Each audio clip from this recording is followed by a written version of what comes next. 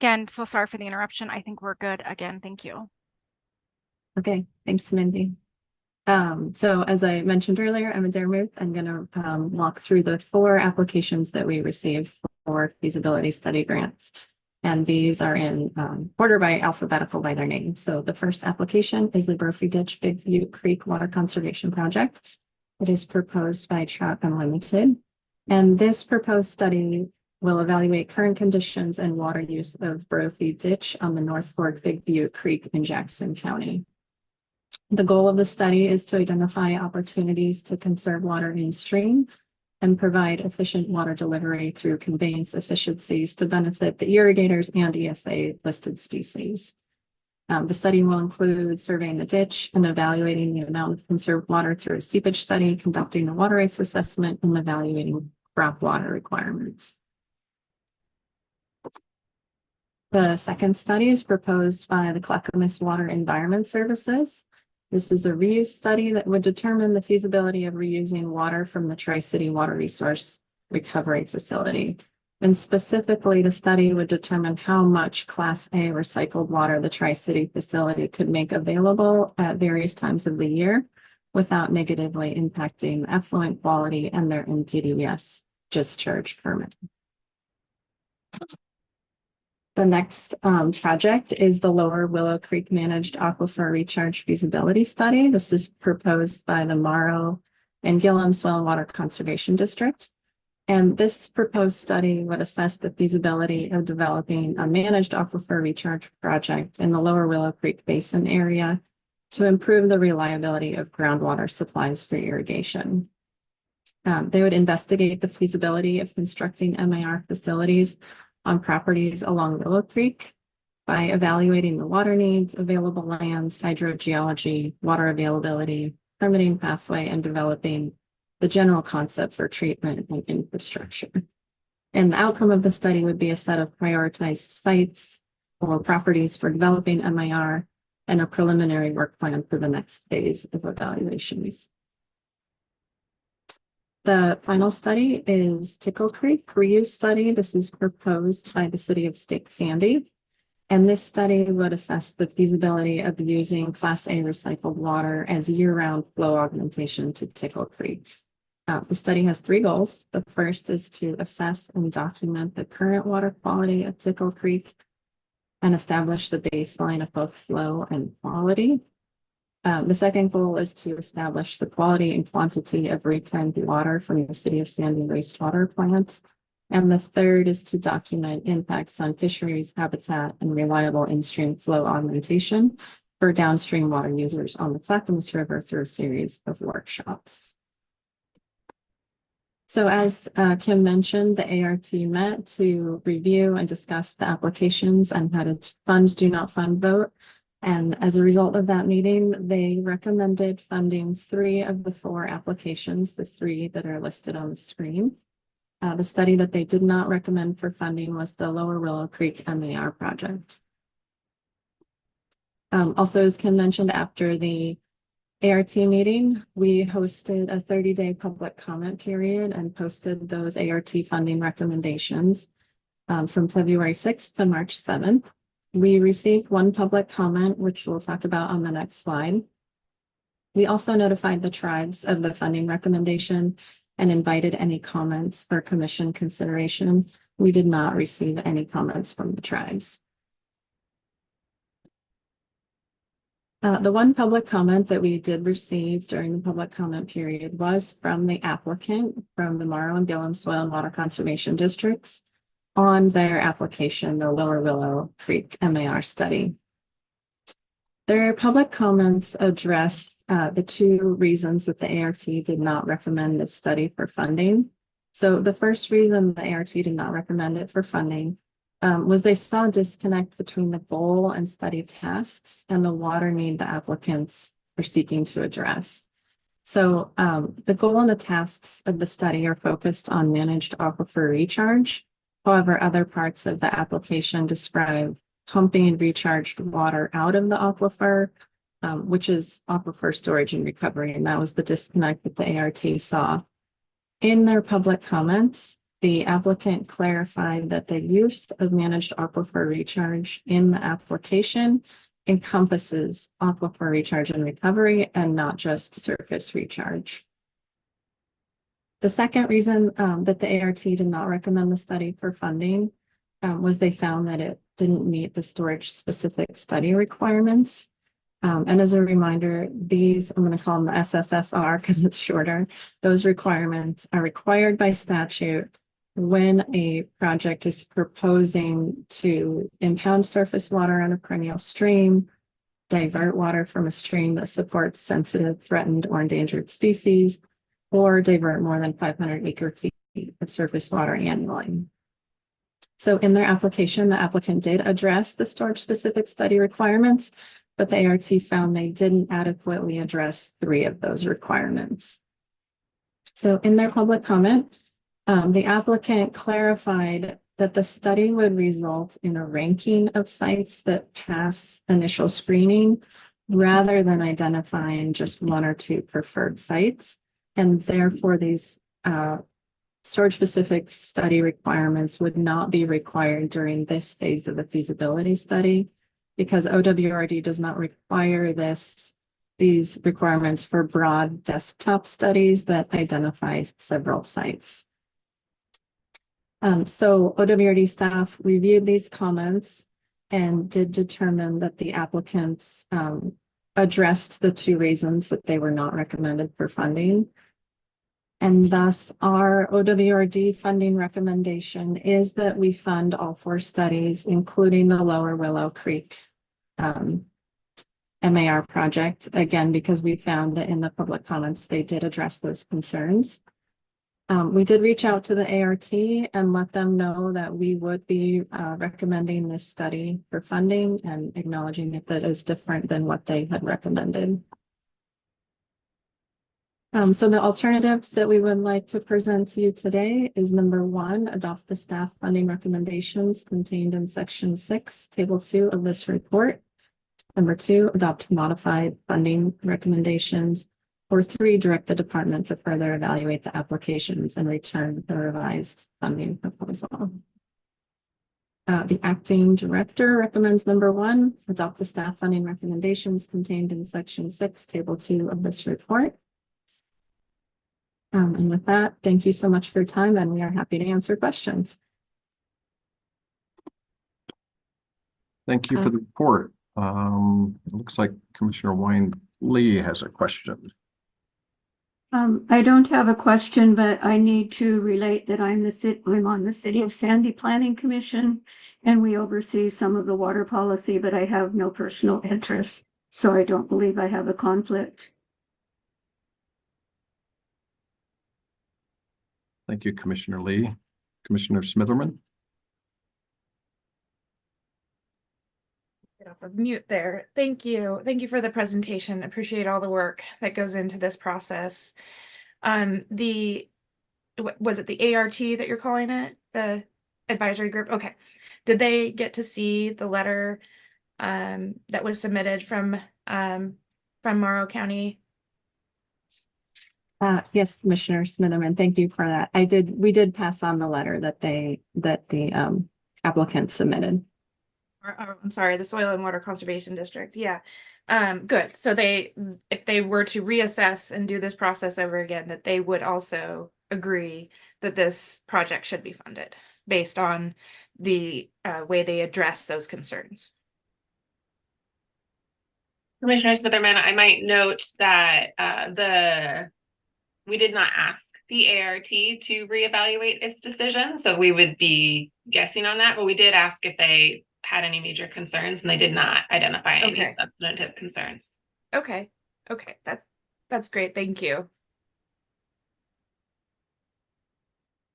Any other comments or questions? Well, I would like to thank you for the additional work with the district to respond to their comments and bring this forward. So I think that exchange with the stakeholders is very important, and the department's being very responsive, and I appreciate that. Thank you. So I would be happy to entertain a motion if the commission is ready to vote on the agenda item. I'll make a motion. Motion to approve. I think the terminology was there on the screen a second ago, if I need to read that.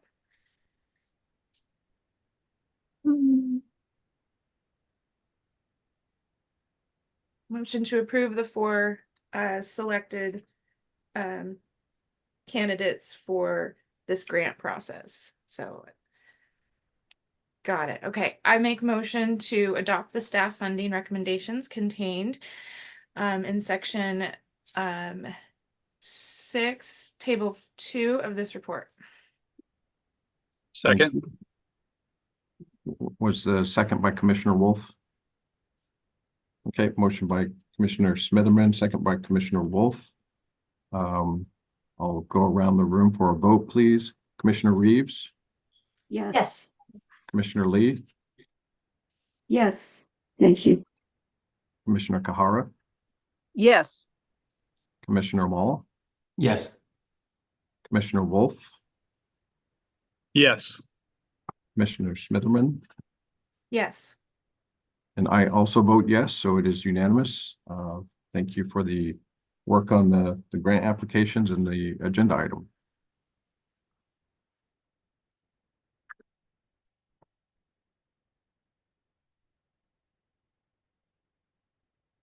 So we'll move to our budget and legislative update from Bryn Hudson. Good morning, everybody. Go ahead and get my screen shared.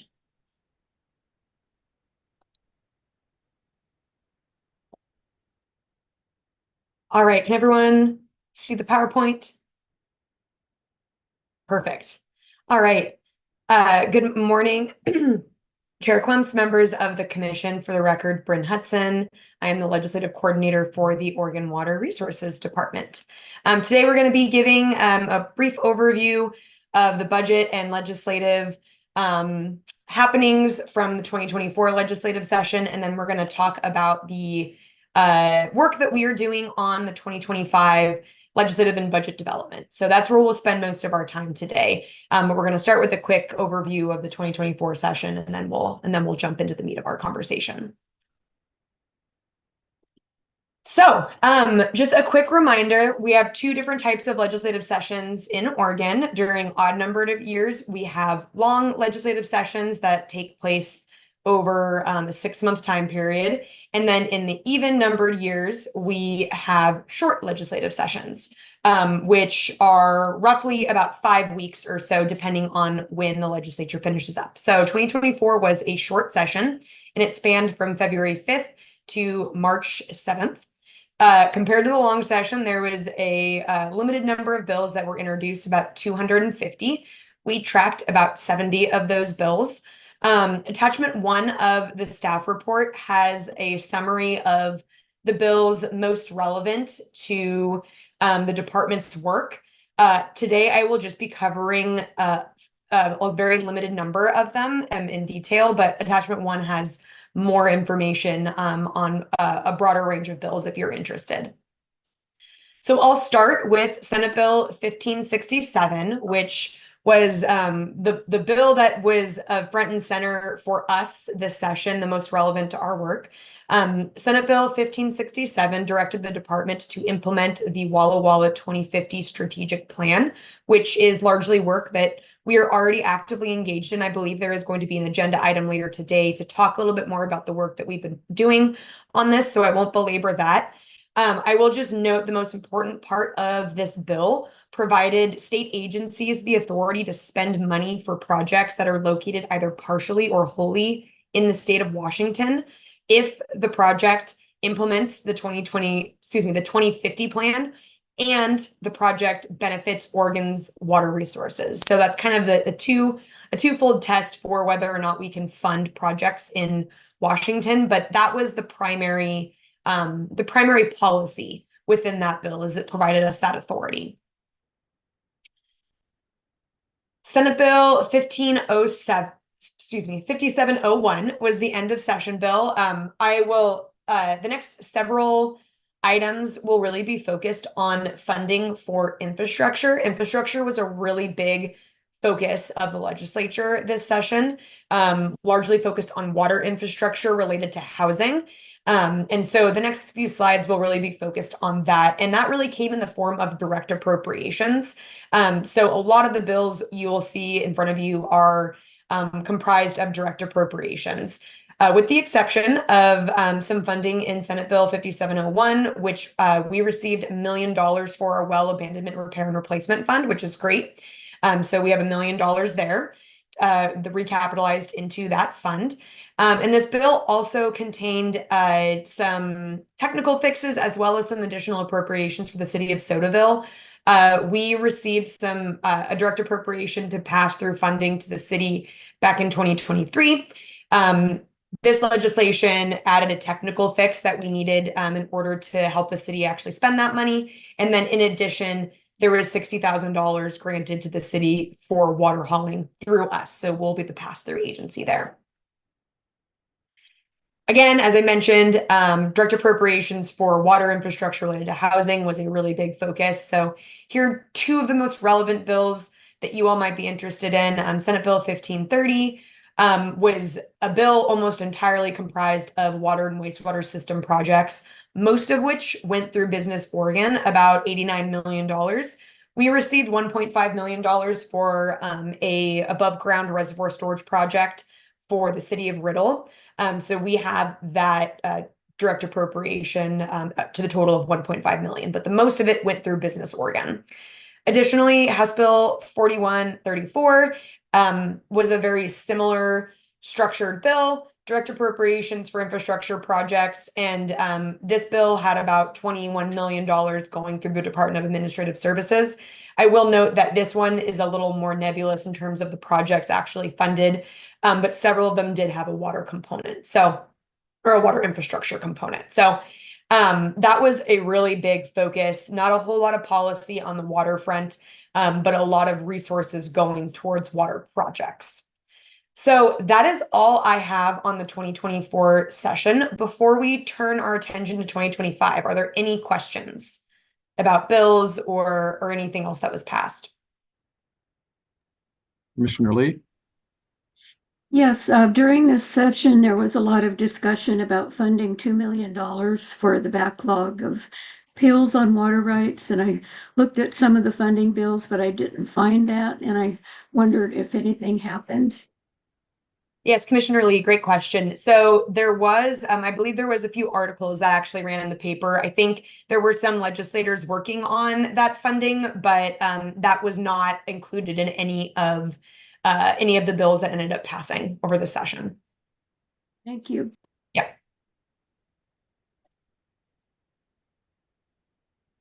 Great. Okay. Let's turn our attention to the meat of the discussion, which will be what we're doing to prep for 2025 legislative and budget development. So we're going to do a quick reminder of the budget and legislative development process. I know it's been about 2 years since we went over this last, so a little quick reminder. And then we will get into discussing both legislative concepts that we are considering introducing, as well as some budget issues that we are considering for the 2025 session. So as a quick reminder, the budget essentially takes 3 different iterations. The first is the agency request budget. That morphs into the governor's recommended budget, which then ultimately morphs into the legislatively adopted budget. So the agency request budget, or the ARB, is often developed in early 2024 and is submitted and published at the end of July. We are currently working with the governor's office on policy option packages for the agency ARB. When we say policy option packages, or POPs, what that means is new investments to the agency base budget. The ARB typically serves as essentially an option list or a menu for the governor to consider as she creates her budget. So the GRB, or the governor's recommended budget, is typically published in December and often pulls from a suite of different things. Agency ARBs is one of the things. Governor's priorities either for each individual agency or more broadly. And then the main distinction between the GRB and the ARB that I always try to remind folks is the governor's recommended budget actually has to be a balanced budget. The ARB is an opportunity for us to just to ask for whatever we think we might need. The GRB actually has to create a balanced budget. So it has to be realistic in terms of how much money there's actually available to spend. So that's a key distinction between the ARB and the GRB as well. Once we have our GRB for the agency, that is the starting point for agency negotiations during the long legislative session in 2025. So at that point, legislative committees review the GRB, they pass legislation, they hold public hearings, and then the legislature ultimately determines and votes on the agency's budget. Emergency board, interim emergency board, and special sessions can also impact the department's budget, but it's important to remember that the legislature has the final say. They vote on what the end budget is, and the legislatively adopted budget is what our ultimate budget is. And so what that essentially means is we will not really know what our biennial budget is for 2025, 2027 until probably about spring or early summer of 2025. So that's the timeline you can put on your calendars. Legislative concept timelines are a little more straightforward. So here's just a really general overview of the process and some timelines to be aware of. April 30th is the date by which we will need to submit our legislative concepts to the Department of Administrative Services. When we say LCs or legislative concepts, these are proposed either amendments or additions to Oregon revised statutes. So changes to the law or addition of new laws. And so this April 30th deadline, I want to note, this is not the date that concepts need to be fully baked. It is essentially when we need to submit, if we have legislative language, we can submit that, or if we have placeholder concepts that are conceptual at this point that maybe we don't have language for, we can also submit. It's essentially a signal of what we are working on to DAS. The June-July 2024 timeline, that is actually when we have to submit our placeholder language. So that is really our date that we have to have something baked and submitted to Legislative Council, who are the folks that ultimately end up drafting bills. And so once we hit that deadline and we submit language to Leg Council, between then and September, they are working on drafting bills. And in September, it's usually around mid-September, we receive our drafts of our legislative concepts back, and we typically have about 2 weeks to request any revisions or amendments to that bill language. And so what this timeline doesn't show you is during that drafting period, we are often convening and continuing to work on policy issues with interested groups in that time period. So once we do get that bill back, we can, if there are any amendments that need to be made, we actually have some items queued up that have been vetted with folks who are interested and want to be participating in that policy development. So this timeline doesn't show all the work that continues during that drafting period. And so September is the day that the timeline roughly that we will request any amendments to legislative concepts that have been submitted. And then December 13th is the pre-session filing deadline, which is essentially when bills need to be filed if they are going to be introduced during the January the 2025 legislative session that starts in January. So that's the rough timeline for legislative concept development. And then the sessions when we're in session have kind of their own timelines that bills need to be moving through the building by. But this does not include it in this timeline. So before we get into the meat of legislative concepts and budget issues, I want to bring this slide back up in front of you all. You all saw this at the last commission meeting, and this is more or less the policy option package and legislative concept development considerations that we made when we were brainstorming what items we wanted to prioritize for introduction for the long session. So general considerations, we wanted to ensure that everything was aligned with integrated water resources strategy recommended actions, as well as our strategic plan priorities. We wanted to be realistic with timelines and staff capacity, given all of the new projects and work that we are implementing from both the 2021 session as well as the 2023 session. We wanted to be really cognizant of impacts to diversity, equity, inclusion, and justice, as well as impacts on underserved communities. And then lastly, we wanted to be sure that we were holding concepts that worked to improve core agency functions and deliverables to enhance customer service and outcomes. And so loose framework, but kind of the guiding principles that we tried to use when we were considering all of the different avenues that we could go down for budget development and legislative concept development. So what does that ultimately mean for each of these two buckets? For legislative concepts, we really tried to focus on urgent issues that needed addressing before the end of 2025. Think program sunset dates, revenue gaps, things that cannot wait. For policy option packages, we really wanted to focus on items that fill resource gaps, that sustain progress on existing work, or benefit the development of structures internally that help us build on strong programmatic foundations. So ensuring that we're not leaving any programs behind, we're creating a strong foundation so we continue to grow as an agency and be stable and can grow sustainably. So this brings us to our legislative concepts. So attachment 3 is the item that you will want to be looking at as we are discussing this section right here. So we currently are considering 5 different legislative concepts for the 2025 session. We typically don't run any more than that due to just the work ultimately that it takes to run legislation through the building. 5 is more than enough. So we're going to run through all of these at a pretty high level. We have the 3 bottom ones that are conceptual right now. So we don't have any draft language for you to consider. It's just more, we know the issue that we are trying to address, and we are engaging in discussions with interested parties right now in order to kind of flesh these topics out a little bit more. But we have some draft language on the 2 top items that we will actually go over with you all today and see if you have any thoughts or comments. So I'm going to start with the 3 concepts that are more sticky in nature and that we are working to with policy groups right now to kind of vet and flesh out a little bit more. So these are concepts that you all were kind of briefed on briefly at the last commission meeting, but we are projecting revenue shortfalls in several of our programs that rely on fees. Those include the well construction program, the dam safety program, and the water rights services division.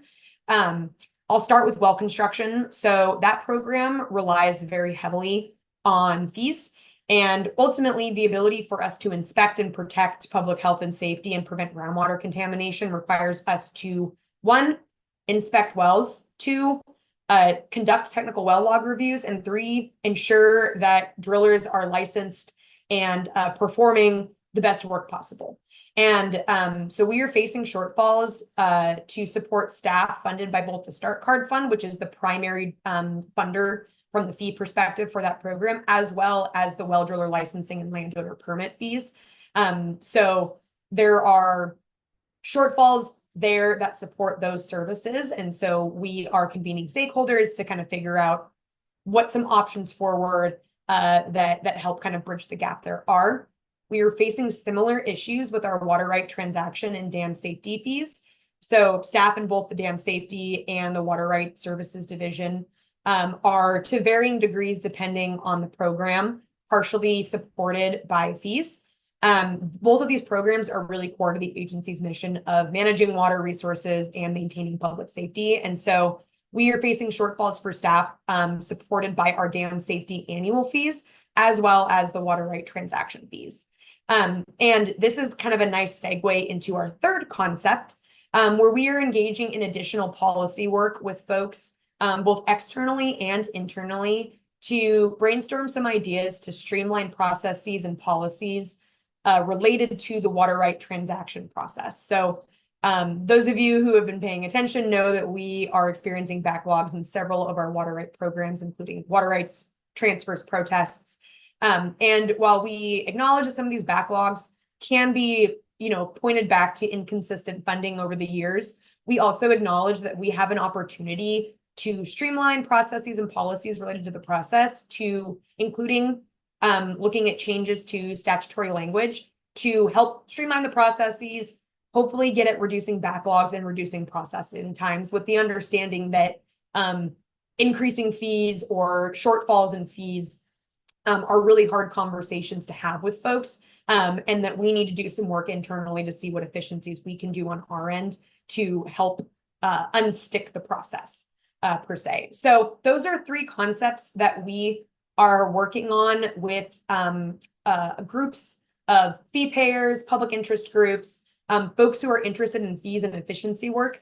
And so we have a suite of meetings set between March. We had our first meeting last week, but we will continue that work really as long as it needs to take up through the legislative session to work on these concepts and flesh them out a little bit more. Again, as I mentioned, they are conceptual in nature right now, so we don't have really a whole lot of solutions at this point. This is just kind of the state and the issue that we are presenting to folks as we engage in discussions further. So I want to pause before we move into the more fleshed out and relatively straightforward concepts to see if there are any questions or comments on those three items that I just covered.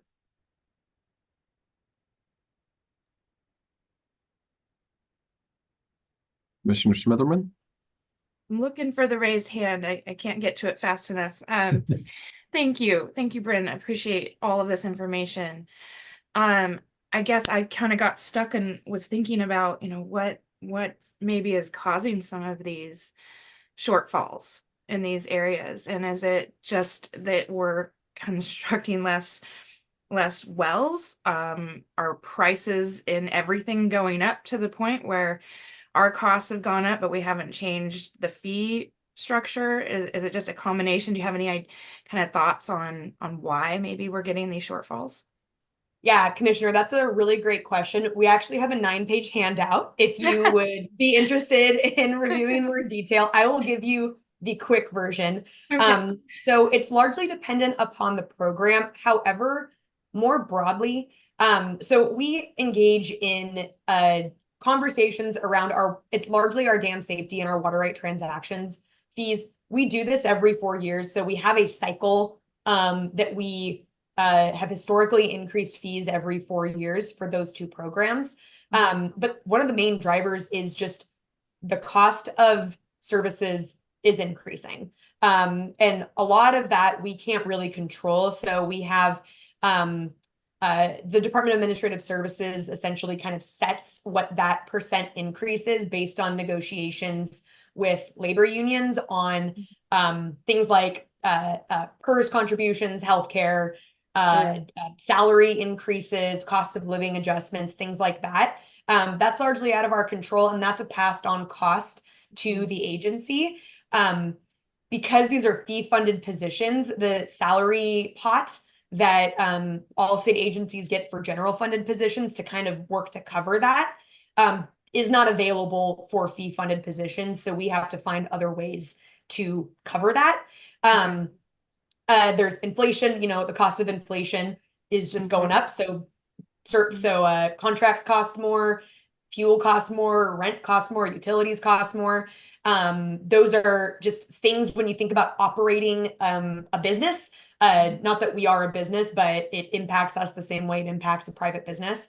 That is something. And then there's a variety of other smaller drivers depending on the program that we have a handout that kind of gets more into that I'm happy to pass along because it looks a little different for water rights as it does for well construction as it does for dam safety. But another one of the things that is really important to note is the agency has a history of either not pursuing aggressive enough fee increases or not getting fee increases that we need. And that has been a historic problem, which compounds every year that happens. And so that's kind of where we find ourselves right now, which is unfortunate, but just something that we have to reckon with as an agency. Well, no one likes to have to raise fees at all. Well, that's not something we want to do, but if we have to and need to, that makes sense. So thank you for clarifying. I look forward to the 9-page document. Be careful what I ask for, I guess. But thank you for clarifying that. Thank you. Commissioner Wolf? Yes, I was just wondering if there might be any consideration for differentiating on water right fees. Possibly if some people found themselves needing a water right for domestic use versus beneficial use that was going to generate revenue. It could be, as the fees go up, it could be increasingly tenuous for somebody, a W-2 earner, to pay these fees, whereas an irrigator such as myself is going to turn around and put that water to generating revenue, which maybe the higher fees are even justified because from the state, the water's, once you have that certificate from the state itself, the water's paid for. So just a thought. Yeah, Commissioner, that's a great comment. So we are one of the groups that is included in these conversations are the League of Oregon Cities, who are focused on kind of the municipal impact of these fees. And so drinking water is something that, you know, their folks are providing to people. As a reminder, I'm sure you're aware, domestic use, like a private well, those are exempt from needing a water right. So they don't, they're not terribly impacted by this, but your point to the municipal impact on drinking water, where maybe the revenue trade-off might be a little bit different, is a great point, and we've included the cities in these conversations to ensure that we are being thoughtful of that.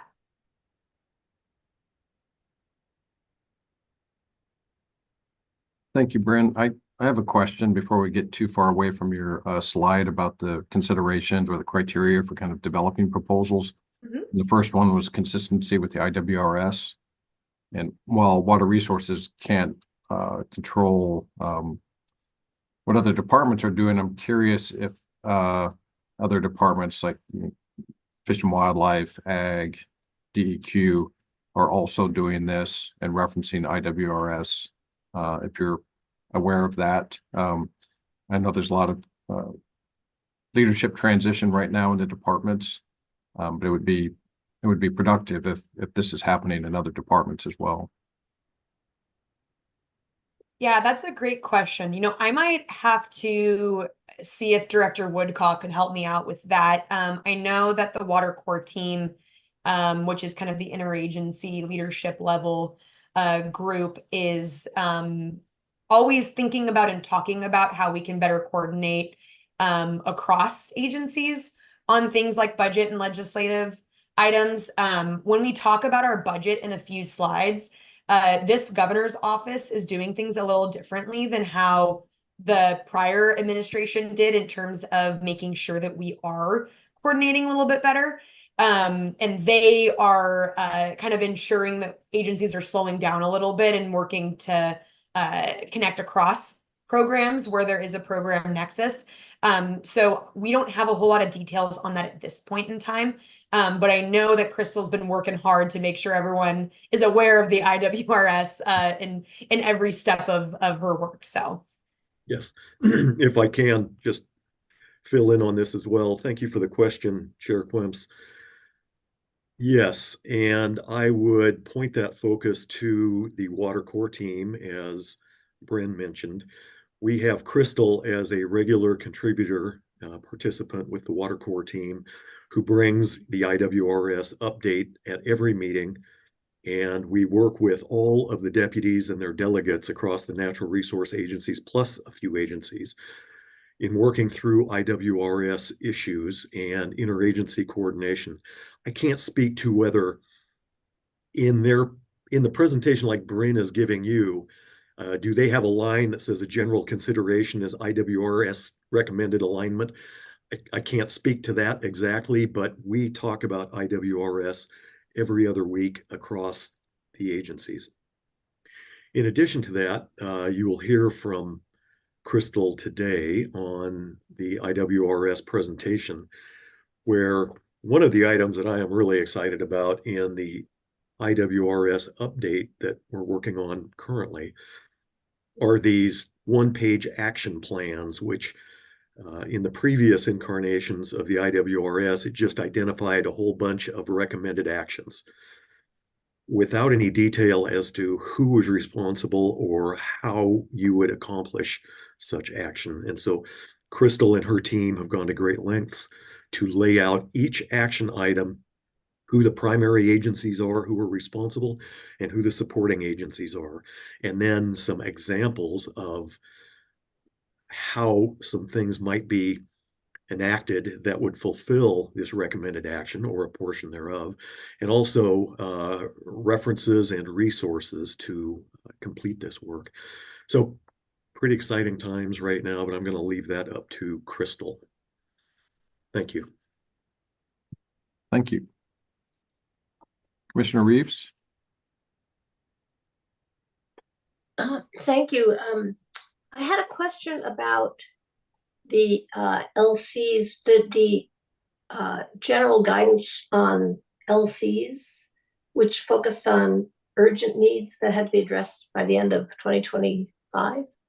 And I'm just wondering, I was struck by the urgent needs part. Is that typical for how we go about proposing new concepts? Is urgency, what I'm getting at is whether there's any more long-term, not necessarily has to be addressed right away, but something that we want to see happen. I mean, you know, I guess, in other words, is that urgent issues the entire framework, or is that just a starting point, I guess, for developing LCs? Commissioner Reeves, that's a great question. I think in any other year, you might not see this pop up. However, we are facing revenue shortfalls in several programs, which to call it an urgent issue is maybe a bit alarmist, but you know, you've been around long enough to know what happens when we have revenue shortfalls that we don't fill. And so given that that is happening across several different programs, and that those are really difficult conversations that we have to have with fee payers, because no one likes fee increases. We don't like fee increases. Fee payers don't like it either. And so we acknowledge the amount of time and effort that these conversations are going to take. And for that reason, we're choosing to make this a top priority this go around. I see Raquel popped on the screen, so I'll let her help me out a little bit. Okay, thanks. Chair Quemps, Commissioner Reeves, Bryn is exactly right. There is only so much bandwidth we have to run legislation. And so every biennium, we look at what is sunsetting, what do we qualify as an urgent issue? What is sunsetting? Do we have, our fee bill is generally every 4 years. So in general, there's a revenue shortfall, right? So those are two that kind of fall into that bucket. It could also be that there's an emerging issue that is urgent. And so those generally get put on the list because we can only do so much, right? At the same time, there are instances where certainly it is appropriate to put other legislation on there that is more forward-looking, right? So in 2021, one of our key priorities, am I mixing up sessions? 2023, sorry. One of our key priorities was place-based planning. 2021, one of our key priorities was well construction modernization. 2019, our key priority was dam safety modernization, in addition to some of the other work. So we do take on these bigger issues, but our experiences during a fee year, we do need to make sure that we're thinking about the time and bandwidth. In this particular year, I would say the forward-looking issue that we are looking at is the water rights process. And that is in part because it's companion to the revenue shortfalls. And we keep asking for increases, as you understand the reasons why. But often those increases are also coming with a reduction in services, or it can in some cases. That's never a great position to be in when you're saying, I want to charge more for something, and also we're in a position of not providing you with the service that you expect, right? So I see that one is, if we're talking about what's the forward-looking issue that we are looking at, it's that one, and that's going to take up a lot of our time. These shortfalls are significantly larger than they have been in prior biennia that I have worked on our fee bills. So we're seeing this is a pretty significant issue today. One follow-up, if that's okay. Raquel, when you talk about the water rights process, is there something kind of underway or being thought about to take a look at the process with an eye toward modifying it? So we're Chair Quemps, commissioners, that is that part of the legislative concept, which is not currently on the screen. Bryn, can you go back to there we go. That is, where is it on here? It is labeled placeholder, water right efficiency improvements. So yes, we are looking at it broadly. Do we have details today? No, we don't. This is something that we've more recently determined that we really should be looking at. And so we're still in that phase of, we've done some brainstorming, but we are not at a moment where we believe we have, here's the items. We're also going to be asking our interested parties at future meetings to provide us with their thoughts on the process as well. So yeah. This one's going to be a little bit of a bigger lift because, you know, our water rate processes have a lot of importance to folks. Yeah. So I appreciate that, and I support that effort fully. And I recognize that it will be a big lift, but I just wasn't sure whether I did not recognize that bullet point as that, but it makes sense now. Thank you. Thank you, Raquel. Commissioner Lee?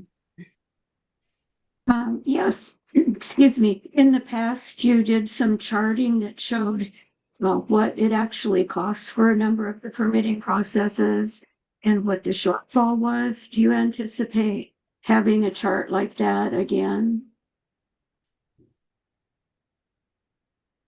Bryn, do you want to start, or do you want me to? Yeah.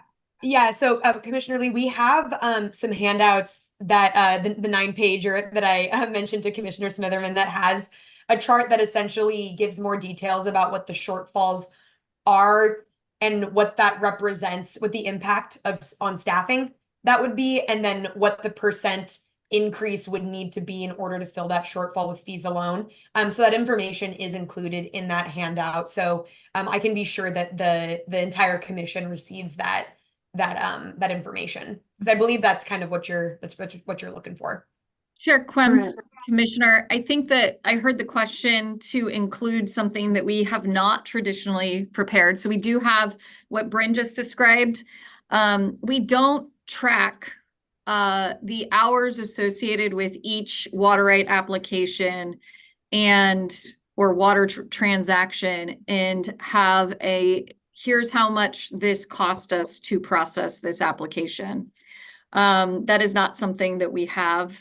I think there may have been some work, Bryn, that we've been trying to maybe track a little bit of that to get some estimates, but every application is going to be different just based on the complexity, the level of controversy potentially over that application, right? If it goes to a contested case hearing, that application has suddenly cost us potentially, I don't know, Doug knows how much those cases are costing us better than I do, $50,000, maybe more, maybe less, but we're clearly not generally obtaining fees in that amount, right?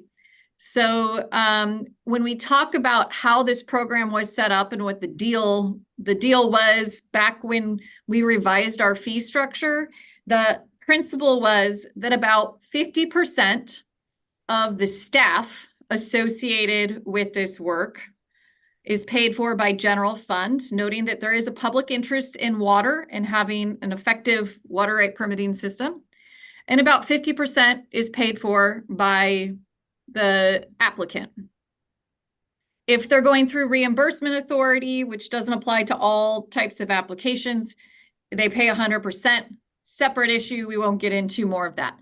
But in general, so it's about 50% of the staff. So when we have cost increases, you all probably have heard of the salary pot, for example, which is something that the legislature will allocate to us based on the collective bargaining agreement and the increases there, among other things. And that will increase the general fund side of our agency. That does not include an increase on the fees, right?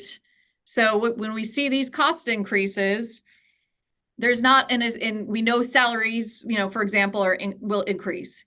We don't have that same automatic mechanism that kind of tries to address that on the fee side. You have to go through a fee increase process to do that. So I will also note that it's not exactly all of the staff that work on water rights, right? Because we know that groundwater staff do work on water rights, water masters do work on water rights. Is really integrated across our agency. Those positions aren't all 50%, you know, funded by these fees. So it's really a subset of the staff that work on these applications are funded by fees. Thank you. I wasn't really looking for a lot of detail, just the general, and I think you covered that. Thank you.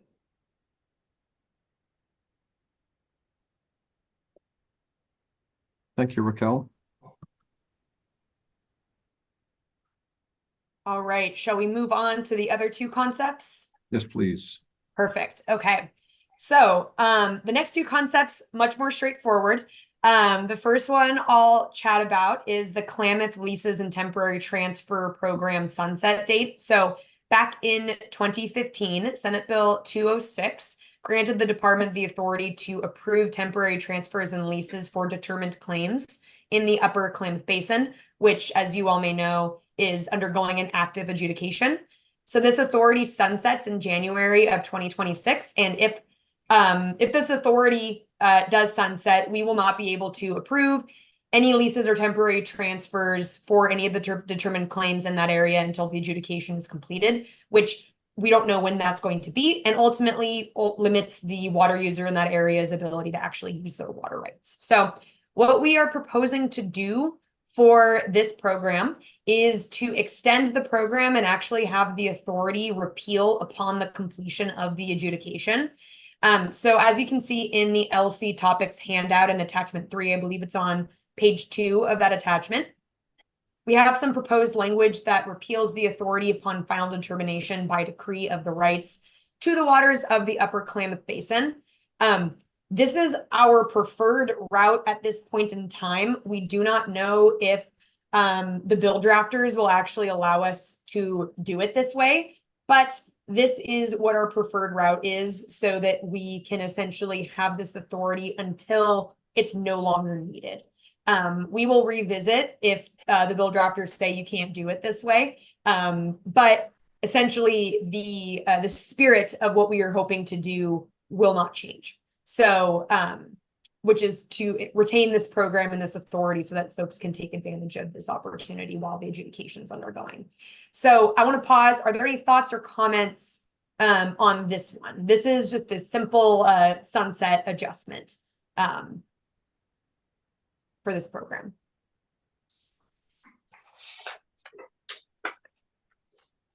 Great.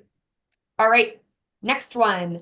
This is the Harney Conservation Reserve Enhancement Program Other Fund Transfer. So this is a technical adjustment to funds already within the agency-based budget. So it's a little technical from the budget perspective, but we'll start broad first.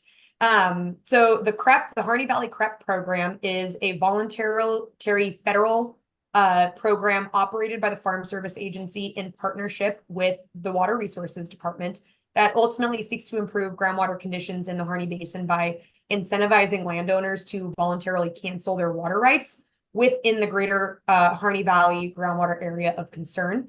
So this is a program that is primarily funded by federal dollars, but there is a state match contribution, and that's what we have within our base budget is that state contribution.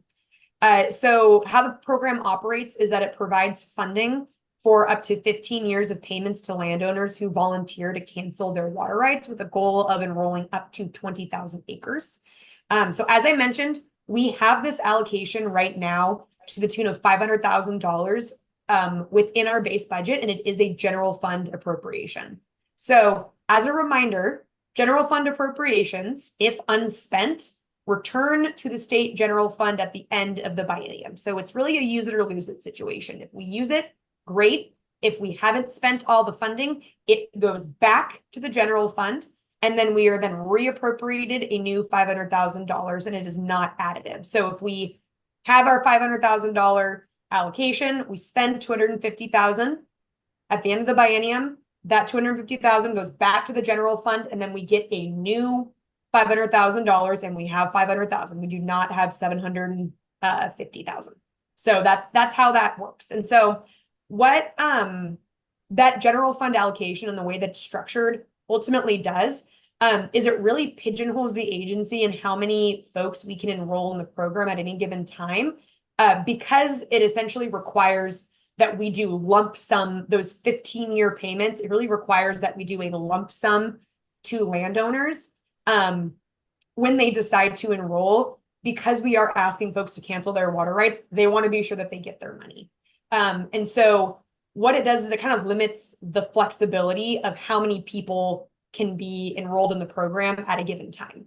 And so what the proposed solution inevitably to fix this would be is to do a technical fix within our budget to make it so that the general fund allocation can roll over into an other funds account at the end of the biennium.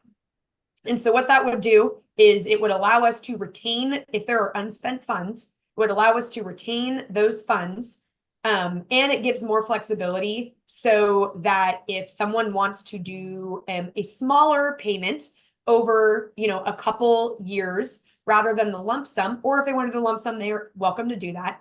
But it allows a little more stability and certainty of the funding, and ultimately gives us more flexibility to enroll more folks in the program as there is a desire to. So that's really the technical fix.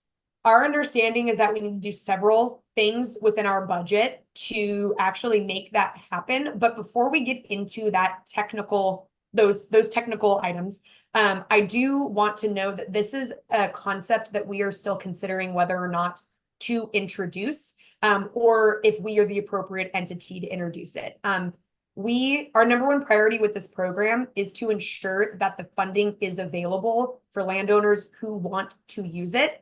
And whenever you go to the legislature to monkey around with funds, there is always a risk associated with that. And so we are trying to kind of do a weighing of the pros and cons of pursuing this concept, provided that it is our number one priority to ensure that these resources remain available to folks who want to use them.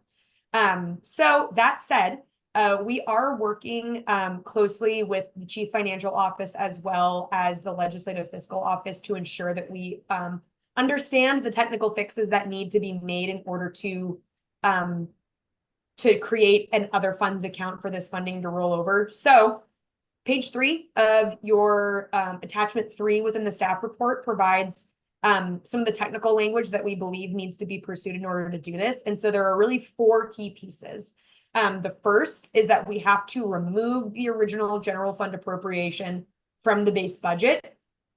We then have to establish a new account that will accept general fund appropriations and then roll over at the end of the biennium into an other funds appropriation or another funds account.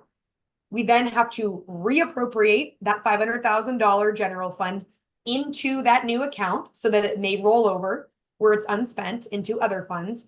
And then because we are making it in other funds, we have to increase our other funds expenditure limitation, basically what our cap is within our budget for other funds, so that we may be able to actually spend those other funds as they're available. So there's quite a few steps to do something that seems relatively simple, but that's just the nature of agency budgets. And so we are working with the more technical folks on this to ensure that we are, if we pursue this, that we are doing so in a manner that is correct and actually does what we want it to do.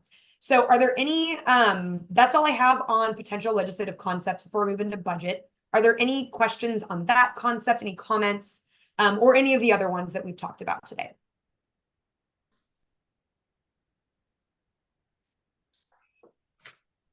Great. I'm not seeing any, Bryn. Oh, Commissioner Smitherman. Sorry, thank you. Thank you again, Bryn. Have we been finding ourselves up against that $500,000 limit? So we often, and do you anticipate that there's a lot more opportunity out there for more of these voluntary this voluntary program? Do you see that there's people waiting and ready to do this? Commissioner Quimps, Commissioner Smitherman, great question. So the program has not yet started accepting applications. So we are in the process of setting it up. Okay. However, as we have been setting the account up, and given that we have other rulemaking specifically in the Harney, dealing with some pretty big issues around groundwater level declines, we do know that this is a tool that will be critical to folks out in that area. And so as we've been setting it up, it's been an item that we have noticed as a potential limiter to how many people will actually be able to access and take care of and be able to utilize the program. So it is not, the program's not off the ground yet, but it is something that as we are setting it up, we are noticing could potentially be a barrier. Yeah, and this seems like, as you said, another tool to help that the Harney Basin in the struggles that they're going through right now with groundwater. So thank you for clarifying. Thank you, Bryn. Commissioner Malt.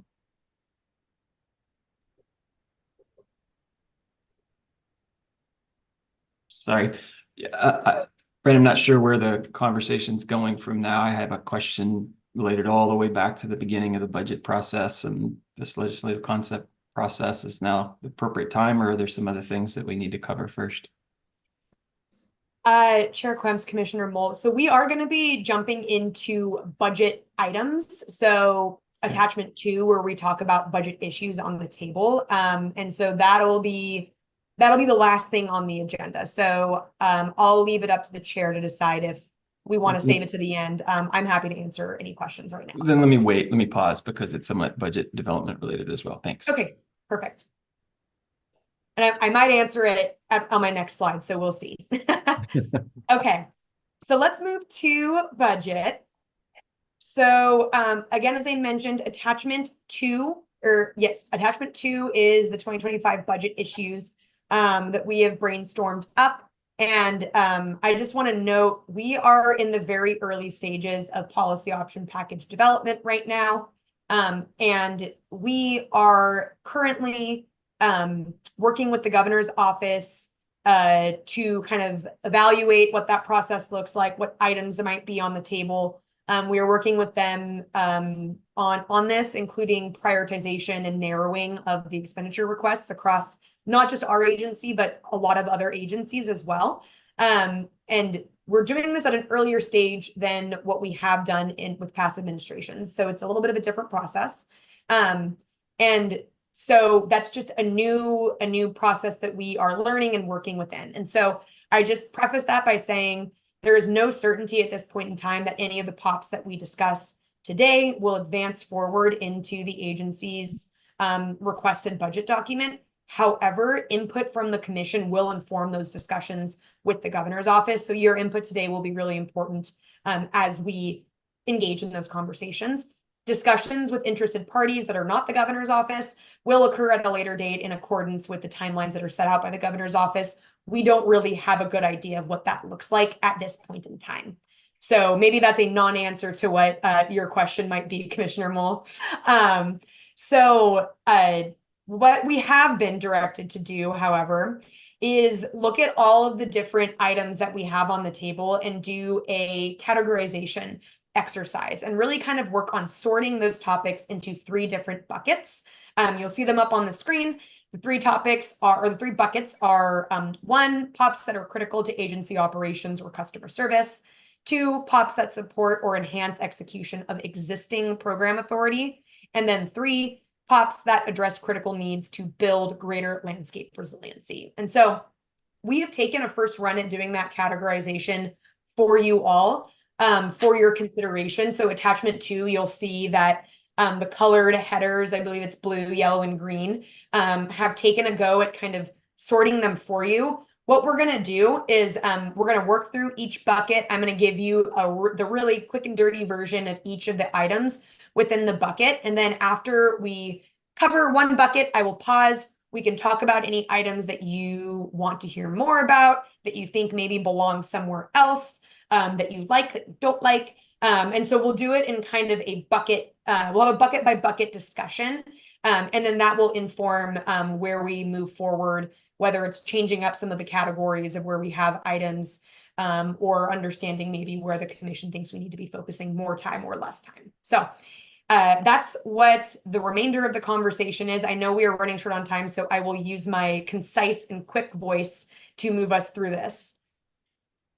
So we are going to start off with the POPs that are critical to agency operations and customer service. And so this is a 2-slider. So we're going to work through the first slide, then we'll go to the second slide, and then we'll pause for discussion. So this first slide in front of you is really focused on budget shortfalls that or budget gaps that we are looking at. And so the first 2 are the fee shortfalls for the well construction fees, as well as the water right transaction and dam safety fees. These are the companion POPs for the legislative concepts. So we will not go too deep into these ones. We already had a good discussion on those. Those are just the companion POPs for that. The next item is the budget shortfall related to House Bill 3315, which was an authority granted to ODFW to recoup the costs incurred by providing certain services to other executive branch agencies. So, for example, we utilize ODFW reviews on water right applications and some certain transfers. And so we pay for their services in order to do that work. So, but we don't have any, we haven't been given any allocations to actually reimburse them for that work. So there's a shortfall there. The next item is package 70, which is the fee shortfall reduction package. And this is essentially a placeholder in the event that we are not able to address the revenue shortfall associated with fees. So the reduction package will be needed to offset the costs related to revenue deficiencies should we not be able to get to a solution on the first 2 items. The next item is state scenic waterway shortfalls. And so the Department of Parks and Recreation currently provides us with funding to work on state scenic waterways via contract. And similar to other costs of services, that contract has not kept up with the actual cost to employ those folks. And so there is a budget gap there to pay for the staff related to scenic waterway work. And then the last item on this page is an internal audit function. So the Water Resources Department is required per the Department of Administrative Services rules to have an internal auditing function. The Watershed Enhancement Board is in the same boat as us. And we have been notified that we need to essentially get resources to actually have this person on staff. Both agencies have obtained waivers in the past while attempting to get resources to do this work, but have been unsuccessful. But this is an item that we are working with OWEB on in hopes that we could get a joint position to serve in-house as an internal audit function for both agencies. But we have been unsuccessful in the past in getting those resources. But so that's what that one is. This is the second part. I'm going to move at a really high level on these ones as to not belabor anything or break anyone's brains with too much information.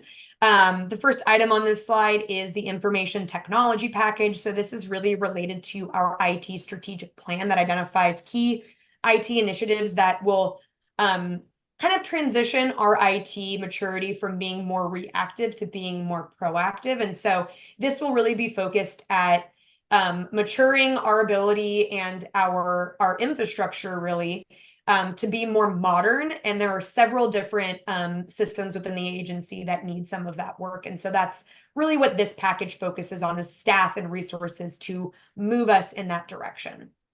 The next item is environmental justice and equity work through communications. So we have been working over the last several years to be more proactive about integrating DEI and EJ practices across programs, including within communication in terms of ensuring that we have appropriate languages, formats, accessibility that's appropriate and impactful for specific communities. That work takes resources that we have not historically had. The next item is related to human resources and workplace safety. So workload and responsibilities within the human resources section of our agency have significantly increased over the last biennium, both with hiring nearly 100 new positions, new expectations from the governor, as well as just ensuring that we are doing good employee retention as well. And a lot of that work has fallen on the position that is also in charge of ensuring workplace safety.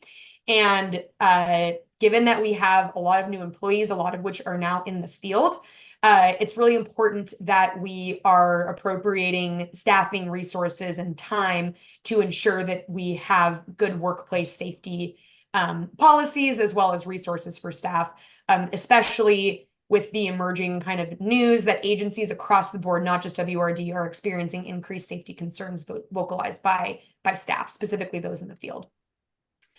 The next item is a web coordinator. So currently we don't have a primary staff person in charge of maintaining our website. That creates accessibility issues. We've received feedback also that our website's difficult to navigate and that the information is not accessible. And so it'd be really great to have some resources to remediate that issue. Next, we have the director's office structure. This one's pretty straightforward. Essentially, how we have our agency structured is that you have a division administrator for every single division under this 2 deputy director structure. As it stands right now, the deputy director of strategy and administration is also serving as the administrator of the director's office, which is about the same size as other divisions. And so this is creating less timely attention to matters that need support from higher level staff. And so this is really an issue that needs to be worked on to ensure that we are growing with and our management with the growing of staff as well. Position reclassification is the next item. This one is a placeholder for right now for potential reclassification of any positions that might need it. The next 2 items are really related to adjudication and legal costs. So we've already talked about the Klamath adjudication a bit today. And so we just need continued resources to keep moving that process forward, as well as we have our legal costs that are continuing to increase and requiring a significant amount of staff time from executive level managers to track and participate in. And so that is a big time suck as it stands right now. And then the final item in this bucket is related to water data portal needs and potential water data packages across agencies. So this one is a bit nebulous at this point in time, but we know that we have significant QA/QC issues and data entry needs in order to make our data accessible and usable both for us and also for other data sharing efforts. And so what this package would do is it looks to kind of work towards addressing that issue, but there's also an acknowledgement that there are interagency efforts around data sharing that are also underway. And so this is also a placeholder in the event that any needs emerge on that front. So that was our first bucket. The other ones are much shorter, I promise. But I want to pause. I saw Commissioner Lee's hand go up. I want to pause to see if there are any comments about any of the packages included within this bucket, any that we think maybe need to move out into another area, or any comments or questions that you might have on this bucket specifically. Commissioner Lee? Yes, I wondered if it had been contemplated that there might be an audit position to be shared between water and OWEB, with that person being cited at an agency for a certain period of time each month. Maybe that would allow us to finally get our auditor. Chair Quemps, Commissioner Lee, yes, that is the exact idea, is that we would, I believe we had an item like this the last go around that didn't make it in, but it was initially a shared position that the agencies could utilize together to address that need, given that OWEB's a bit smaller than us. But yes, that is the right idea. You're barking up the right tree on that. And my other comment was the importance of the technical package and getting information for the water portal that all of the agencies will be sharing. I think that's a high priority.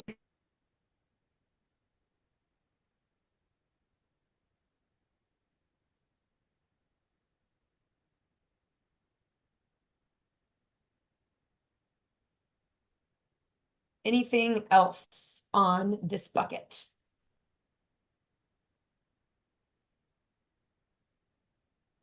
We're ready to go forward.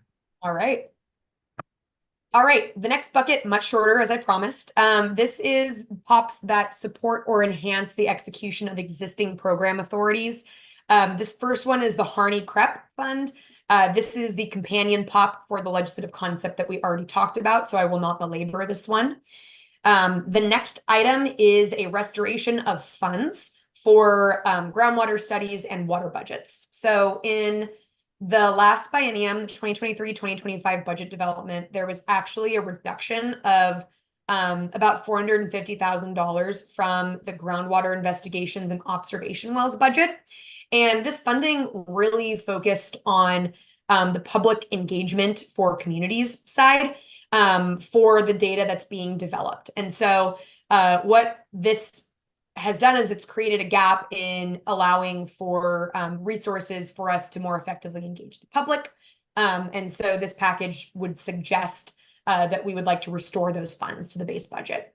The next item is an item that we've actually already touched on, is the protest backlog reduction. So this is kind of a long-standing topic that we are seeking to address. We did receive some general fund appropriations for the 21-23 biennium to reduce the protest backlog. And as a result of that funding, a record number of protests were actually resolved.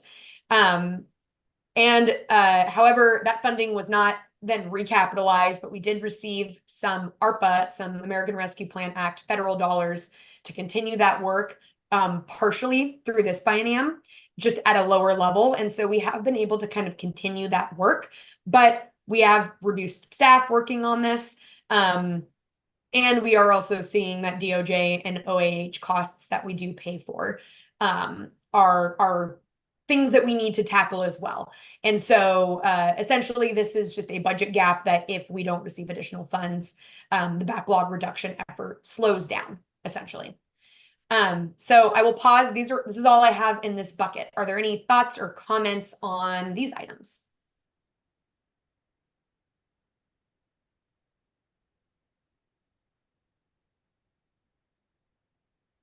All right, let's move on to our final bucket, which are POPs that address the critical need to build greater landscape resiliency. And so there are 5 items here. The first one is a levee inventory and assessment. So currently there is no inventory for levees that are not regulated by the feds, which ultimately puts public safety at risk should they fail. And so currently, however, we do not have resources in-house to do that assessment or an identification. So this is a POP that identifies the need to invest in that. The next item is the interagency, the GWAMA, or the Lower Umatilla Basin Groundwater Management Area. So this is a longstanding issue where groundwater contamination issues have been severely impacting the community out there. This is an interagency effort that we are working on in concert with other agencies as well as the governor's office. And this is really a placeholder to capitalize on what project coordination or technical assistance or field work might need to be done out in that area. So we've got a placeholder POP for that.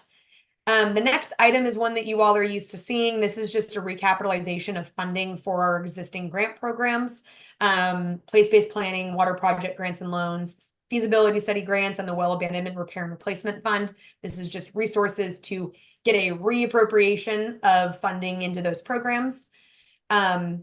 The next item is a reappropriation of resources we received in 2023 for the Confederated Tribes of the Umatilla Indian Reservation water rights settlement and other water issues work. This was one-time funding that we received in 2023, and it's expected that this work will actually take longer to complete. So there's a budget gap there, given that this work is going to span several biennia.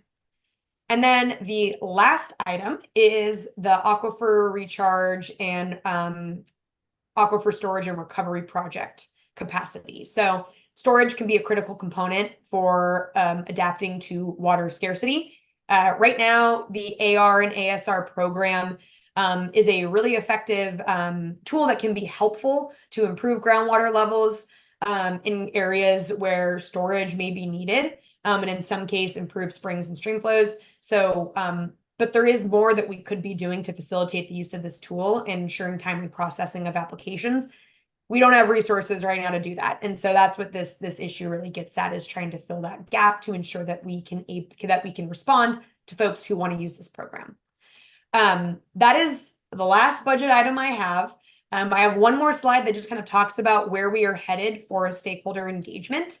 But that is all that I have prepared for you on the budget. So if there are any other items that we want to talk about from this budget, from this bucket, or any of the other buckets, I invite those comments now.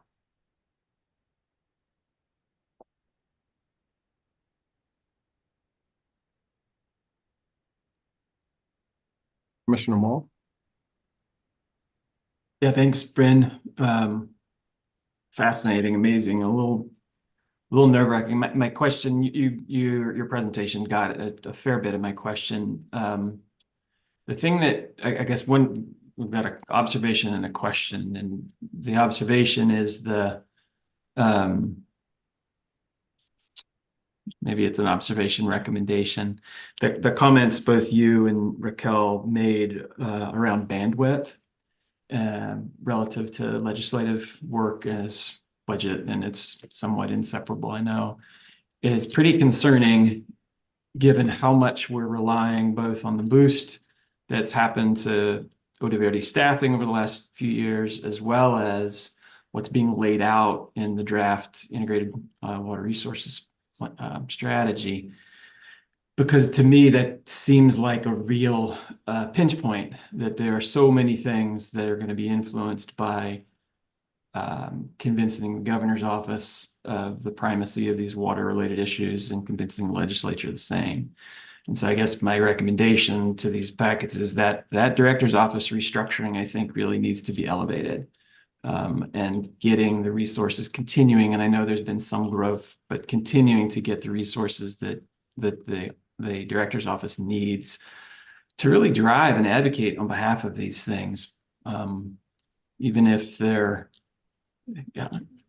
it leads me to the question, the new budget, the new governor's office approach to the budgeting. I can't read between the lines as to whether or not this is the governor's office sort of taking control of things and therefore shutting the door earlier on some of this, and therefore we need that much more advocacy early in the process, or if it is a way for the governor's office to understand things earlier in the process and therefore be more supportive. Maybe that's not even an answerable question. Maybe that's all just observation, but thanks.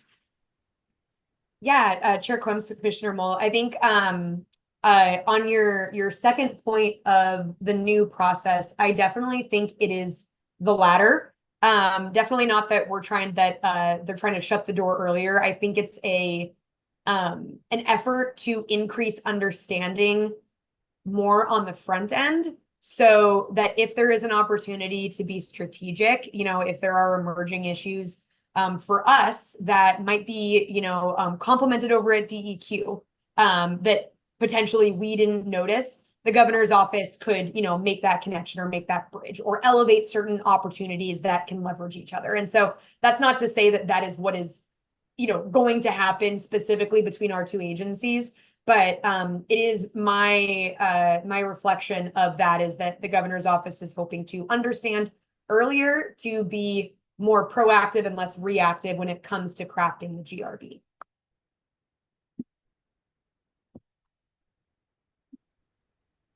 It looks like Raquel wants to help out, so go ahead, Raquel.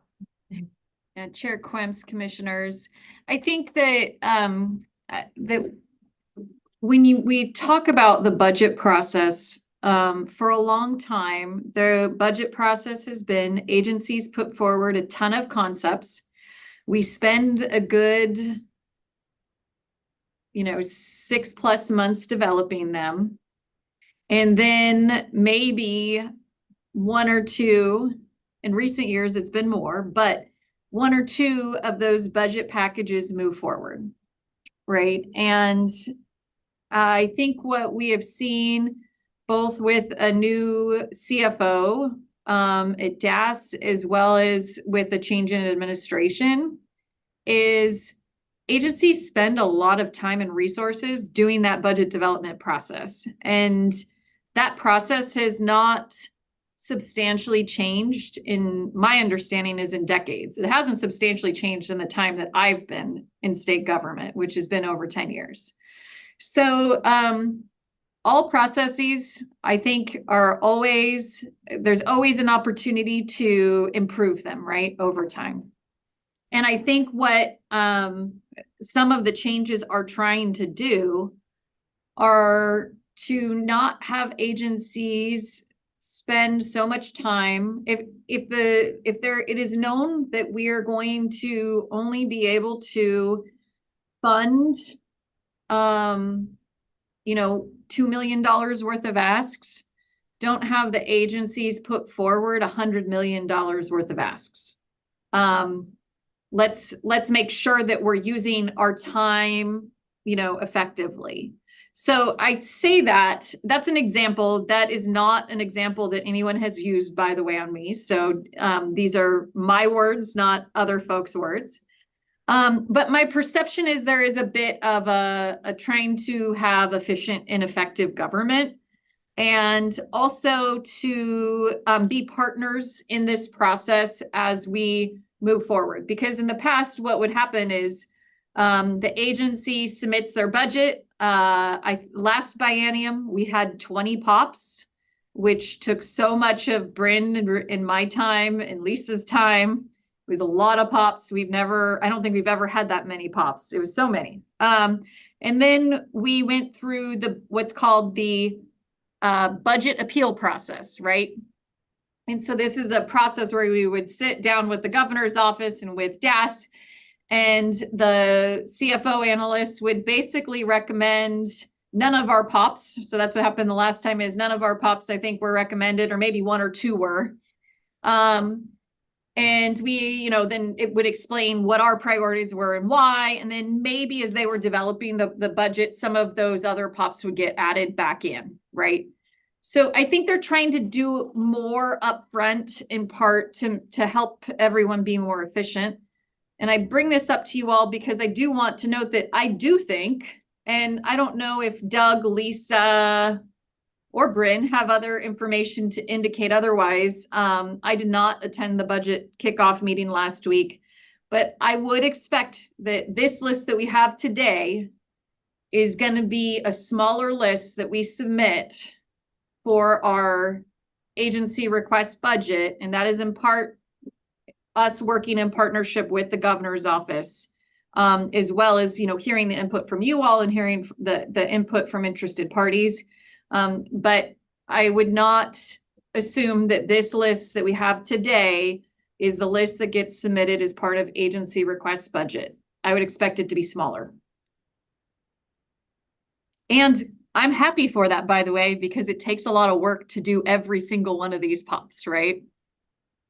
Yeah, that's good. That's helpful, both of you. I guess it just reaffirms something I think perhaps I'm making an assumption was behind Commissioner Reeves' earlier question about this difference between the urgent needs, more strategic needs, and I guess it's a difficult situation you're in, because with things that where you're running out of time or have limited commitments to making sure they continue is critical. But I do feel like in this, if that's the case, that looking at this list and really trying to focus on the longer term strategic initiatives may help there. And if there's a way that the commission can help with that, I'm happy to participate. Thank you, Chair Mole. or excuse me, Commissioner Mull. I would just add in here to Raquel's point about expecting this list to shrink. I think that just part of management expectation or expectations management here, we need to understand that we have been told that things are going to be very near to current service level. And so agencies, don't be thinking that there's going to be continued inflation in programs. We need to be paying attention to the budget closely here. So yes, this list will be truncated potentially severely.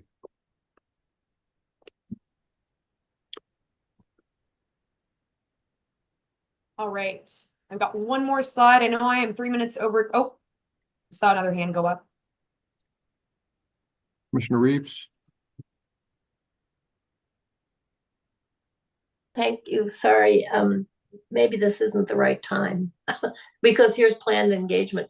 Because what I was going to talk about was just if the list is going to get winnowed, then that's a prioritization matter, I assume, and whether the commission would have any input into how you're going to what you will prioritize. We will prioritize, and maybe this what you're about to say, Bryn, will answer the question. Chair Quemps, Commissioner Reeves, I think that it would be good to know today if there are any of the items, and I know that a couple other commissioners have called out items that they think are important. If there are other items that you all think should be elevated, it would be good to know today, provided that we don't necessarily know what the next steps formally might look like. That is not to say that today is the end all to be all, but whenever you all have an inkling as to what you would like to see prioritized, it'd be good to know.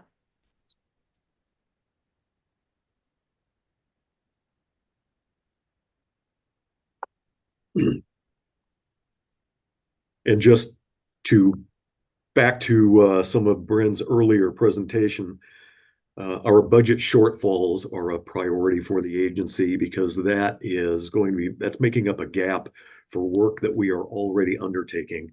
And with those shortfalls in place, that severely impacts our program. Thank you, Doug. Commissioner Smitherman? Thank you, Chair Quemps. And on that point, Doug, we don't want to have to decrease services. Level of service is what I heard earlier. And so I agree that the funding is very important, the shortfall there. Also think that there's a lot to be said for the Harney Conservation Reserve Enhancement Fund, and also the restoration of funds for funding groundwater studies. Those are a couple of things that jumped out at me. Honestly, you know, there's so many good things here. I know we want to do all of this work and there's a lot to be done. But if you have to prioritize, obviously the shortfalls and the legal fees and then the legal backlog, I think is something to focus on. It'd be nice to have a web coordinator. It really would. I don't know if we can share that service with another agency. I think as we go through this, just looking for ways to be able to share some of these services with other agencies. But yeah, that's where I'm feeling, you know, to focus on. Again, they're all very important, and I know we're all going to have different thoughts about each of these, but those were the points I wanted to make. So.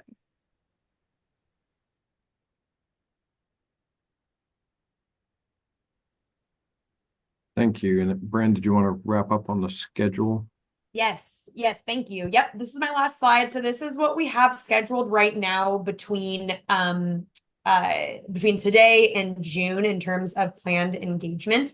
I will note that we had 2 kickoff meetings last Wednesday on March 13th, both for our legislative sub-work groups to discuss the shortfalls and efficiencies, as well as a broader public kickoff meeting. And so We've got 2 more of those broader public meetings set for April 9th and May 7th. And then we have 4 more smaller, for folks who are interested, legislative work groups slated for April, May, and June. I will note that we fully understand and anticipate that we will likely need to continue those conversations past June, but this is what we have scheduled right now. But we will likely continue that engagement beyond that June 7th date. So that is all I have for you today, as I am 10 minutes over. But I really appreciate the conversation and the feedback that I've received from you all today. It's always very, very helpful and great to chat with you. And thank you, Bryn, for a great report. I know we have at least one public commenter on this, Kimberly Priestley from Water Watch. If Kimberly can get ready, and I don't know if there's any others that have signed up since, but we'll begin with Kimberly, please. Good morning, Chair Quamps, members of the commission. Thank you very much for the opportunity to comment on the department's legislative placeholders. That's what our focus will be. I also wanted to thank Bryn for her excellent presentation, as always. We're just going to focus our comments on 2 items, the water right processing concept and then CREP. As far as water right processing, as a bit of background, for nearly 4 decades, Water Watch has monitored all allocation and reallocation decisions of the department. In that time, we have been involved in virtually every type of permitting process, including but not limited to those governing water right applications, extensions of time, transfers, permit amendments, consent to injury, hydro conversions, and others. We were also part of the targeted stakeholder work group that negotiated and drafted the current permitting statutes back in 1996.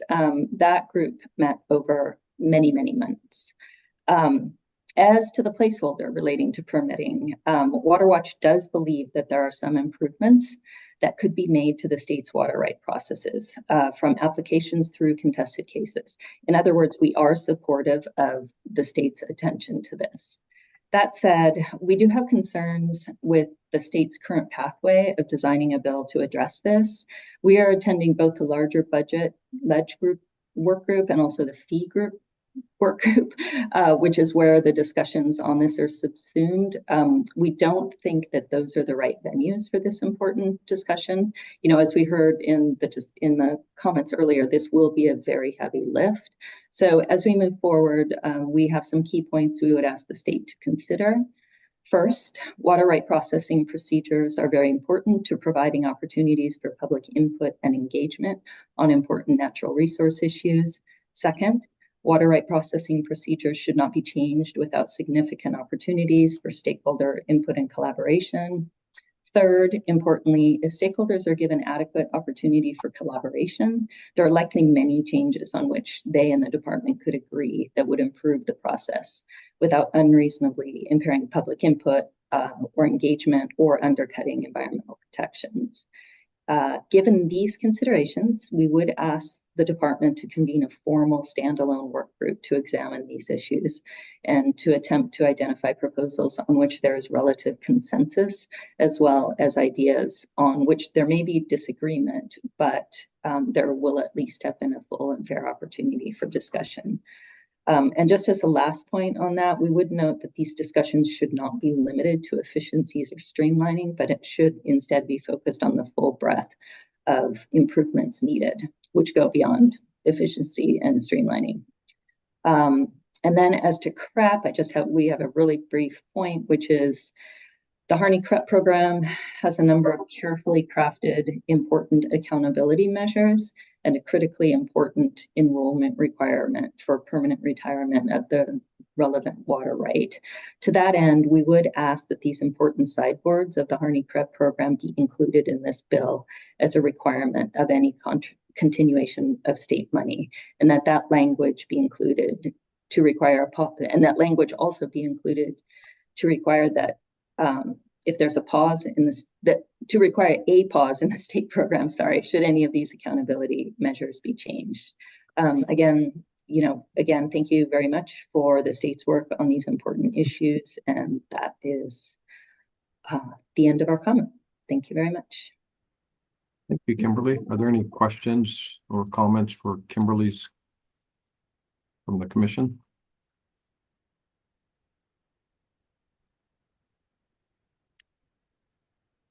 No? Okay, thank you, Kimberly. Well, I think that is all for that agenda item, and I think we'll move on to the director's report. Thank you, Chair Quemps. We're going to have a bit of a modified director's report today. We have a number of people who will be attending the commission today. If they're not here today, then, or excuse me, not here for this agenda item, they will be later this afternoon. And so what I would like to do very quickly is I would like to request that Cameron Greenwood of the department give just a very short presentation on drought conditions.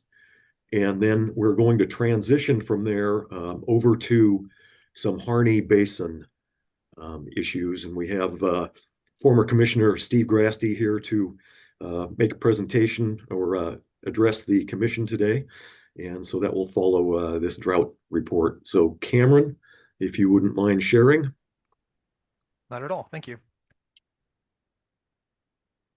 Okay, I'm assuming everyone can see my screen at this point. Yes. Wonderful. So good morning, Chair Quemps and Commissioners. My name is Cameron Greenwood, a hydrologist with the department, and I will be presenting a short update on drought conditions in Oregon. The figure on the right is a pair of maps from the U.S. Drought Monitor, which depicts the severity of drought conditions as a range of colors, with warmer colors indicating higher drought intensity. These figures show drought coverage in Oregon at the beginning of the water year and recent conditions as of March 19th. These figures, this water year began with 53% of Oregon in moderate to extreme drought, or D1 to D3. As we can see, there have been notable improvements since the beginning of the water year.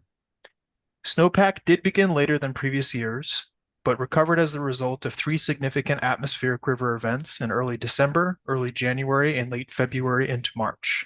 As a result of these atmospheric events and near to above average precipitation for most of the state, currently just over 8% of Oregon is in moderate drought, or D1.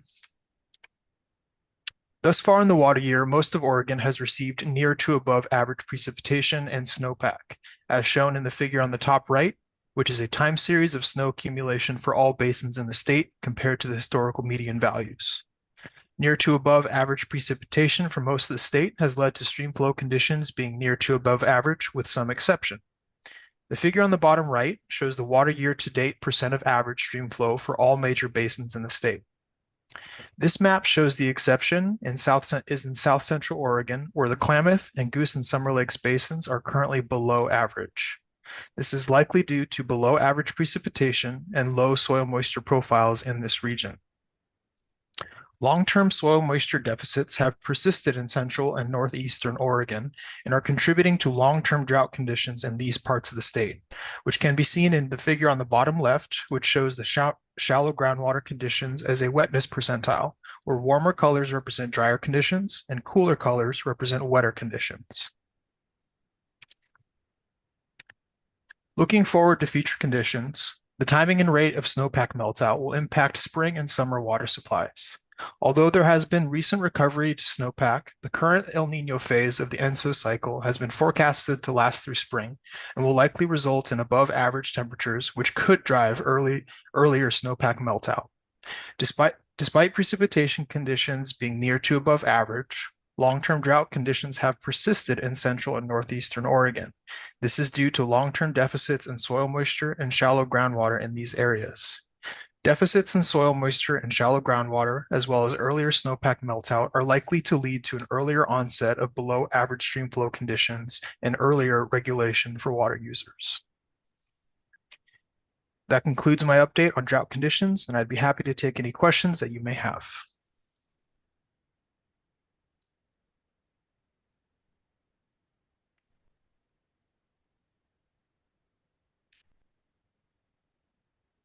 Not seeing, oh, Julie? Commissioner Smitherman. I just wanted to say thank you for your report. I appreciate that. Love to see the improvement, but I know we still have more to go Yes. for getting back. So thank you Yeah. for the report. It's my pleasure. Thank you.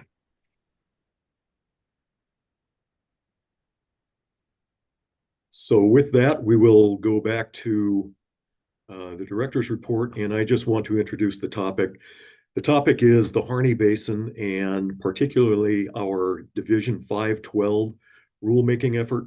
We've been active in the Harney Basin, very active since about 2015, and we've had about 2 years worth of very active rulemaking with the community.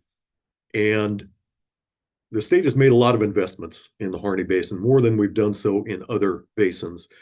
And this is partially driven because, along with our rulemaking that we were developing, place-based planning was coming online as well.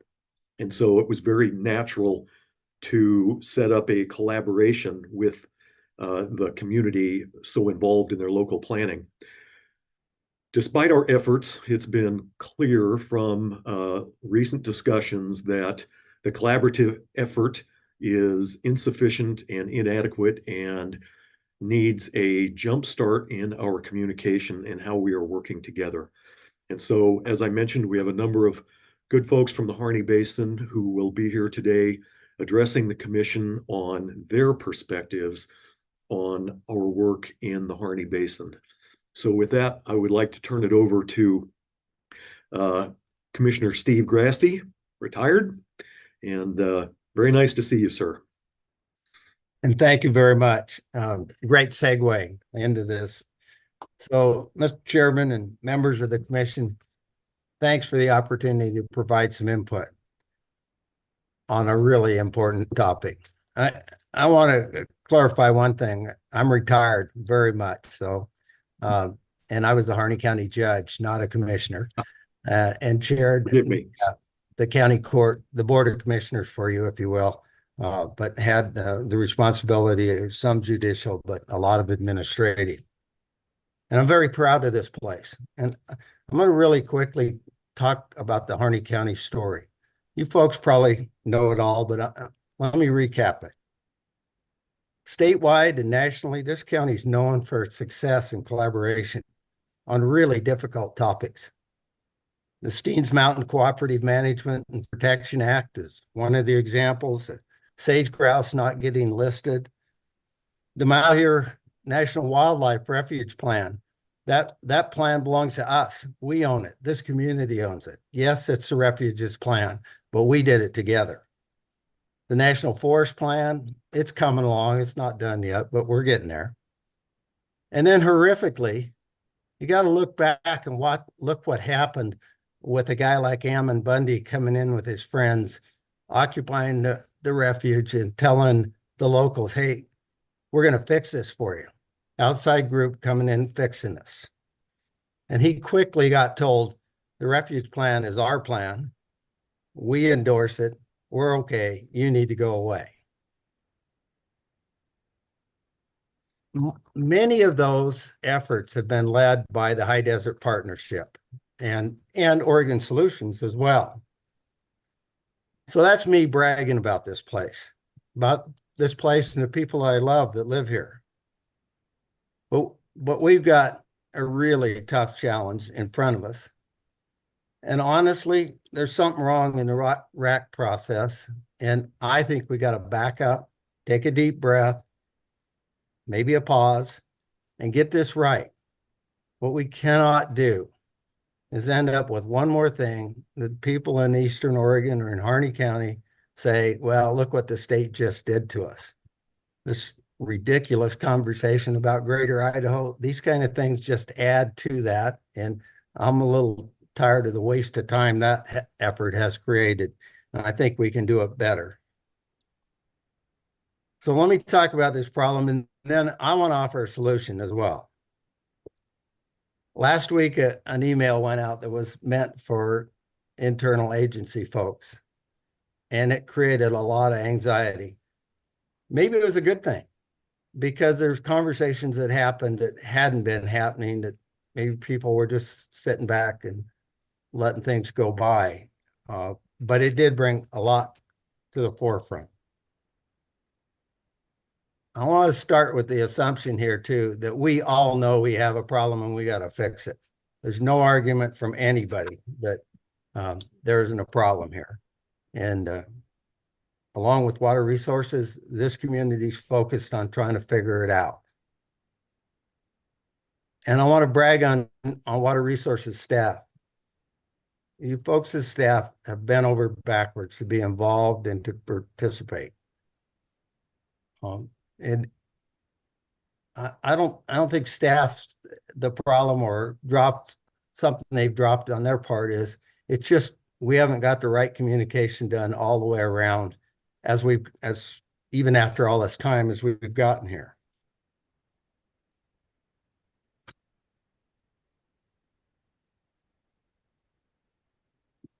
When this community wrote the Steens Mountain Act with the help of our congressmen and environmental groups and many of us, as we sat down and wrote it, we're pretty proud of it at the end, and it worked pretty good. But what we found out as the time has gone along, that 10 years or so since then, we found that the agency staff were in a groove that had been there a long time.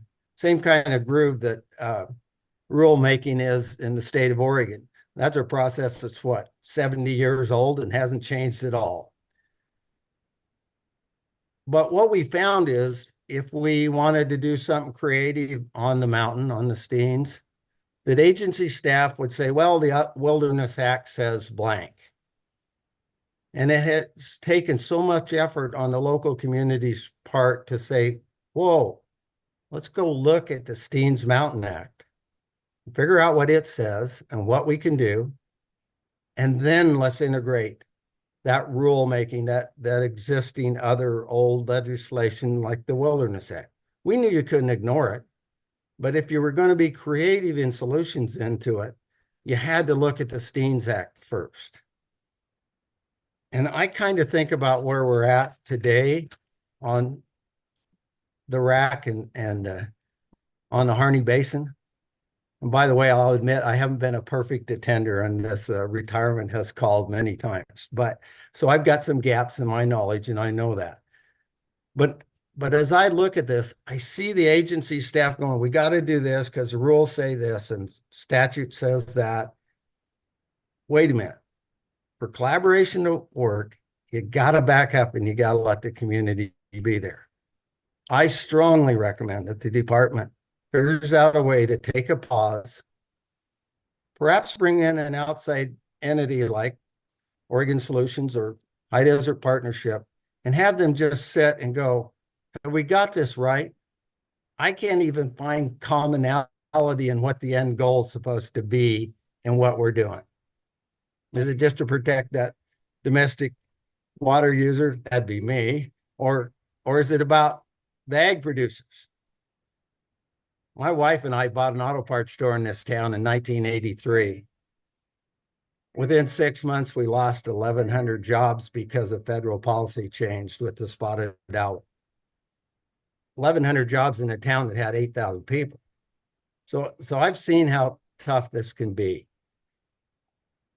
But if we back up in this process, really sit down and say, these are the goals that we're trying to get to, and make sure we're all on the same page, I think we can get this done with a shining example of a new creative, collaborative way to address these kind of tough things.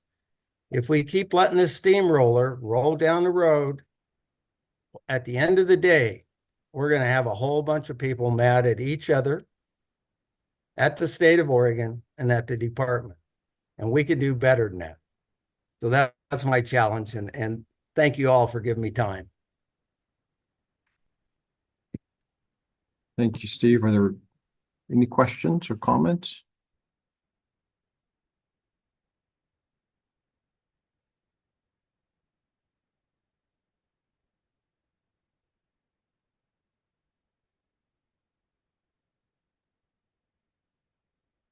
I'm not seeing any other questions or requests for comments at this time. I understand we will have several people commenting at the end of the day during the public comment period.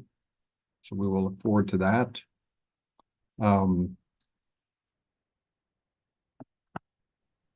Doug, with the time we have available, did you want to speak to any other components of the report? I do not. We are actually at the end of the period, so I think we can stop there. But I would very much like to thank Judge Grasty for taking the time come and speak to us today. Much appreciated. Yes, thank you. Okay, then I think we will break for lunch, and we are scheduled to resume at 1 o'clock.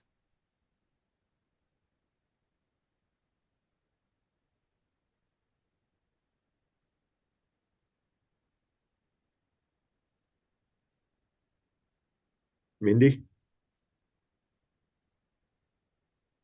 Mindy, did you have a? Yes, I'm so sorry, Chair Crumbs. I did notice Commissioner Mole's hand up briefly and then lowered. I wasn't sure if he was still interested in keeping his hand up.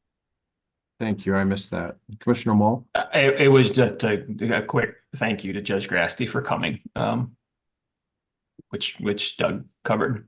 I think that we've said it before. I think I've said it before that I've surprised people here in the Willamette Valley when they've asked me about how hopeful I feel about resolving some of these wicked problems. I've used the Harney Basin example many times as why I'm hopeful. And so I appreciate the continued deliberation on this and happy to be a part of it.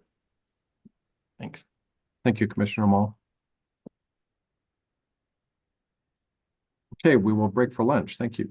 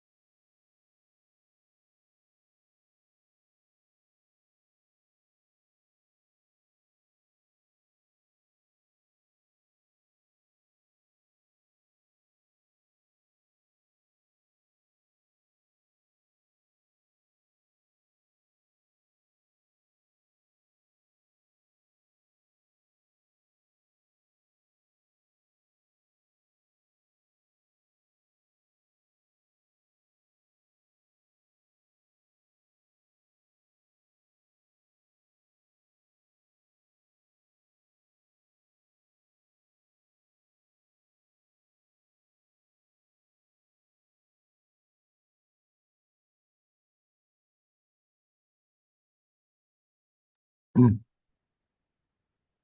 have you been, Kathy? Oh, I've been doing pretty good. Hanging in there, being quiet for the most part. Looking forward to the June meeting in person. Yeah, definitely. Won't have to travel. Well, I kind of missed that part. Yeah, it'll be nice to get together in person. I definitely like that format better. Yeah, yeah.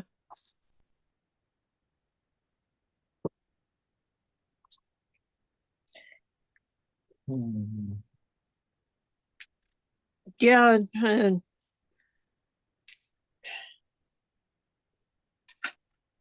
the ODOT meeting room ought to be fairly decent. I think I've had a few meetings there in the past, so.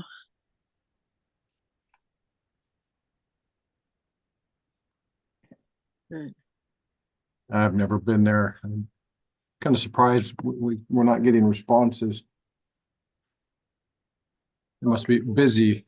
Yeah, well, this is such a tourist town Yeah. that it's kind of crazy that way. And of course, it's so expensive, they can't get, they have a hard time keeping staff just because they can't afford to live here.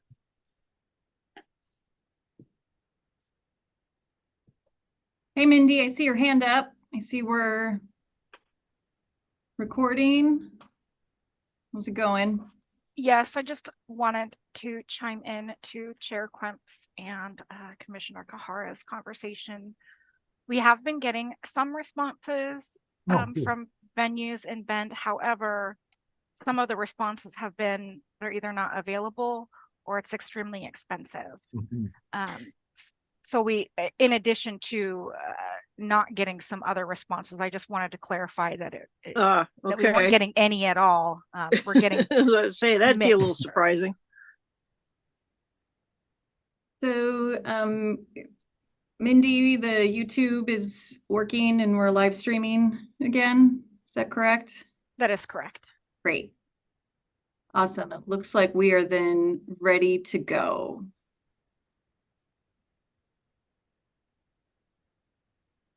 Okay, great. We have everybody back then. Looking.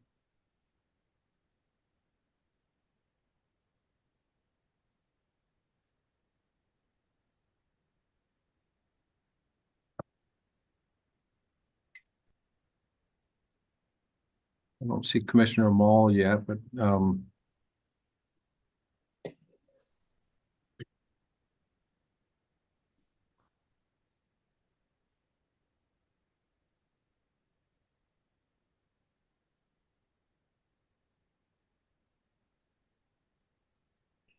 Meg is on.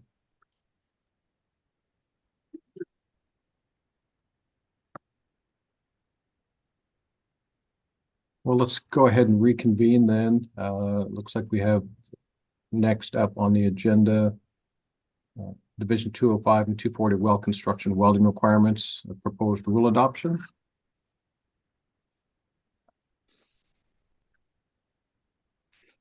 One sec, commissioners.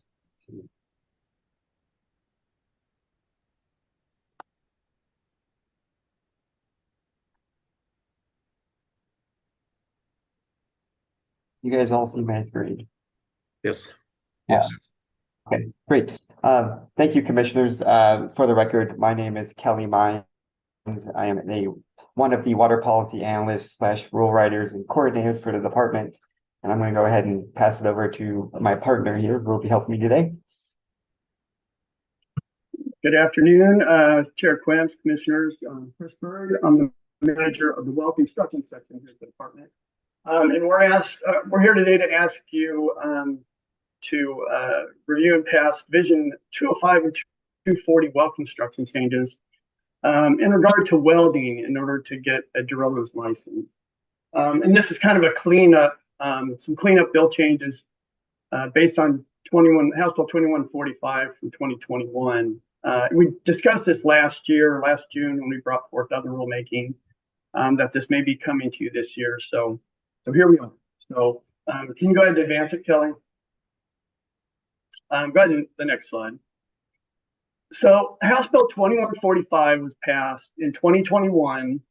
It was a pretty extensive bill that modernized our well construction program.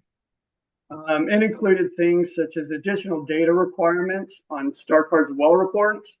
It added mandatory e-filing requirements for forms effective in July of 2024. So we're currently working on those changes.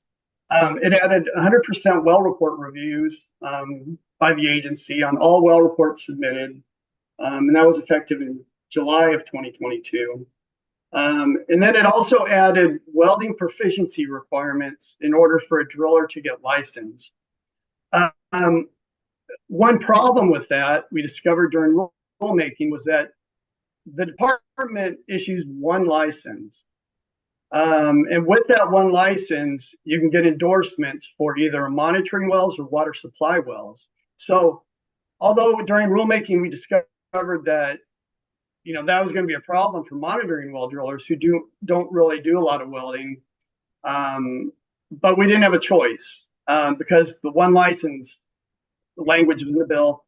And so in order to get any license, you had to provide evidence of welding proficiency. Go ahead and advance it, Kelly. So OGWA worked with the legislature in 2023 on House Bill 3343 to give the department the discretion to determine which types of wells would require evidence of welding proficiency when getting licensed. And it was written that way because they couldn't give us the discretion to determine which type of license, since we issued one license. But we could base it on the types of wells. And the department supported that bill, and we committed to bringing rule changes forward if that passed to try and correct that problem. And we're following through with that. And so what we're doing here is modifying the rules to be consistent with industry practices. Go ahead, Kelly. Okay, so there's really just some minor changes. In 692-40-0065, which is the monitoring well licensing rules, we're removing the requirement to provide evidence of welding proficiency to get the license, right? That's basically the whole point to the bill. So we're removing that requirement to be more in line with industry practices. Okay, next slide. This is the Division 205 licensing, which is water supply wells. When we wrote the rules before, we added in the monitoring well licensing standards and water well licensing standards that if you provide evidence of welding proficiency with one license, like for instance, a water well, and then you later obtained a monitoring well license, you didn't need to again provide that evidence of experience because you've already done it with the other license or endorsement. So we're removing that fact now in the water supply well rules to where if you have a monitoring well license and then you later get a water well license, you still have to prove evidence of welding proficiency to get that water well license because you don't have to prove it in the monitoring well rules, right? So we're making sure that that's clear and removing that piece in the water well rules. Next slide. And then this is going back to the monitoring well rules. We're adding language that says, although it's not standard practice to weld a monitoring well, if you do need to do that, it would take a special standard.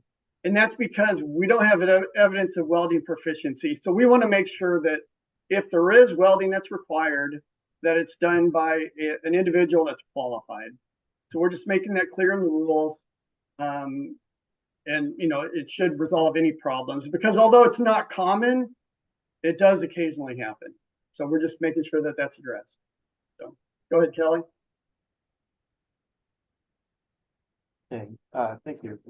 Thank you, Chris. For any questions for Chris first? I might be stepping on Chair Crimp's shoes there by asking the questions, but okay. So we're going to go ahead and I'm going to take you the rest of the way and get you explain kind of what the rulemaking timeline was. This, as Chris said, this is a fairly straightforward rulemaking, just removing of some language. And so it was a fairly quick rulemaking process. We had one rack starting from the left here on the screen. We had one rack on November 2nd, 2023. Our rack consisted of 20 different members, and they represented everywhere from well construction industry to agricultural interests, Oregon cities and special districts, as well as non-governmental organizations and members of community college too. So that was held on November 2nd. It was our first rack, one and only rack, excuse me. And then we noticed the rules in the bulletin on December 1st, 2023. And the notice and the public hearing and public comment period ran through January 11th. So when we noticed these rules, we kind of hit all the requirements. We published it in the Oregon Administrative Bulletin. We emailed both all of our RAC members the notice, as well as the required legislators under Oregon Administrative Law. We posted the notice on our rulemaking webpage, as well as notified the public hearing. The public hearing on the Transparency website. And we did a gov delivery to our rulemaking listserv, as well as the legislator listserv. During our public comment period, we had one public hearing, and that was on January 4th, 2024, held in Salem with a hybrid option. I'll discuss on the next slide the public comments that we received during the public comment period. So we received 2 comments and no oral comments. So no oral comments received during the public hearing. The 2 comments that we did receive, we did not make any changes. And the reason why, the first comment was in support for the rule changing. And the second comment had really 2 aspects. The first was recommending changes to the rules that we had already incorporated prior in this rulemaking timeline. During the rulemaking, we've already incorporated. And the second one was the second set of comments were kind of out of scope of the rulemaking, so we did not include those in the rule and the rule language. Okay, so that was it. That was the timeline, and so now we're going to actually ask for you to vote. So there are 3 alternatives. The first would be to adopt the final proposed rules as written. Number 2 alternative is to adopt modified final proposed rules. Alternative 3 would be not adopt rules and request the department to further evaluate issues. Our recommendation, the acting director's recommendation, recommends alternative 1, adoption of the final proposed rules as written. So I'm going to throw it back here to the commission and let you guys take it. Thank you. Thank you. Thank you for your work on this and for the report. Are there any questions from the commission?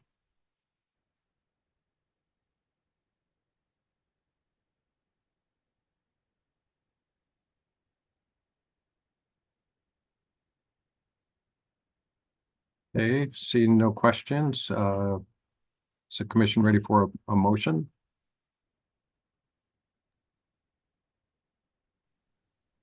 Yes, I move that we adopt the final proposed rules as written. Thank you. A motion by Commissioner Kahara, Second. second by Commissioner Lee.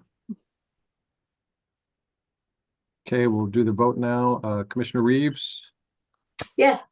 Commissioner Lee, Yes. Commissioner Kahara, Yes. Commissioner Mall, Yes. Commissioner Wolf, Yes. and Commissioner Smitherman. Yes. And I vote yes as well, so the motion passes unanimously. Thank you again for the report and the work on this subject. Thank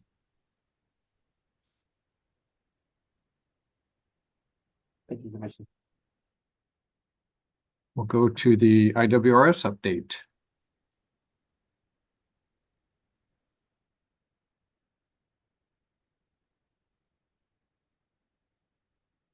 Can folks hear me? Yes, we can. Perfect. All right. Excellent. Thank you so much. I need to share my screen, so give me a second just to do that.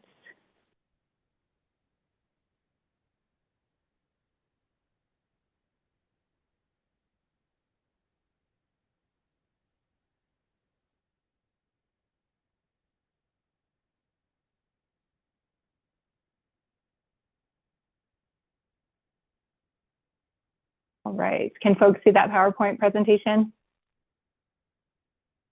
Your slide showing? Excellent. All right. Well, Chair Klemps, commissioners, thank you so much for having me. I'm excited to talk today about the IWRS once again.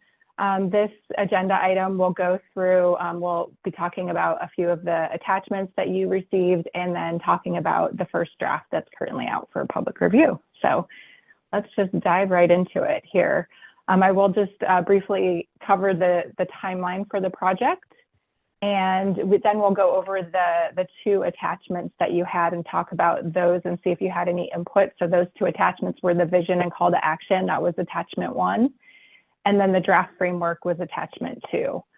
And then we will discuss anything that folks want to cover on the draft, the first draft that we have out for release that was not included in your packet because it is about 200 pages. But hopefully you have had a chance to view it from the Water Resources Department website. And then we'll just have time at the end for general questions and discussion as well. So first, just to give everyone a reminder on the schedule for this project, we spent a good portion of 2023 doing our public outreach and engagement.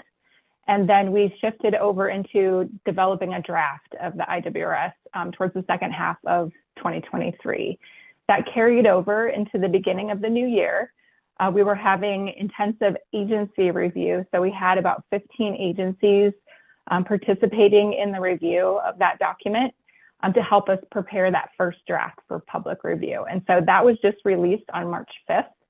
And we have about a month for public review on that. So the close of public comment will be on April 5th. That's a Friday. And then we are planning on doing a second round. So the idea is that we'll receive all of that public comment and review it and take that into consideration and revise the draft. And then we will put out a second draft in hopefully the middle of May for, again, public review and comment, again, targeting about 4 weeks for that review. And then we'll take any of those comments and then hopefully work towards a final draft of the document. All of this schedule here is kind of working towards hopefully an adoption by the commission at the September meeting. So I realize that we haven't seen any public comment yet from either round. So I think that's all just a little bit tentative, but that is the hope that we can get this document adopted this year.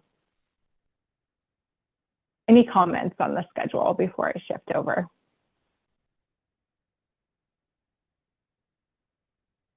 All right, so let's shift modes here into some of the materials that I provided for the commission. So attachment 1 is hopefully familiar. This is, I think, the second or third iteration we've had of this document where we're highlighting just very high level some challenges across the state. Of course, this is not intended to be covering every issue that folks have, but just really at a high level, what are our major challenges, and then developing a vision for where we want to go. And this vision, I'll remind folks, was taken primarily from the 100-year water vision. And that provided the foundation for this. And the commission has provided some comments there to edit that in the last 2 rounds. I see that there's a hand up from Raquel. Yes, Crystal, thank you. Can you go back to the scheduling slide? Sure. So I just want to note for folks, Chair Klemps and commissioners, that I'm anticipating that this deadline is, or this timeline is actually going to shift to December.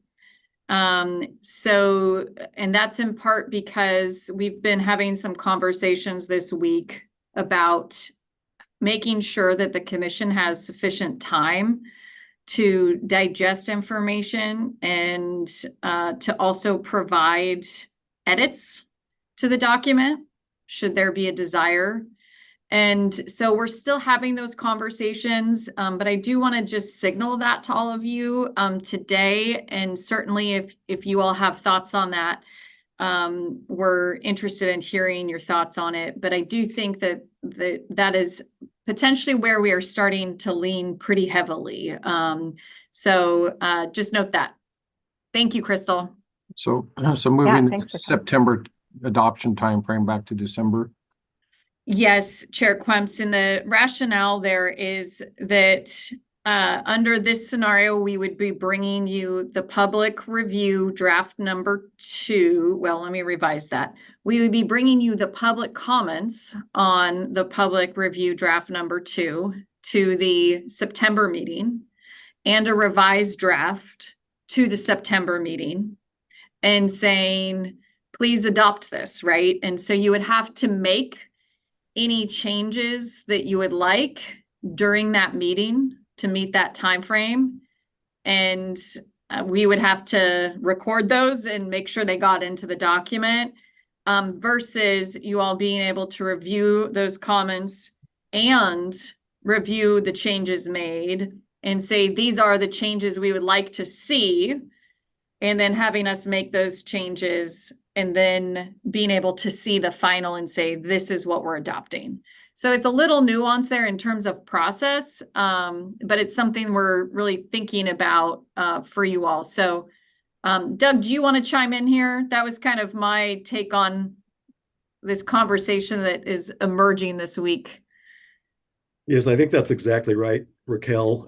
It's not certain, but it is looking like it may play out that way. And some of it is just, we don't know the extent of the public comments that we are going to be receiving. And so that may be driving this as well. So I think, Raquel, you're right to get that out there for commission consumption here. Thank you. Commissioner Mall? Just in response to that, Raquel, would you anticipate then that if the commission make changes that it would go out for another round of public review, or does that sort of put us in the final editor's driver's seat?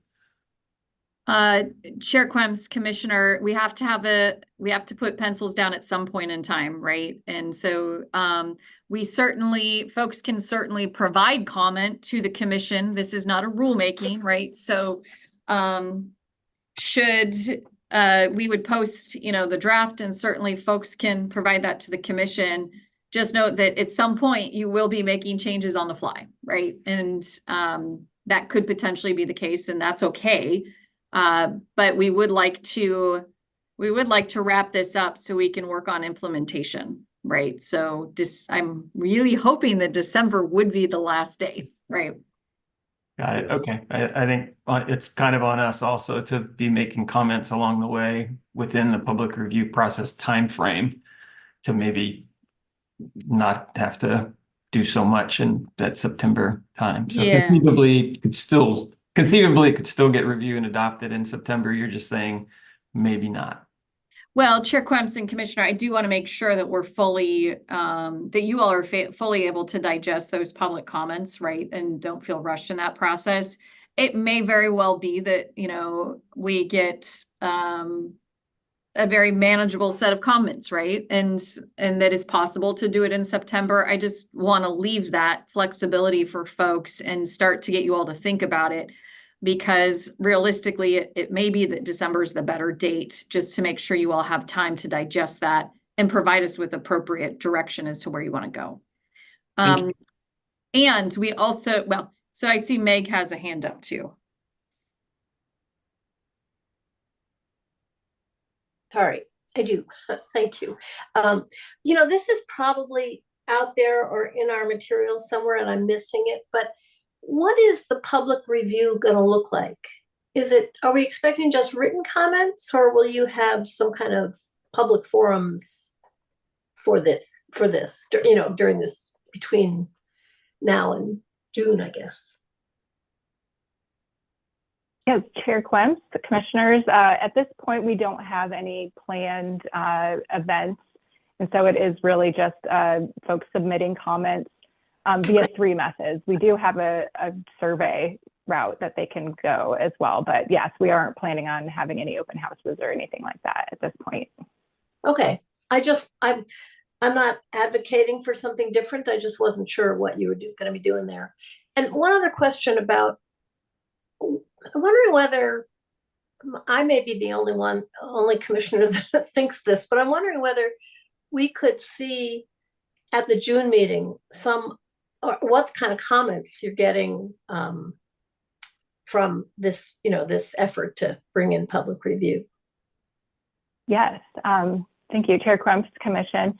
I can tell you just generally how the schedule is working, that since that first round of public review is closing on the 5th of April, that after that point, I will be packaging up all of the responses that we got from the public, and then that would be the material that you're receiving for your June preparation, essentially the June meeting. So yes, and also discussing how we've approached those and how we've decided to attend to those. So at the June meeting, essentially the second version would be out unless, barring some really unforeseen changes that are being asked for from that first round of public review. So, and theoretically that second version would be out.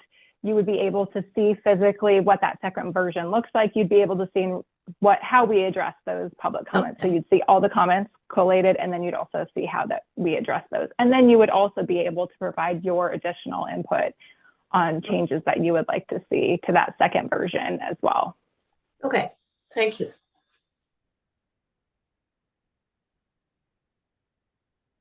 Right, any other questions? I'm not seeing any more hands there. Okay, so let's move back to the vision and call to action component here. So attachment 1, I was just starting to discuss the vision parts of that middle text here. And I do have some slides right after this that will show this text hopefully at a more readable scale. But at a high level, that vision was something that we crafted and revised a little bit from the 100-year water vision. And similarly, the call to action was also taken from the 100-year water vision and then modified.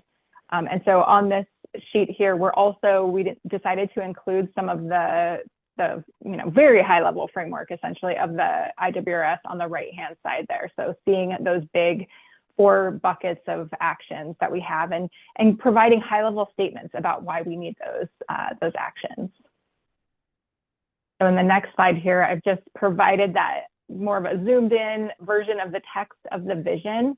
And I've highlighted in blue here the words that we've modified from the 100-year water vision based on input that I received from the commission to really more reflect kind of more current input. So I'd like to open it up to the commission here to see if there are additional changes that anyone wants to see, or if there's something that we need to talk through here.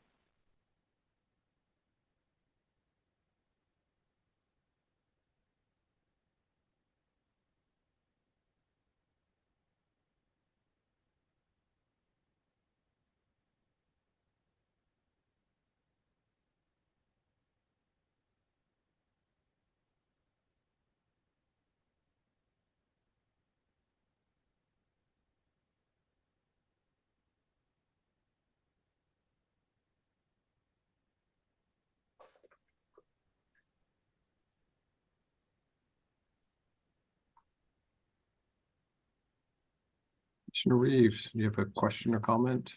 I do, and I'm embarrassed to admit that I'm not sure, we may have asked for this, but but in the blueprint, in the section starting with partnerships and planning, did that used to say management and stewardship, or stewardship and management? And if it did, and did we ask for it to come out? Is that how that happened? That's so yes, Chair Cramps, members of the commission, the history of that was that these words, the ones in blue, are directly reflecting the categories that we have, the categories of actions from the IWRS. And we had a discussion during our November meeting to change the title of that fourth chapter from, it was called Management and Stewardship, and the commission had kind of collected around the idea that stewardship was, you know, what's really the difference between the two of them, and the commission was leaning more towards stewardship as being the single term that everyone preferred. And so that's why we deleted the management from that. And then we also deleted that then from chapter 4, you know, the name of chapter 4 in the IWRS is called stewardship as opposed to stewardship and management. Okay. Well, all right. If we ask for it, then we ask for it. We can go back the other way though, if folks, I don't know. folks feel That's probably strongly that difficult. we're missing it. Yeah. No, Love to hear from other commissioners. Yeah.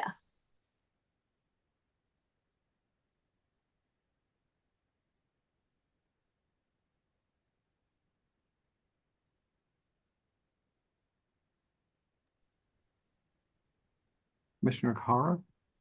Yeah, I just want to say that I wasn't at the November meeting, but I like the way this reads now. It pretty much encompasses what we're after, I think.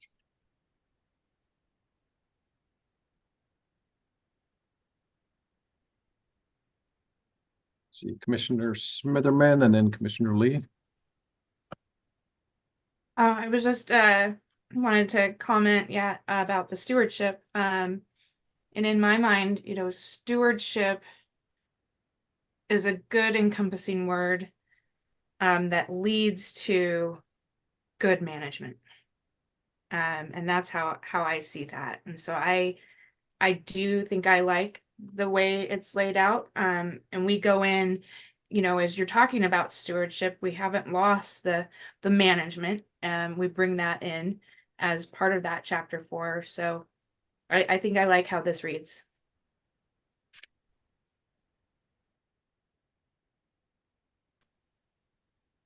And I was just going to chime in also to say that I really like this version.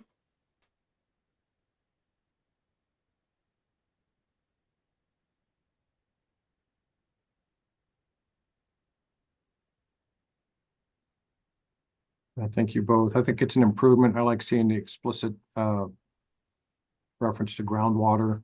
I think that's really important for the future. I mean, we're going to be talking about that more later today, but thinking about not just in stream, but I think of groundwater as well as a resource we need to understand, protect, and manage for future use.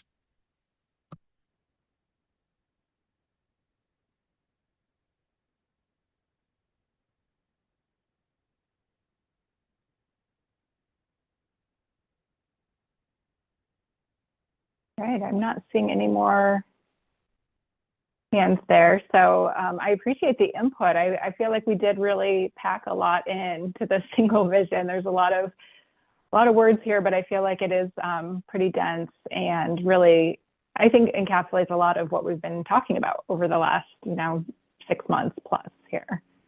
So if folks are ready, then I'll move on to, if there's no changes, we'll assume that this is the good working version and we'll move this forward for draft 2. And then I'll just move on here to the second part of that, which is the call to action. So again, I've highlighted some new terms here. The blue is different from the 100-year water vision.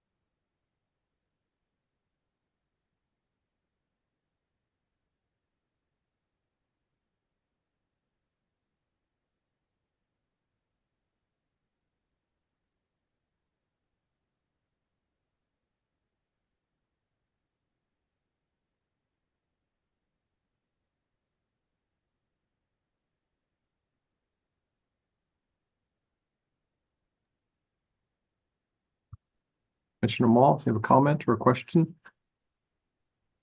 I do. Thanks, Crystal, and everybody I know who's been participating in this. It's great just to see it move forward and evolve in good ways, I think. I'm just sort of jumping ahead to diving into the full 200+ page document itself. We're covering so much, and there are so many vested interests in water that it almost comes across. I mean, right now it's a compendium. It's the handbook of water for Oregon. And I've said before, I think that the one-pagers are a good step in the direction of having something that's more actionable. And I'll look forward to talking more about that. But with that as a backdrop, and I do like there's more of a sense of urgency and a recognition right up front that Oregon faces. We are in a challenging time.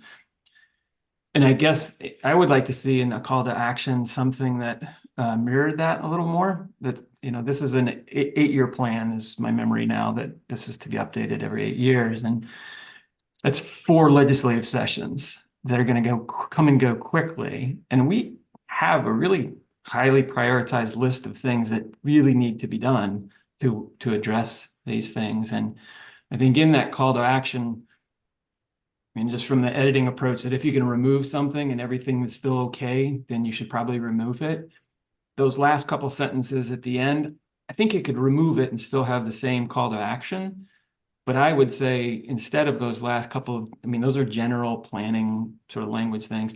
But to reiterate the critical period that we're in, that we have an 8-year period where, and I don't know how specific to get, but if you think about the things Chair Quimps mentioned, the groundwater issues we're dealing with, surface water, snowpack decline. I don't know how specific to get, but something that reinforced that in this call to action, this isn't just hey, we all need to get together and collaborate. This is, we're in a critical period, and within this 8-year period, there are specific steps that need to be taken, or something that, again, just reflected that urgency. Sorry, I keep repeating myself.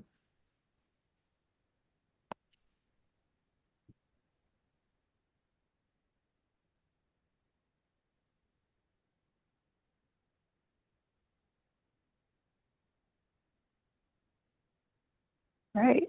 I think I'm not that's, seeing any other. Oh, go ahead. I was just going to say, I think that's a good point. What Commissioner Mall makes it, the last couple of sentences aren't really necessary for the call to action there.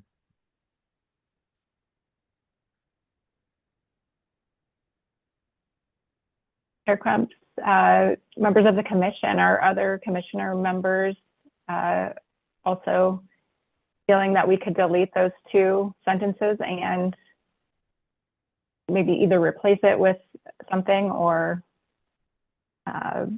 leave it a little bit more shortened.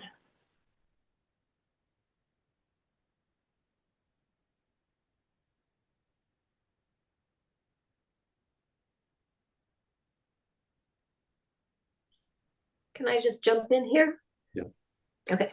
I agree with that comment about the last 2 sentences, but I do think a kind of final point that links in this document's role in this is important. And I'm not coming up with the last sentence is kind of I think an attempt at that, but it's kind of, maybe there's a way to punch it up a little bit. I don't know. In other words, a closing sentence that says something about how the strategy is intended to do what we just described, acting now and planning for the long term. I would say I agree with that. Commissioner Reeves, I don't mind the first sentence. Coordinated effort, immediate actions, thoughtful planning for the future are needed. I mean, I think that's a true statement. The second statement talks more about partnerships, which is really very important if we're moving forward with all of these challenging issues that Commissioner Mall is bringing up, and honestly, just I don't see a problem with that first sentence. Maybe just restructuring the second sentence. I wanted to say, I think the sentences are fine. I think you could even move the last two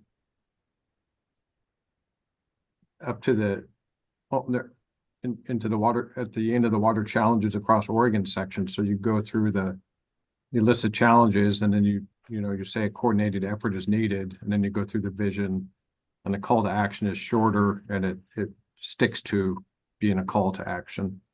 Would be one way to address it in my view. Commissioner Mall? I just had a quick thought that what I'm hoping we can do with this call to action is what we've heard from Harney County, for example, that we know we've got a problem. We have a problem and we are moving on this problem. I guess it's you run the risk of having a strategy that is, strategies are usually, we can do it. We're going to do this thing. And I think that tempering the whole thing with a recognition that, okay, we have real challenges and we're going to take this seriously. And this is going to lead us to do things like, look at our rulemaking process and look at how we fund things. And so it's that Harney County voice of, yeah, we recognize we've got a problem that I would love to see tie off this call to action. Not specifically Harney County, but something like that.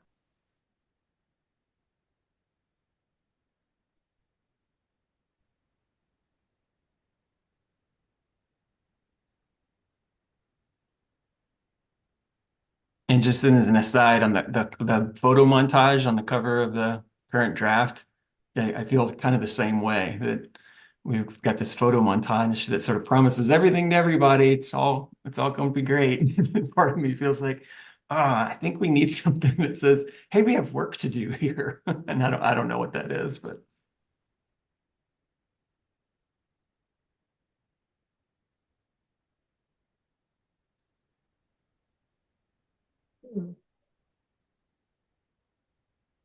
Any other comment? Oh, Commissioner Lee? Yes, I was thinking that what we might be able to do is to, where did I see the wording now? To create a foundation for coordinated action and funding and put it up just past long-term in the first sentence. And then continue that sentence.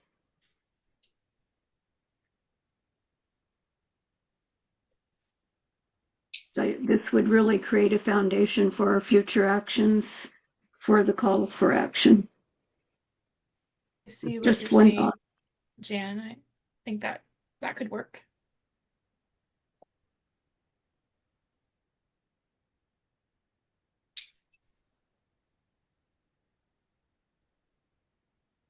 Any opposition from other commissioners on that move there to take this last section here and move it up here?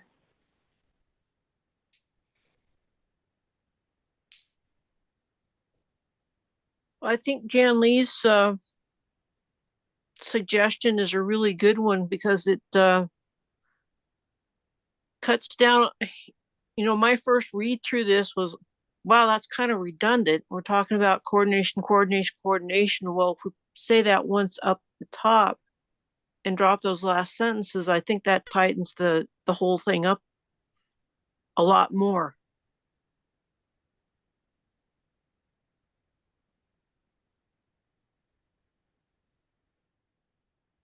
Great.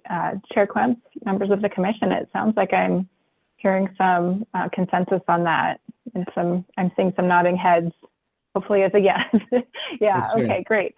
I'll move forward then with that change. And so we're deleting that that second to last sentence entirely, and then moving a portion of that last sentence up. And then that's what we'll move ahead with on draft 2. So still another opportunity, of course, to revise. So we'll see how that one lands. Okay, unless there's anything else, I'm not seeing any more hands. I'm going to move on to our next topic here. So that's the attachment 2 that everyone received. So that is the framework itself. So this graphic here is attempting to show the full content of the IWRS Draft 1 on a single page here. And what we've done that's different from before, we've changed some of the colors. So from the versions that we saw in November, we heard some feedback that those colors were a little bit too intense and hard to read the text. So I'd love feedback if we still are missing the mark and need to continue working on that, or if folks are thinking that this is a little bit more legible. But the content on this framework, right now we're showing the original goals 1 and 2 of the IWRS that have been carried forward for all versions. So the 2012 and 2017 version of the IWRS both had similar goals. And then also the objectives. So the objectives, the way they're being shown right now is different. And I wanted to highlight this.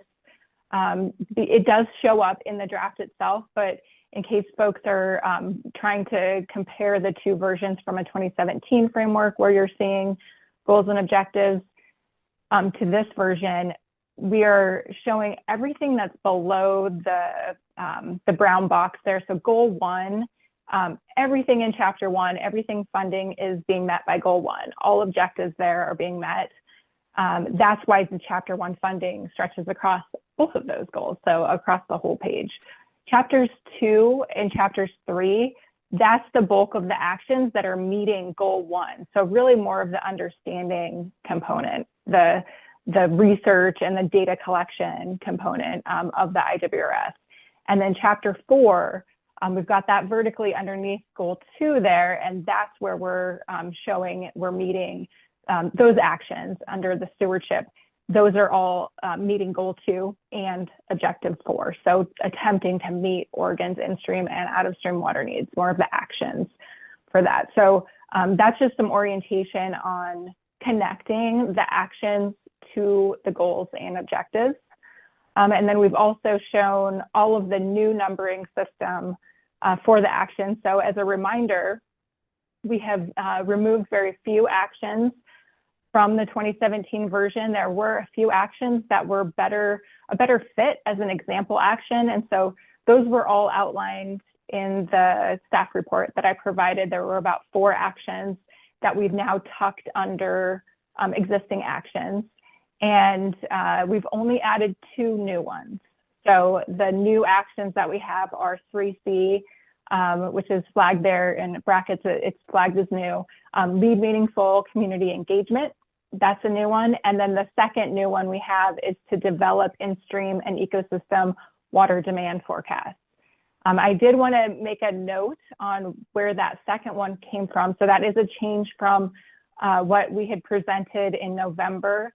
And the reason that one showed up is that you'll notice that we do have a separate action for producing out-of-stream water demand forecasts. And so the call for an in-stream, so a parallel need there to address that need for in-stream and ecosystem needs was formally an example action tucked underneath another action. We felt like it was appropriate to elevate it to action level status so that there is more of a quality there and a parallel ask for that information for a demand forecast, because really that's what we need to include in our demand forecast is both sides of the coin there, both in-stream demand, but also out-of-stream demand as well. Any commission comments on that particular topic? I just wanted to flag that action for folks.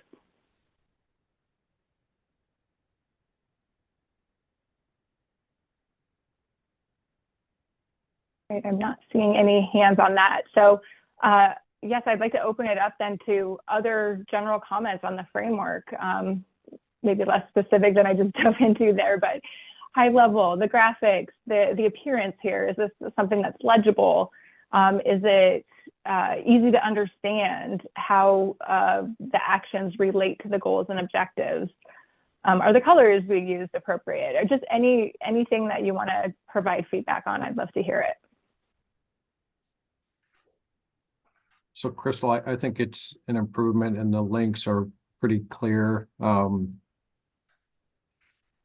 in the way they're aligned with the aligning the funding with both goals and the partnerships and planning and data analysis, goal 1, stewardship with goal 2. A couple things I think about when I look at this. I don't see the term, I don't find it with a search. I don't see the term floodplain. And for example, in healthy ecosystems, it's still, we're talking about protect and restore in-stream habitat. You know, based on research and restoration efforts of the last 20 years, we know we need to restore as much of the floodplain itself as we can, and allow for those surface and groundwater dynamics and not just in-stream habitat. And if you think about topics like planning and preparing for flood events and then improving watershed health, then floodplain has to be a term that shows up to kind of link to those issues and help address them, I think. And I'll have to look in the document itself and do a search and see how often it shows up, but I think that could be an improvement. Yeah, thank you, Chair Quims. Excuse me, the Action 10A, specifically in the narrative, floodplain does show up extensively. We've got a description in there about the importance of floodplain and restoring the floodplain.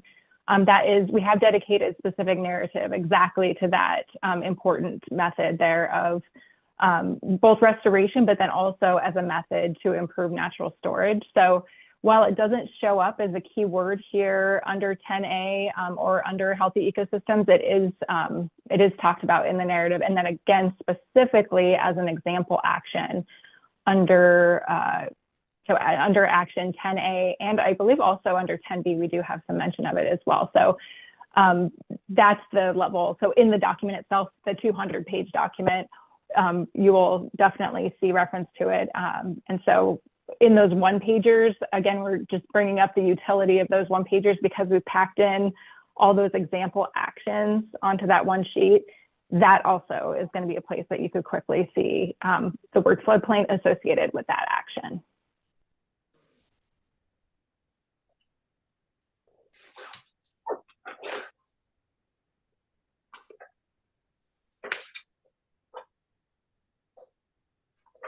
Any other comments from folks?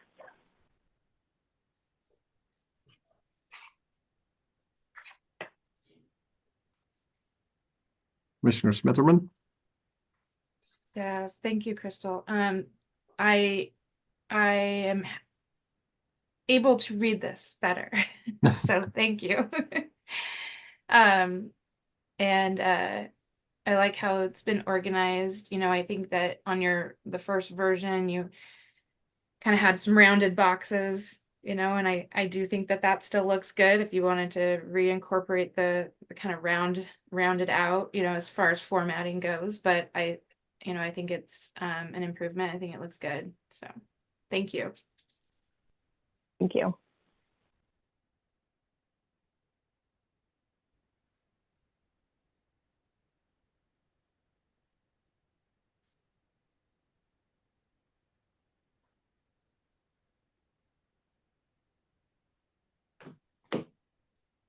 Other commission comments or questions?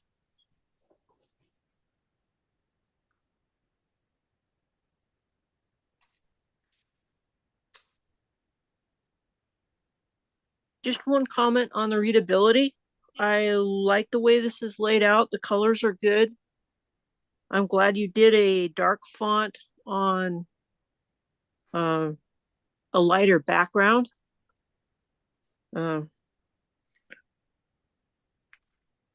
It's easy for me to read this.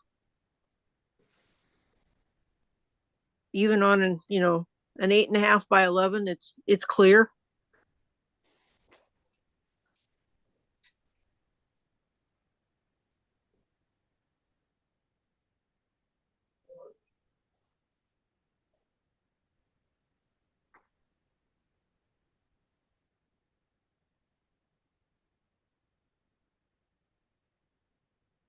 Great. That sounds like we've hit an improvement here with our graphic style to improve legibility.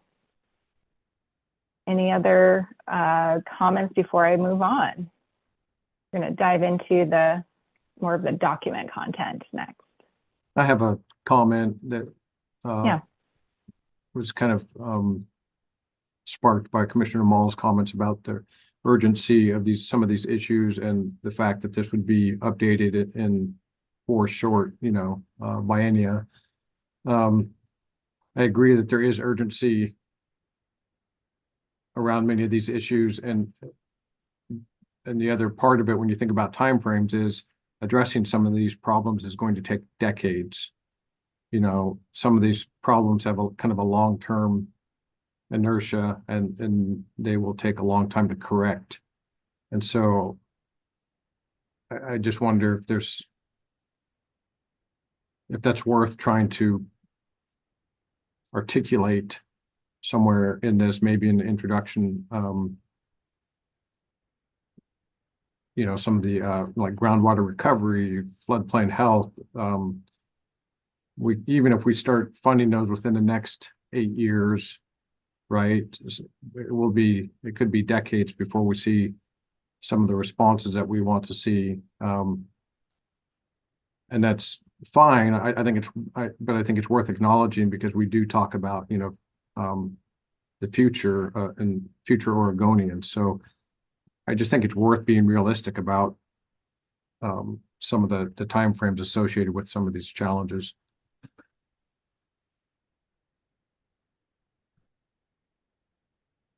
Chair Quemps, members of the commission, thank you very much for that comment. The realization that is the case for a lot of these actions really was very obvious to me during the exercise to produce a progress report when I was looking at the accomplishments, how many actions we had attended to between the years of 2017 and 2022. And it's, even though there was a lot of action and a lot of progress made on some of these, it doesn't mean we get to remove them from the strategy, right? It's not that they're the type of action, for most of them anyways, that we would just, be officially done, complete, and it would disappear from the strategy. So that's a really good point that I think that it makes me think that there's a couple of ways to address that. I think we do have some high-level discussion kind of at the beginning of the document, but I think there could be ways that reality can be woven into the narrative for each action, where there is a scenario specific, like the one that comes to mind specifically is the action 7B, conducting additional groundwater basin studies. Those are very long-term projects. They take a long time to take from funding and inception to completion, and just giving that sense of timeline for the reader, I think, would be really helpful, and not assume that it's just know that some of these things take a long time. So thank you for that comment. Well, I think it does contribute to the kind of the urgency or the need for the action, because if this is going to take a long time, it's better to get started, right, rather than keep putting it off. Right. And then when we have actions that have a variety of different kind of response times, in the future, this commission or other commissions, and when agencies make funding decisions, they can look at a mix of actions that have a mix of return times, right, like short, medium, and long return times, and trying to have some recognition to have balance across that. Commissioner Reeves? Thank you. Yeah, following up on that, Eric, the point you're making about the kind of timing of some of these actions. And I think Joe mentioned that this document is a compendium and it doesn't actually prioritize within the document. But I guess we prioritize through what we fund, basically, what we're able to get funded and when we're able to get funded. And it's not just us, it's all the agencies that are working toward bringing this strategy to life, basically. And so maybe kind of connecting those dots in the context of, some of these actions are going to take a long time, and whether that it moves something that takes a really long time might move further into the urgent column. But it might be a kind of a head nod to the fact that this is a compendium of all the actions that would really have to happen to make our vision a reality. And we didn't prioritize within the document, in what order we were going to do this or when we were going to do it. And so it would, I think, maybe I don't know. I'm not even sure how to word this. But I like the idea of acknowledging that the document doesn't prioritize, but the funding choices will, basically. So, where agencies put their energies. And that's really vague, and I apologize for that. But it's a thought that I'm wondering if there's some way to put words to some degree in the strategy. Commissioner Smitherman? Yeah, I would agree with that. I think just, if we're not prioritizing all of these within the document, so just acknowledging that somewhere up front, and that this is a long-term process and plan, and that obviously funding is very important. I think that's why we made it chapter 1. That is going to determine what it is that we can and can't do. So thank you.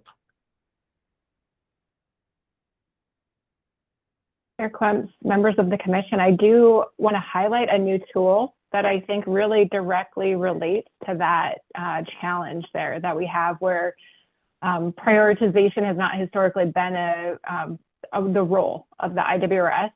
But with the statute changes that occurred in the 2023 legislative session, in addition to changing the timeframe for updates to the IWRS, there's also now a requirement to develop biennial work plans. And so that exercise right there is that next step where we can shift over into more thoughtful prioritization. And how we produce those work plans is really, that's the critical component right there, how we're able to incorporate input from stakeholders in the public and tribes and discuss our needs, more of the urgent and immediate needs, I guess, and how we're going to lay out that next 2-year work plan for agencies to collaborate together. So that's really at this point the closest thing that we have to indicating some prioritization after we approve this, all the actions that are needed and approve and adopt this IWRS.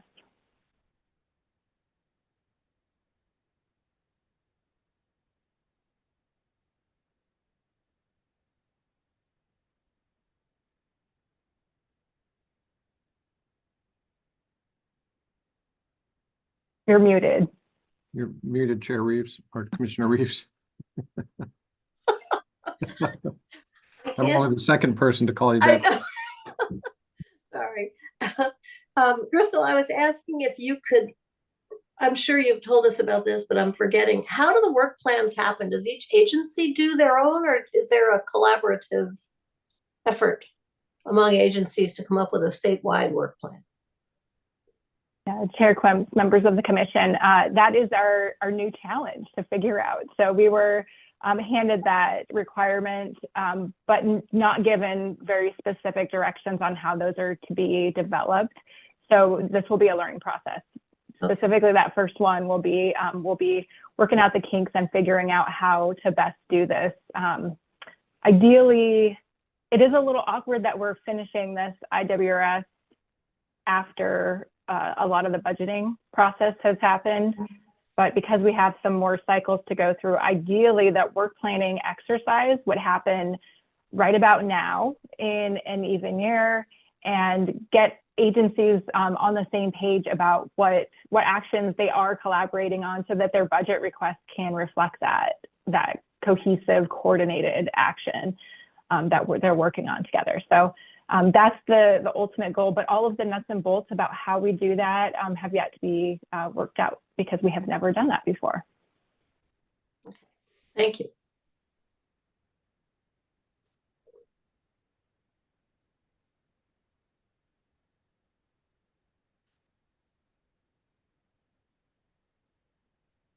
All right, I think I'm gonna move on if I don't see any other hands. So unless there's any opposition, I'll move on to the next section of our discussion here, which is the digging into the draft a little bit more. So we're not gonna go through every action and that level of detail, but I did wanna just give an opportunity to talk a little bit more about some of the big moves that we made in individual chapters. So as a reminder, right now we do have this first version. So draft 1 is available for public review and comment until April 5th. After that window, we will be, the IWRS project team will be getting back together and figuring out how to best incorporate those comments and then develop a second draft and hopefully release that in the middle of May. So now I was just going to walk through some of the high level pieces of information and just highlight what we've changed and some decisions that we made on this version. So if folks are wanting to kind of hear some rationale about how things evolved from the 2017 version. So the first thing I wanted to mention is the document from the 2017 version. A really big move is changing it into a two-part document, and part 1 really being the context for the strategy and really giving the reader a description of a lot of the different roles that everyone plays in water from a governance perspective. The statute for the IWRS does require that we describe the roles of these individual players. So that's hopefully a helpful piece for people who are maybe not familiar with all of the individual agencies. We've got a lot of agencies that have really important water responsibilities. And then something else that is not new, but is expanded. We've outlined the laws and regulations that are really driving a lot. They're really providing the framework for a lot of the recommendations. And the decision to do that was, in the 2017 and 2012 versions of the document, there historically was in the first chapter, a section about laws and regulations, but it was very brief and it didn't go into many of the details that were then relevant for multiple actions later on in the strategy.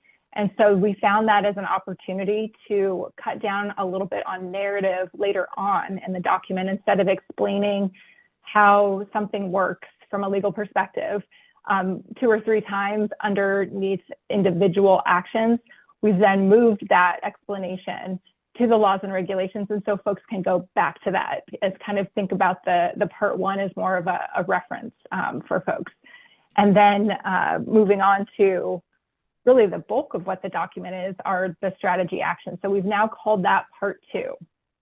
And so part 2 is divided into the 4 separate chapters here. So I'll just go through a few big moves that we made to change things from the 2017. So Commissioner Smitherman had identified the funding one here as being a big thing here that we've changed. So funding was historically at the very end of the document, and just something that we had heard so much about, specifically the 100-year water vision was really elevating the fact that we really need to focus on these strategic investments, and just everything that's happened since 2017 has really elevated the need to double down on our investments in water. And so it felt right to move that to the beginning, because really all of the funding actions that existed in the 2017 version were really touching upon everything that you had already read about in the document. So we've moved that to the beginning, and we did streamline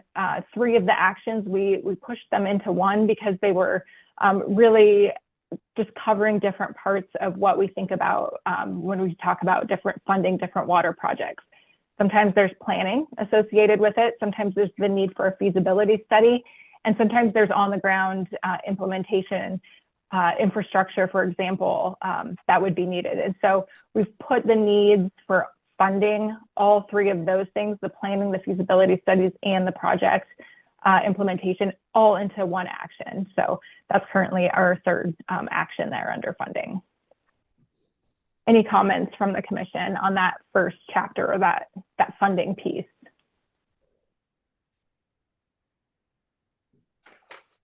Not seeing any hands there. So I'll move on to we're still in the strategy actions, the part 2 of the document. So chapter 2, partnerships and planning. The idea behind this particular chapter is that we're co-locating 3 planning issues. So I want to elevate the fact that they're not, one of them is not new. We've got, all 3 of them are not new. We've got local and regional planning actions, which used to be called place-based efforts in the 2017 version. We've got land use planning, which used to be called water and land use in the 2017 version. However, all of the content of that narrative was really focused on land use planning specifically. And then extreme events was the other category that was covered in the 2017 version, which is really heavily integrated with the natural hazards mitigation planning work that the state already does. And so those 3 types of planning, it made sense to have those all in one chapter together. So that's what we've done with this chapter 2. And then also I just wanted to flag that this is one of the few chapters that did receive a new action. So all of the actions in chapter 2 are just simply kind of moving around the building blocks, as you will, of the planning related actions that already existed. We did also create a new critical issue there, and that was the coordination, collaboration and coordination action.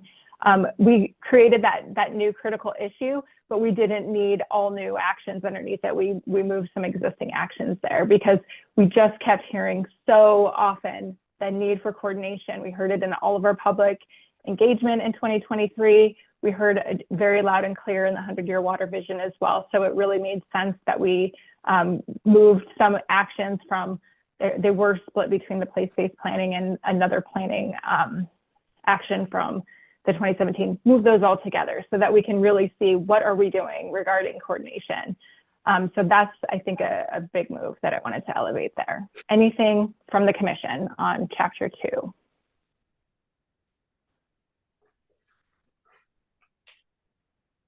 All right, we're zipping right through this. Okay, so chapter 3, the data and analysis chapter. So we've essentially put together 2017 IWRS chapters 1 and chapters 2 into the 2024 version of chapter 3. That's how we've combined all of those actions. So they're all identifying data needs. One of them, we can think about all of the data needs associated with understanding our current source. So both surface water, groundwater, water quantity, water quality, all of those actions are there located in chapter 3. And then we also have all the actions associated specifically with in-stream needs and a separate bundle of actions associated with out-of-stream needs. So those are the 3 kind of big buckets of data needs that we've got there. We've also moved a climate change research action to this chapter. So if you'll remember, one of the big moves that we made in this document was getting rid of a separate, there were 2 separate climate change actions. One of them was very redundant with all of the other things that we were doing throughout the rest of the chapter, specifically a lot of the actions that we have in chapter 4 in that stewardship action. And so we've just moved a lot of the climate change discussion and mention to example action levels as opposed to having it be its own thing. An exception there is that second action that did exist in 2017 regarding the climate change research specifically in basins. We've moved that. We kept that action and we just moved it with the rest of the data needs. So that's where that action ended up. And then we did, like I had mentioned when we were looking at the framework diagram, the only second new action that we have for the whole strategy is located in this chapter 3. So specifically, it is an action calling for in-stream long-term demand forecasts to parallel the call that we've already made for out-of-stream demand forecasts. Any comments from the commission on this particular chapter?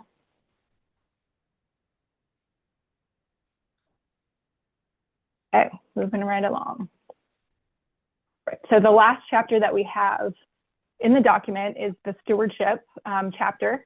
And this one, just flagging that, that discussion we had earlier at the beginning of this meeting here, or of this session, is that the management and stewardship, that's what we had called it that in the first couple of iterations back in 2023, and now it's just called stewardship. We have moved a lot of things around, I think, in terms of the order that you were seeing things appear from the 2017 version.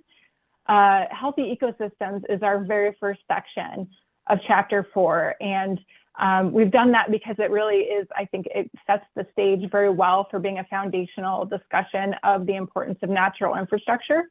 That is an important piece that keeps coming up throughout the document, but again, it just made a lot of sense to have that kind of at the front end of chapter 4 to set the stage for that discussion. Another change that we made was that there was a critical issue called public health that had 3 actions associated with it. We simply changed that name to be clean water and kept all those actions in there. The only action that really truly was a public health action was an action that specifically references drinking water. The other 2 actions were really focusing on pollution management and really not centered just purely for the purpose of public health or for drinking water, but they really need to occur for protecting the environment as well. So that was a helpful driver then in seeing that clean water and the call for clean water, it's more encompassing, it's more inclusive for all of those actions to be clearly associated with clean water for both humans and the environment. And then lastly, I'll just mention that we have a water infrastructure series of actions, and that's not new. We've had that in the 2017 version. We just moved it closer to the water use and management series of actions because those are very closely related, and it made a lot of sense to have those near one another. So any comments, questions, or concerns from the commission? That's our last chapter that we're discussing there.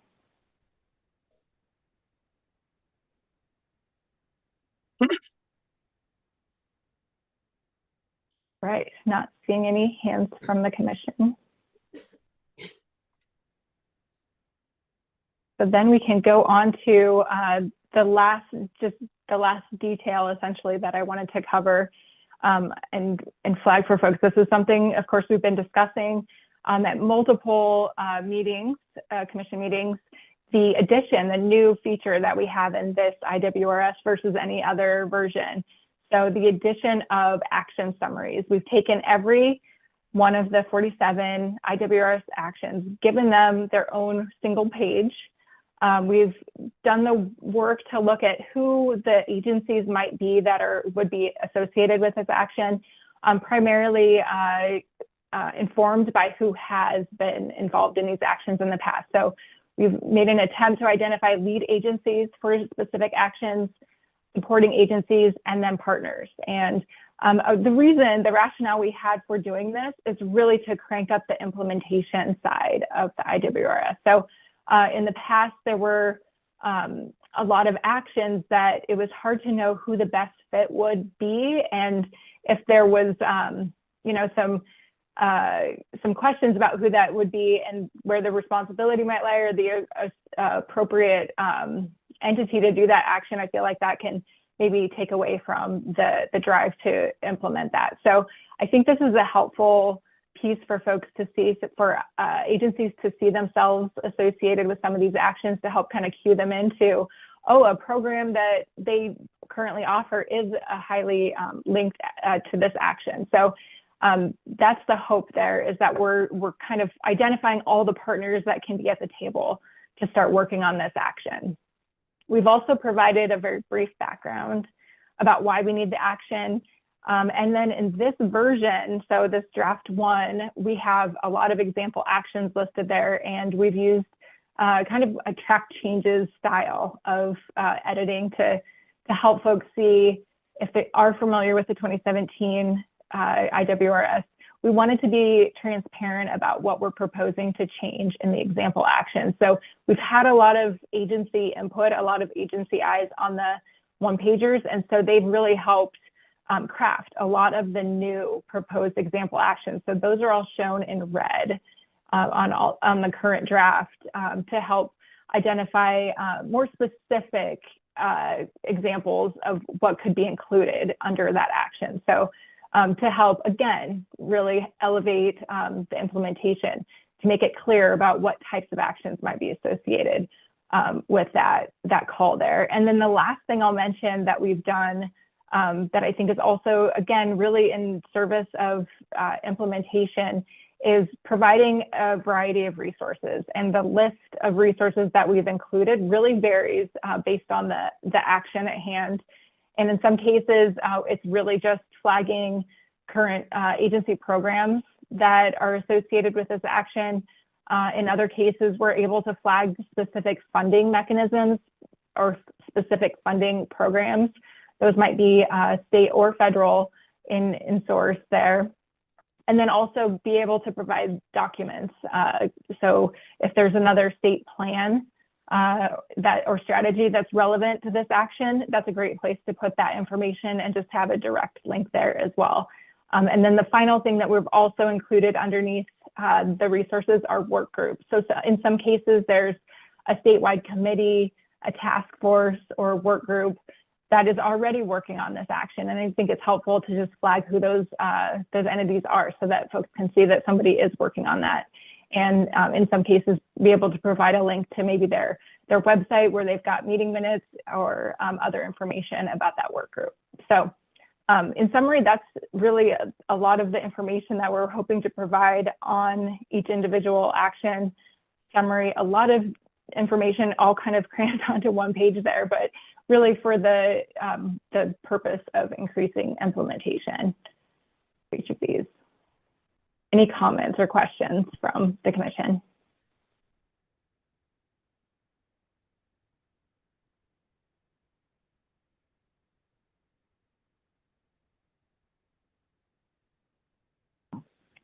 One thing sorry, go I ahead. had thought that I like these, and I wonder if it would be productive in the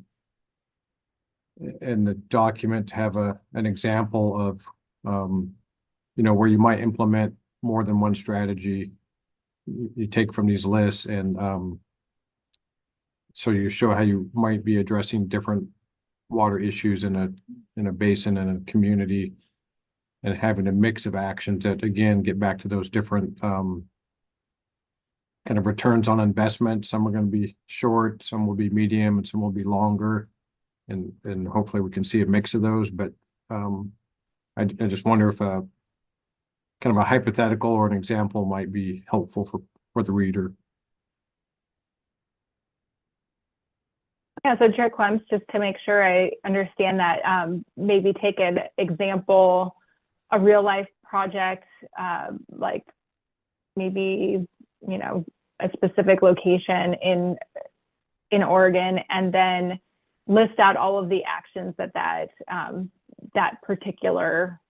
IWRS actions that apply to that particular project. Is that what you're saying? Well, maybe showing several bundled recommended actions is what I'm thinking. I've seen in a lot of cases, just because I'm now familiar with seeing a lot of, both policy and specific projects, for example, direct funding from the legislature on certain projects. Often we are flagging, OWRD is flagging the IWRS recommended action that aligns with those particular projects. And it is interesting to see that often there are multiple actions that align with that. For example, almost any project that we're talking about. So for example, let's just say a large scale floodplain restoration project. It's going to have a funding action associated with it. And then it's going to have probably several other actions, definitely something from the healthy ecosystems component. If it is addressing some in-stream issues, it could include action 10B. If it's addressing invasive species, it could have action 10D. It could have a restoration project could have multiple IWRS actions associated with it. But it sounds like maybe you're suggesting that we show a few different types of projects, a few different flavors there. So not just giving one example like a restoration project, but maybe choosing a natural infrastructure project or a gray infrastructure project and kind of showing how those fit into all of these actions. Does that sound, am I getting that right? Yeah, I appreciate that. You know, in each action, like action 12B, you have example actions, but if you know, when you have place-based planning in a community in a basin, it's going to do a series of, you know, bundled actions. Those are going to have different short and long-term benefits. And I just keep thinking that might be helpful to demonstrate. Maybe I'm wrong. Maybe I'm the only one that thinks or maybe other people are already seeing that in these example actions, but because a community is going to do more than one action, obviously, and you just gave some examples about how a project can address multiple objectives from the strategy. Mm-hmm.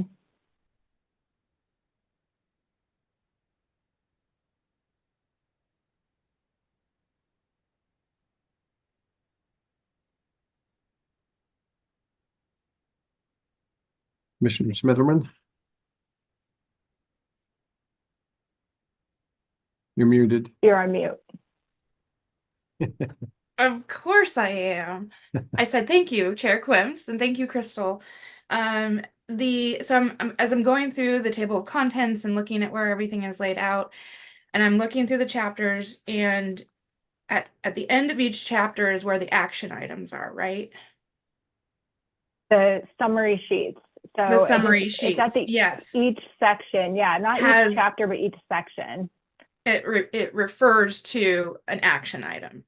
And then that summary sheet is at the end of that chapter. It's at the end of a section. So At the end of in the section, chapter, right. So like in chapter 4, just for other folks that are listening. So in chapter 4, there's healthy ecosystems. There's about 4 or 5 actions associated with that. You're going to see all the action summaries at the end of the healthy ecosystem section, rather than having it all the way at the end of chapter 4, which has multiple that actions. makes sense. So Yeah, to not have to wait. And I'm just wondering if it would be helpful to folks to have that in the table of contents where those summary actions are within those sections. Okay. And then just a little thing I noticed, chapter 1 funding under table of contents, I think it's without a page. And I think it's what I'm looking at, it's page 37. Okay. Oh, is that the action number, the action summary sheet? No, It it's doesn't have the a page? beginning of chapter 1. Oh, okay. And The- so right, Yeah. yeah, so it just skips to page 38, which is chapter 1, actions at a glance. But Okay. every other beginning of the chapter calls out a page, and so it looks like it just got page 37 just got missed.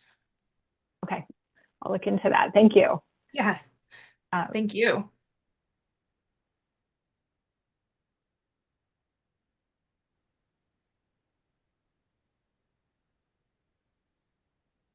Chair Quims? Yes. I would just like to reiterate how important these action summaries are. These are the pages that have been missing out of the previous versions of the IWRS. The previous versions went to extensive lengths through the advisory groups and the other agencies in compiling all of the actions that are out there that we can be working on and making progress. But As I mentioned before, nowhere did it summarize how to get there. It was just a called out action item. And I just want to acknowledge Crystal and all of her team and all of the partners who have weighed in on this, the good work of summarizing these, because this is the roadmap here. This is the piece that really helps us advance these action items. So well done, Crystal. Thank you.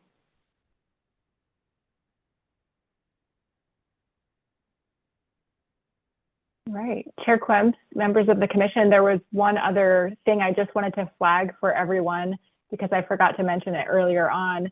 The example actions, two other things were very much at the forefront of our minds when the agencies were going through and adding additional example actions.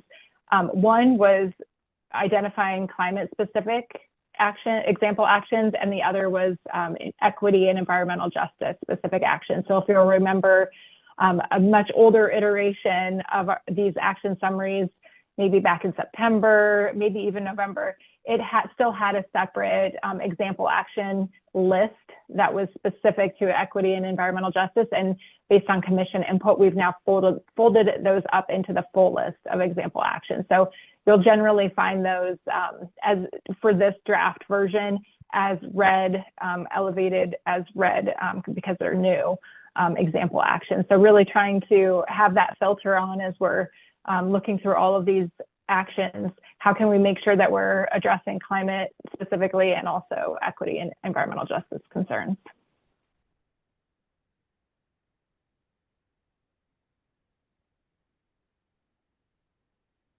All right, I'm not seeing any more questions, so let's see what else we have here. That is really it.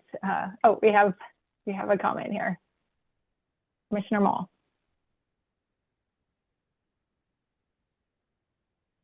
Thank you, Crystal. Maybe we can just take down the shared screen so we can see each other a little better for the conversation. Yeah. Thank you. I agree with Doug that I see great value in the one sheets. I'd like in the remaining months to see what we can do to so I'm trying to imagine how they're going to get used. And one of the things we talked about last time was, well, this is the kind of thing you could pull out and work with a legislator on, or you could pull out and work with a cross agency team or something like that. And if I do that, they become still very intentional and less, they're statements of good intention, good broad intention. But they aren't, they vary in the degree to which the specific actions lead to specific outcomes. So that question, before this was, there's a context for why and something for how. And the question for me still is to what end? To what end are these? And some of the actions, especially some of the newer ones, some of the ones around social justice and equity, do a fairly good job of that. But for example, just pulling one out of the hat, under water planning action 4B, support updates to local comprehensive land use plans.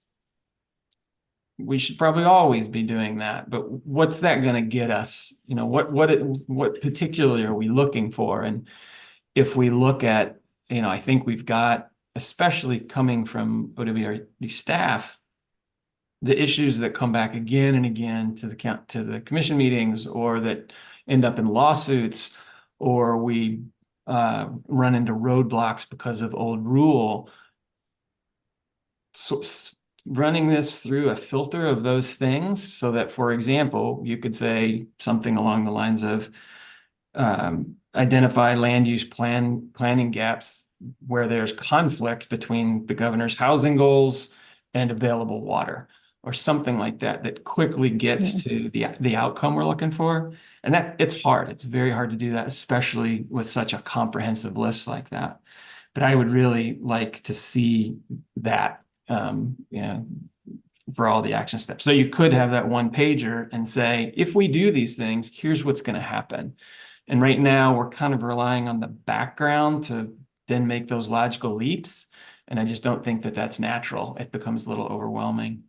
That's one thing. And the other thing overall is I still feel, I think I expressed this before, that we have a tendency to want to give all of the context first. And so, you got to go through, 40, 50 pages of here's the setting before you get to, again, my bias of what a strategic plan is. It's something that says, here are actions we're going to take. And I would, probably flip it around and say there's a big context section as an appendix at the end, but vision and commitments, actions, and have that right up front. Otherwise, as a reader, I think you can get exhausted and overwhelmed by trying to understand all of the context. Thanks. Thank you, Chair Clemps. Commissioners, other input? Commissioner Lee, and then Raquel, you wanted to add something? Yes, I have some agreement with Joe in that I would like to see actions more accentuated. As I was reading through the whole thing, I noticed that in some of the sections, like where it lists out all the federal agencies and all the state agencies, if perhaps those would be appendixes to cut down a little on the content. But that was just my thinking. I don't know if others feel the same way. Chair Quemps, commissioners, I think this is a great time to step back for a second and just think about where we are at with the IWRS. And so we know what drafts we had before, right? And we are in a bit of a period of transition with this current draft. What we've heard from folks and what I just heard from Commissioner Mull is the document's long, right? And in the comments in that case were more about there's all this context and background up front. And part of that is because we want to make sure that we are providing information for folks that are not familiar with all of these different programs in state government. In that context can be helpful for some folks. It's an interesting comment to say, put that in the appendix. And at the same time, I heard some conversations about this being an 8-year plan.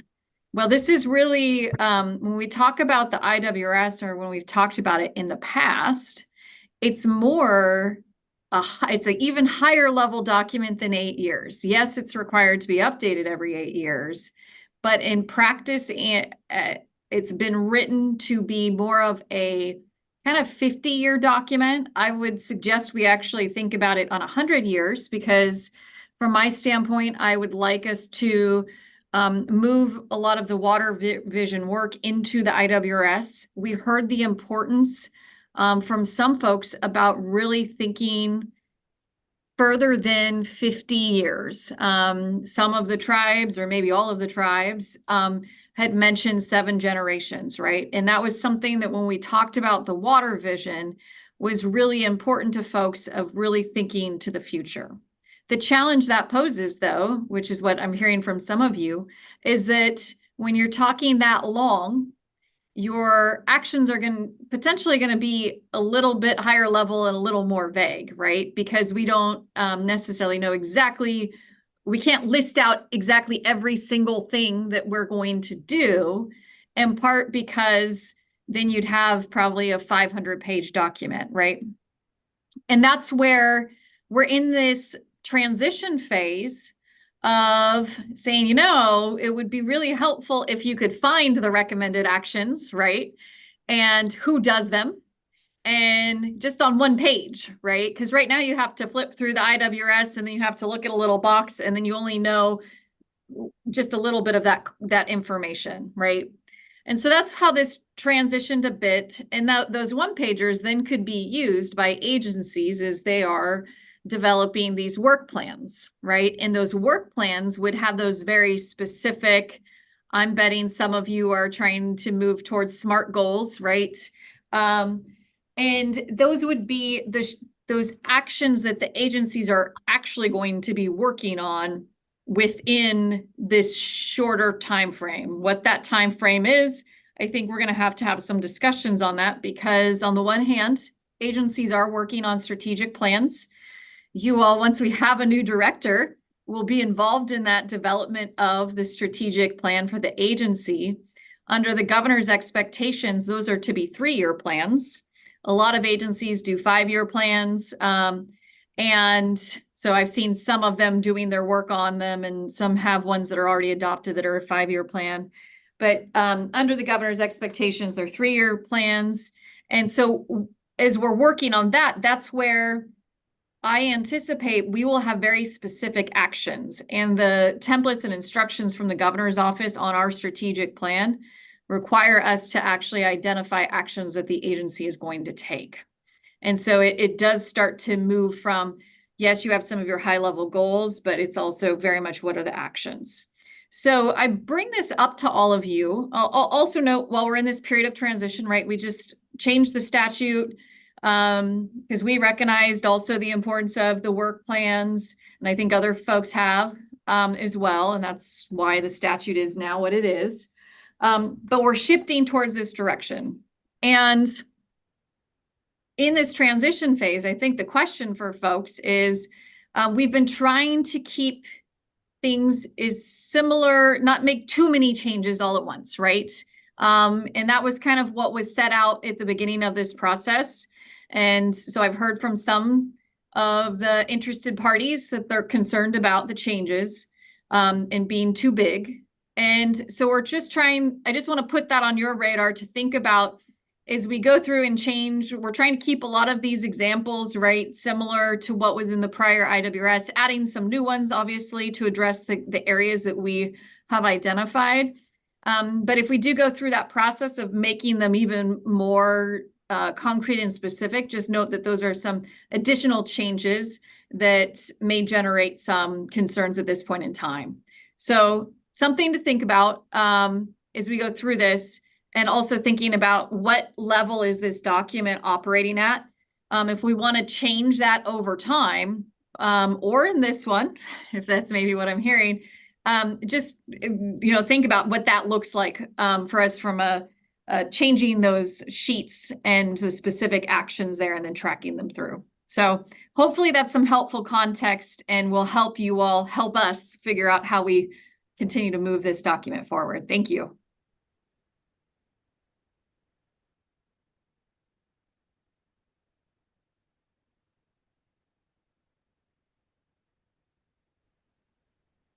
Thank you, Raquel. Any other questions or comments? Man, I sure wish we were all together in person. This is a lot harder on the screen. Raquel, I do appreciate all that context and the reminder of scale and things. And I'm not saying, I don't mean to suggest that we need that we should expect that every one of these example actions gets more greatly specified. I've said before, and I'll say it again, I think in some ways we're trying to do too much, and the implication that we're going to be able to solve all of these things. And even though this isn't the place where we necessarily need to prioritize by including or not including things, we're prioritizing at one level. But what I do think is important, and what I think that people are, we got some feedback that, gosh, so much work went into the 2012 and 2017 updates that you can't just abandon that. Well, some things are working and some things are not. And we do need to make some changes. But I think what I hear consistently from people is they want to move. Good intentions are great. Good intentions are good. But what are we going to do differently? How are we going to behave differently? And then my suggestion for these, whether we call them example actions or priorities or whatever, is to say, doing them for this purpose, that we're just more explicit. If we want to do them, finishing the sentence, that a lot of them I think are just well-intended, unfinished sentences. We're going to do this. Yeah. Saying, let's do this because it's going to resolve this particular groundwater issue. It's going to resolve this dam relicensing issue because it goes to 16 different agencies in a consecutive order instead of at the same time. That kind of specificity, I think the public the partners and the agency folks are all demanding. So I think people would welcome that change. Chair Krems and Commissioner, I appreciate that feedback because, you know, we are trying to make this a document that is useful, right? And that is really the continued direction that we're moving in, and these refinements I think are helpful. So I appreciate that feedback for us to consider, for Crystal and her and the folks working on this to consider.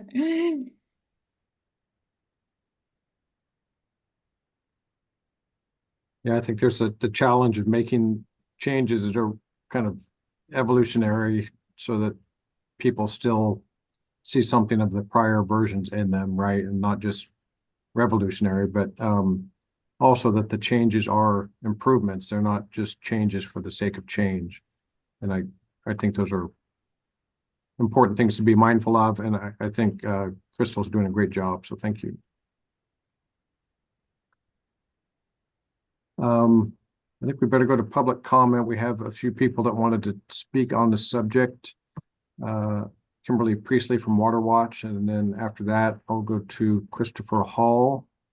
We had one other signed up that we haven't seen yet, but we'll begin with those two, please. I seem to be having problems with my video, so I'll just go ahead. Chair Krems, members of the commission, thank you very much for the opportunity to comment on the state's integrated water resources strategy update. We will be submitting extensive written comments, but at this point, I'm still wading through the document, so we'll hold our comprehensive comments for that. Today, I'm just going to offer some of our high-level observations. Before doing that, I will note that WaterWatch did offer verbal testimony consistent with comments I am offering today at the June and September meetings, as well as written comments at the November meeting. Given that those concerns still stand, we are here today to reiterate and maybe put a finer point to them.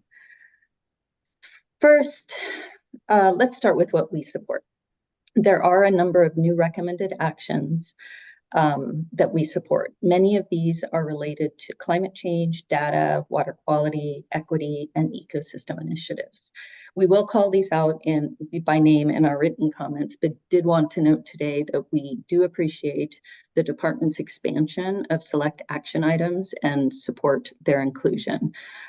This was the original intent represented to stakeholders as to the scope of the update, so we really appreciate the state's attention here. That said, despite support for many of the new action items, we do have a number of concerns with the update as a whole. First, while we have raised this before and risk continuing to shout into the wind, I did want to note again that we have serious concerns with a whole-scale restructuring of the IWRS. It's not that we don't think some reorganization is in order, we do.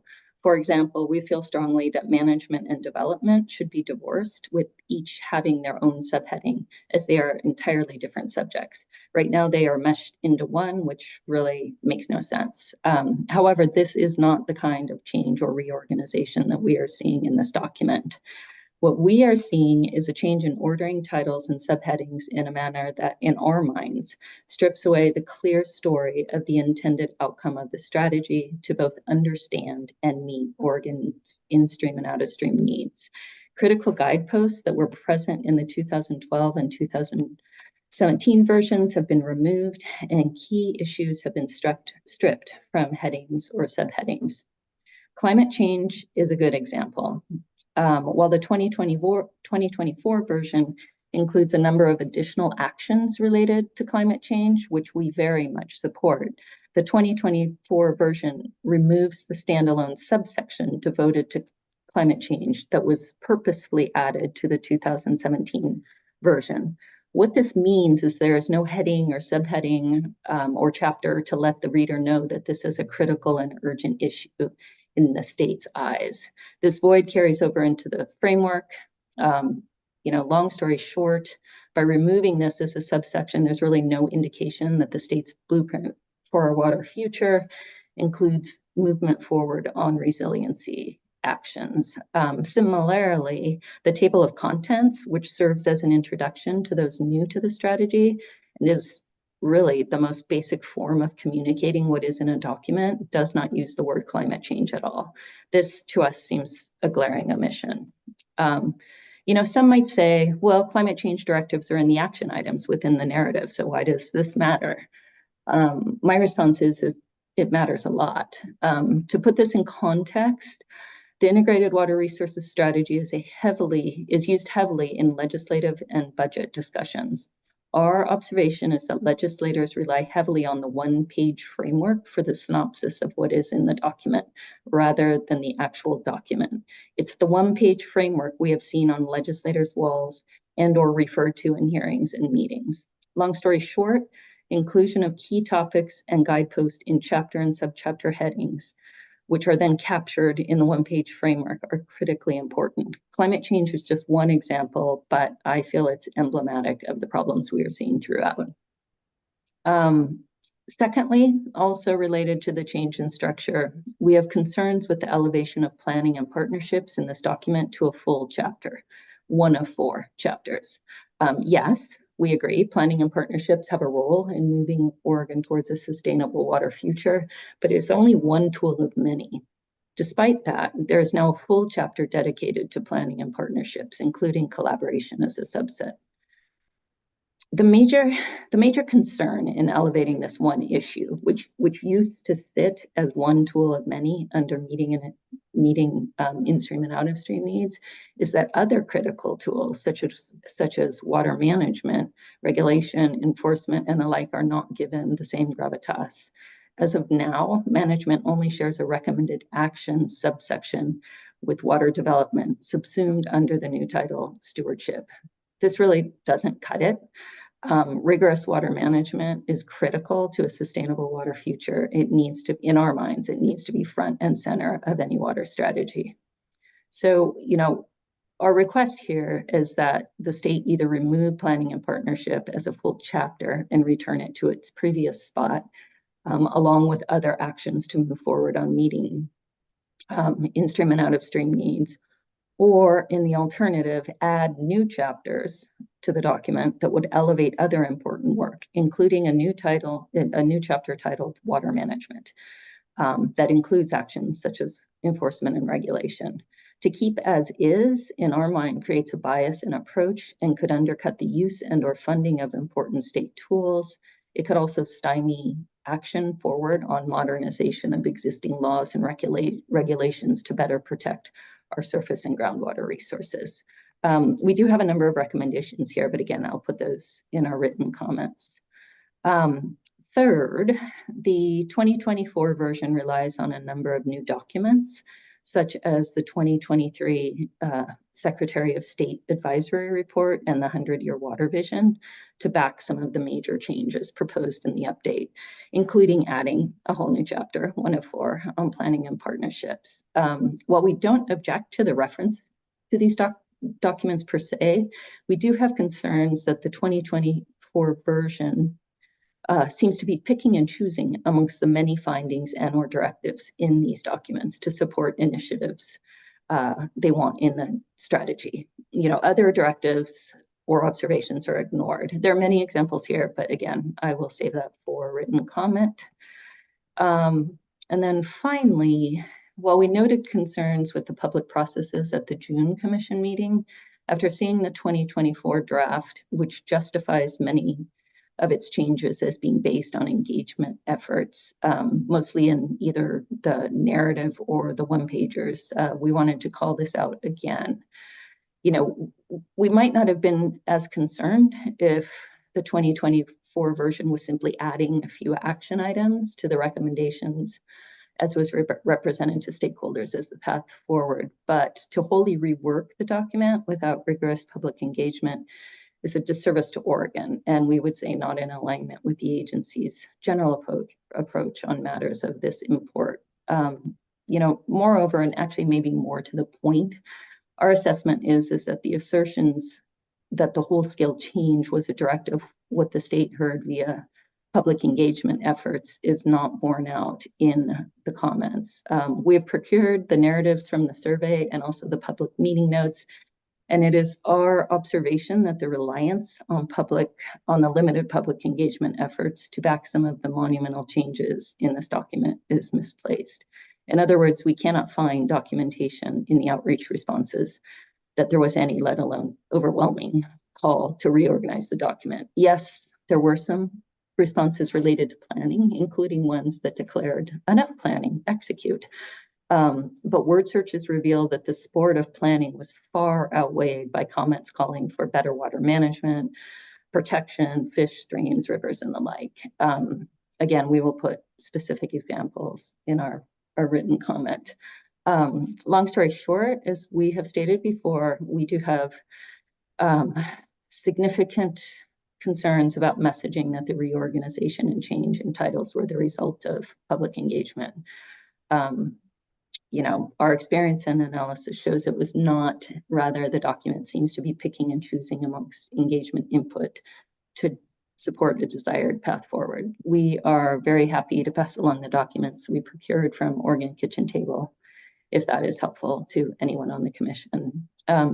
These are, just a few of our high-level concerns. Again, our full assessment will be provided in written comments.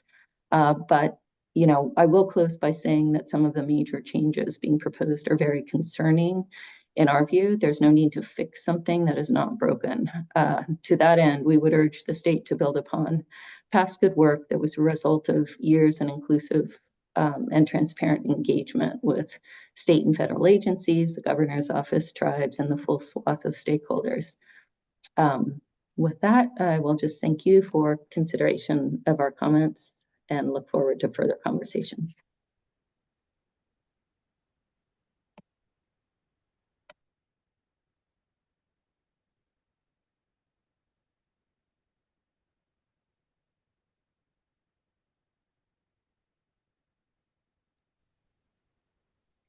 Eric, you're muted.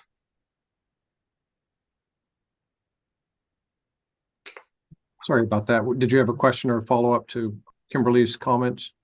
No, I would thank her, but I don't have any questions or comments. Thank you, Kimberly. We'll go to Christopher Hall now and then Conrad Fisher after him.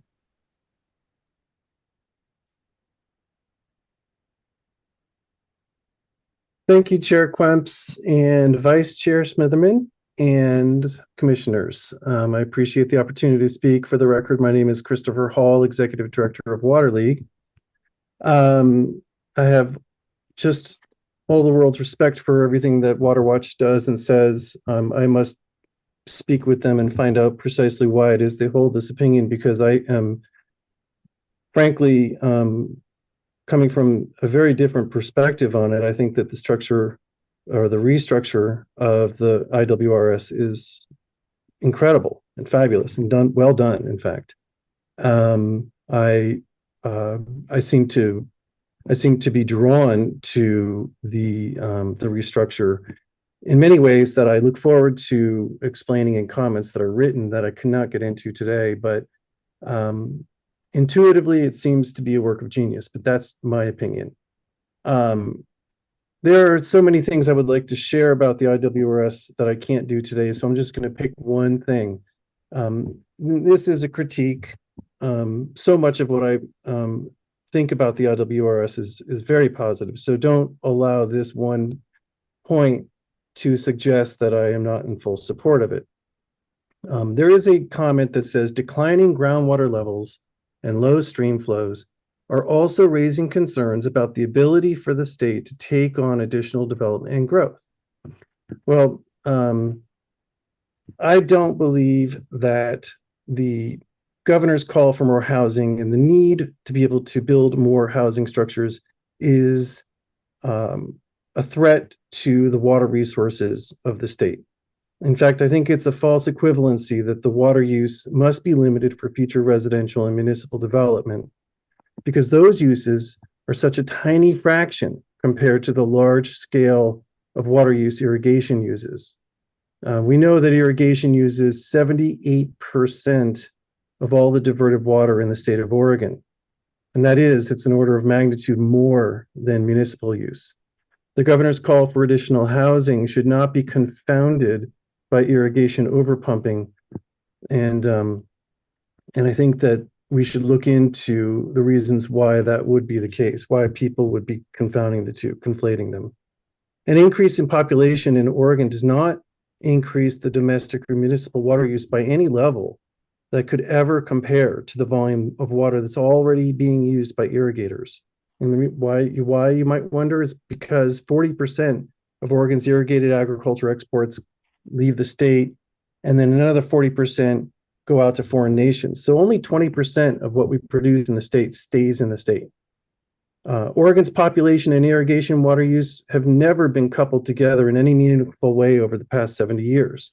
Whether there's 2 million or 4 million or 6 million people in the state, the vast amount of water use by irrigation wouldn't increase while the domestic and municipal uses inch up their tiny little increments. So much water is used for irrigation to benefit others outside the state. We call that virtual water exports. That no amount of the expected in-state population growth will ever meaningfully impact Oregon's water sources the way export crops do.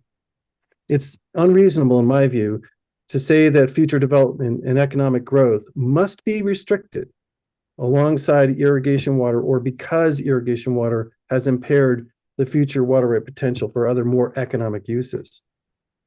Should lawns be restricted in areas with declining groundwater? Absolutely. If the city of Bend wants to get more water, groundwater resources, they probably should not be permitting people to have lawns. Should apartments and condos be restricted in cities? Absolutely not.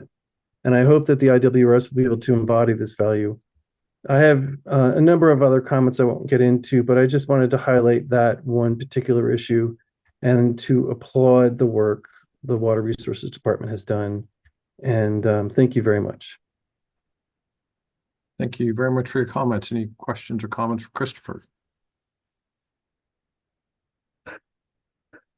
If not, we'll move to Conrad Fisher, please. Hi, thank you. I'm Conrad Fisher with Water Climate Trust. My home is the Klamath Basin, so I work on both California and Oregon water policy issues. The underlying goal of the organization for which I work, and my goal, and I believe the goal of the authors of this report, is to achieve an outcome where there's enough in-stream flows sufficient to prevent endangered species, to support recovery of endangered species, and to satisfy tribal beneficial uses of in-stream flows. They're recognized in California more so than Oregon, but these two essential outcomes, I think, should be stated very clearly, even more clearly than they are: endangered species recovery and satisfying tribal beneficial uses of in-stream flows. Assuming that is a goal, the most successful way to achieve that, the most viable path, is to establish in-stream flow requirements that are consistent with those goals. I would love to see that as a specific action item. What are the steps necessary? I will assume you need specific direction from Oregon DFW. Whatever you need, maybe express that. But in the action items, maybe do what California did. Identify the 5 streams in Oregon that are in most need of in-stream flow requirements, prioritize them, but set benchmarks and satisfy these in-stream flow requirements before we lose any other species of salmon and before tribes continue to not be able to exercise tradition because there's not enough water in rivers. The strategy also speaks a lot about public money, and that's kind of the other side of the coin on in-stream flows. I would just draw your attention to certain water funding principles we've developed. First, do no harm. Earlier in this meeting today, we talked about this Trout Unlimited project to line a ditch, a lot of other water conservation projects. Well, unless there are in-stream flow requirements, many things that look like conservation actually result in less water for fish and less water in the ground. We really need to measure the impact of conservation projects and ditch linings and all of these things that on paper appear good, because if you don't, they can very well do more harm than good. And once we're able to measure the impact, dedicate conserved water to ecosystems. I mean, Oregon has this allocation of conserved water program, but it's voluntary. I would say if we are giving away our taxpayer money, especially if that money is earmarked to help fish, then we should actually verify that it helps fish and does not harm fish. So I would recommend that maybe attach some strings to money, or don't give away fisheries money for projects that harm fish. And I'll put in the chat a report about measuring the impact of environmental water transactions. That's a very extensive report on how, if you want to do the proper water accounting so you know the impact of projects on in-stream flows, you can actually do that. And in most cases that we just don't have the data to know the impact. So thank you for that, and I'll put that in the chat. Thank you. Questions or comments for Conrad, please?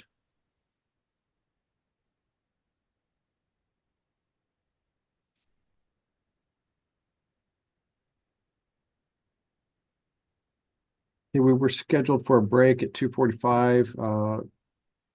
Director Woodcock, do we have time for at least a 5-minute break and maybe get to the next agenda item after that? Yes, we do. Sorry, I was having trouble coming off mute. Does it sound good to everybody? Okay. It's 3 o'clock. We'll reconvene at 3:05. Thanks.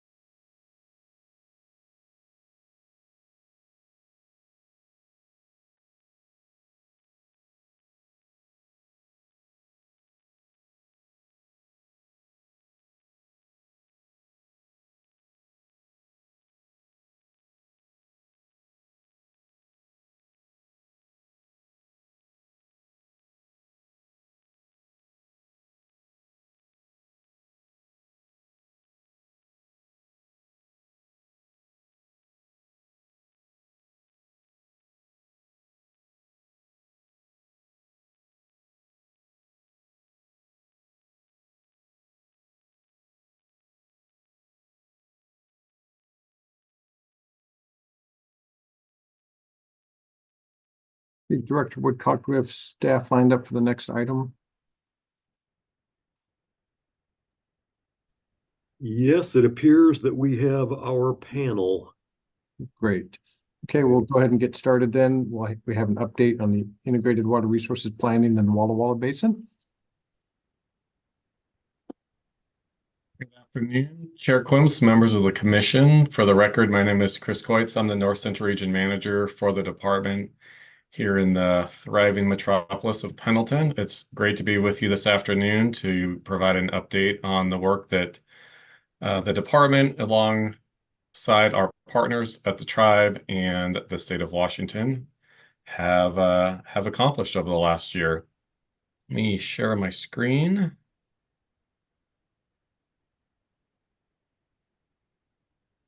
And then find everybody again. Alrighty. Can everybody see that? Yes. Yes, we can. Never know if you're sharing the right screen. So I am very happy to be joined by my fellow panel members this afternoon, and I will let them introduce themselves in the order on the screen. So Mr. Kiono. Good afternoon, Chair Quims, member of the commission. My name is Anton Kiono, and I'm the Habitat Conservation Project Leader for the Confederated Tribes of the Umatilla Indian Reservation.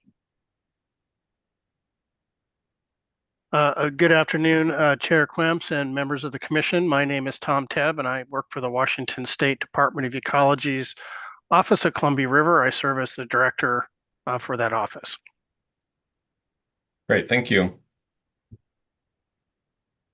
So a little overview of our discussion today. We're going to provide a brief overview and history of the Walla Walla Basin, discuss briefly some past water planning activities that, looking back about 20 years in the basin, and then talk about the work that we've done in the last 5 or so years in developing this 30-year strategic vision and plan for the basin. Touch briefly on our role as the 3 sovereign governments who have a water management responsibility in the basin, and then the Walla Walla Basin Advisory Committee.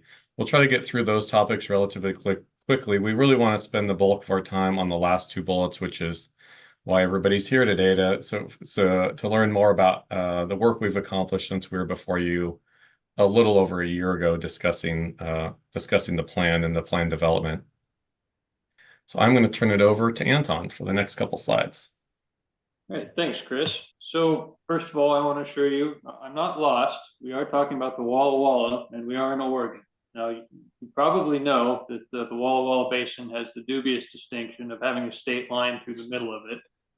It's located, as you can see here on this map, straddling the state line between Northeast Oregon and Southeast Washington.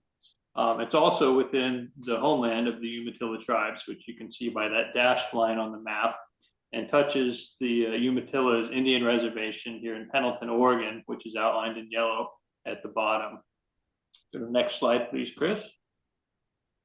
And so the Umatilla tribes are one of Oregon's federally recognized 9 tribes, but actually a confederation of the Umatilla, Cayuse, and Walla Walla. The tribes signed their treaty of 1855 in the Walla Walla Basin, actually, on the banks of Mill Creek. And this treaty reserved a variety of things to the tribes, and among them was the right to take fish at all usual and accustomed stations. So salmon are very, very important to the culture and traditions of the Umatilla tribes, and the Walla Walla used to be a very important place for the tribes to fish. However, by the early 20th century, salmon were extinct in the Walla Walla due largely to the dewatering of the rivers and streams in that basin from irrigation diversions.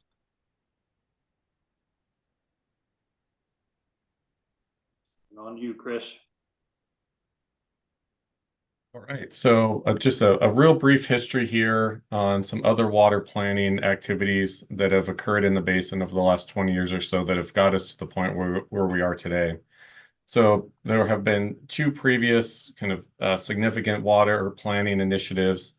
The first being a U.S. Army Corps feasibility study that kicked off in 2002. This was shortly after a stipulated agreement from the U.S. Fish and Wildlife Service, with 3 significant irrigation districts in the basin, 2 in Oregon, 1 in Washington. The change in water management as it resulted from the stipulated agreement brought upon the basin the need to try to figure out how to manage water in a different way.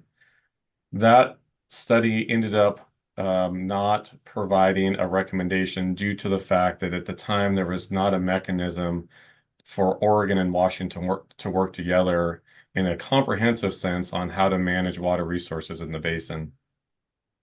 The Walla Walla Watershed Management Partnership was kind of next in line. There's a longer history around the partnership. This was born out of a legislative requirement and as a pilot process with the kind of stated goal of trying to figure out how to manage water resources in a more efficient way, and looking at water supply alternatives ran into the same issue. If that state line was really becoming an encumbrance on the comprehensive water planning in the basin. And that leads us to the last bullet here, the Walla Walla Water 2050 plan. Once again, a legislative requirement from the state of Washington, but Director Tebb and other colleagues of Tom's in the state of Washington acknowledged that if this plan was going to be successful, it really needed to be a comprehensive basin-wide approach, and thus was born the Walla Walla 2050 plan. That is the plan that we are in the process of implementing. The plan was finalized and adopted in 2021. Implementation began in 2022.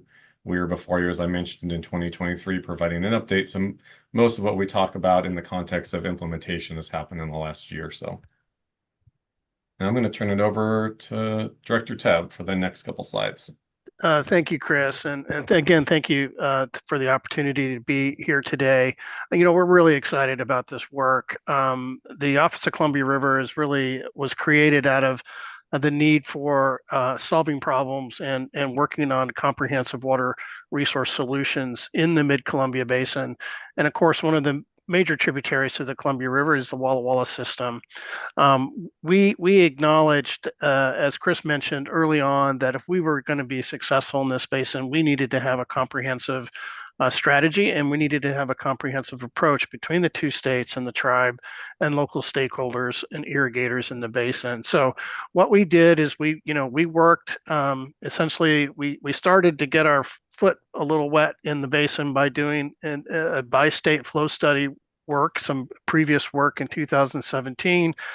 I think folks saw some of the work we were doing elsewhere in the Yakima Basin and the Icicle Creek watershed in other places in Washington, and thought, you know, this notion of what you all have been talking about this afternoon of integrated water resource strategies and employing them in a collaborative, comprehensive way with the community was the way to go. And so we started working, as Chris mentioned, back in 2019 through 2020, 21 to kind of land the partnership, which was a locally led effort, but 2, to kind of move that process and use the basis and some of the collaborations and foundation of that process to build on the Walla Walla 2050 process. So we are looking at a 30-year planning horizon. As I mentioned, it employs this notion of integrated water resource management, where we're looking at all aspects of the basin. And it integrates these goals and solutions from the basin's stakeholders' diversity, and in both Washington and Oregon. And so we're very pleased about that. Next slide.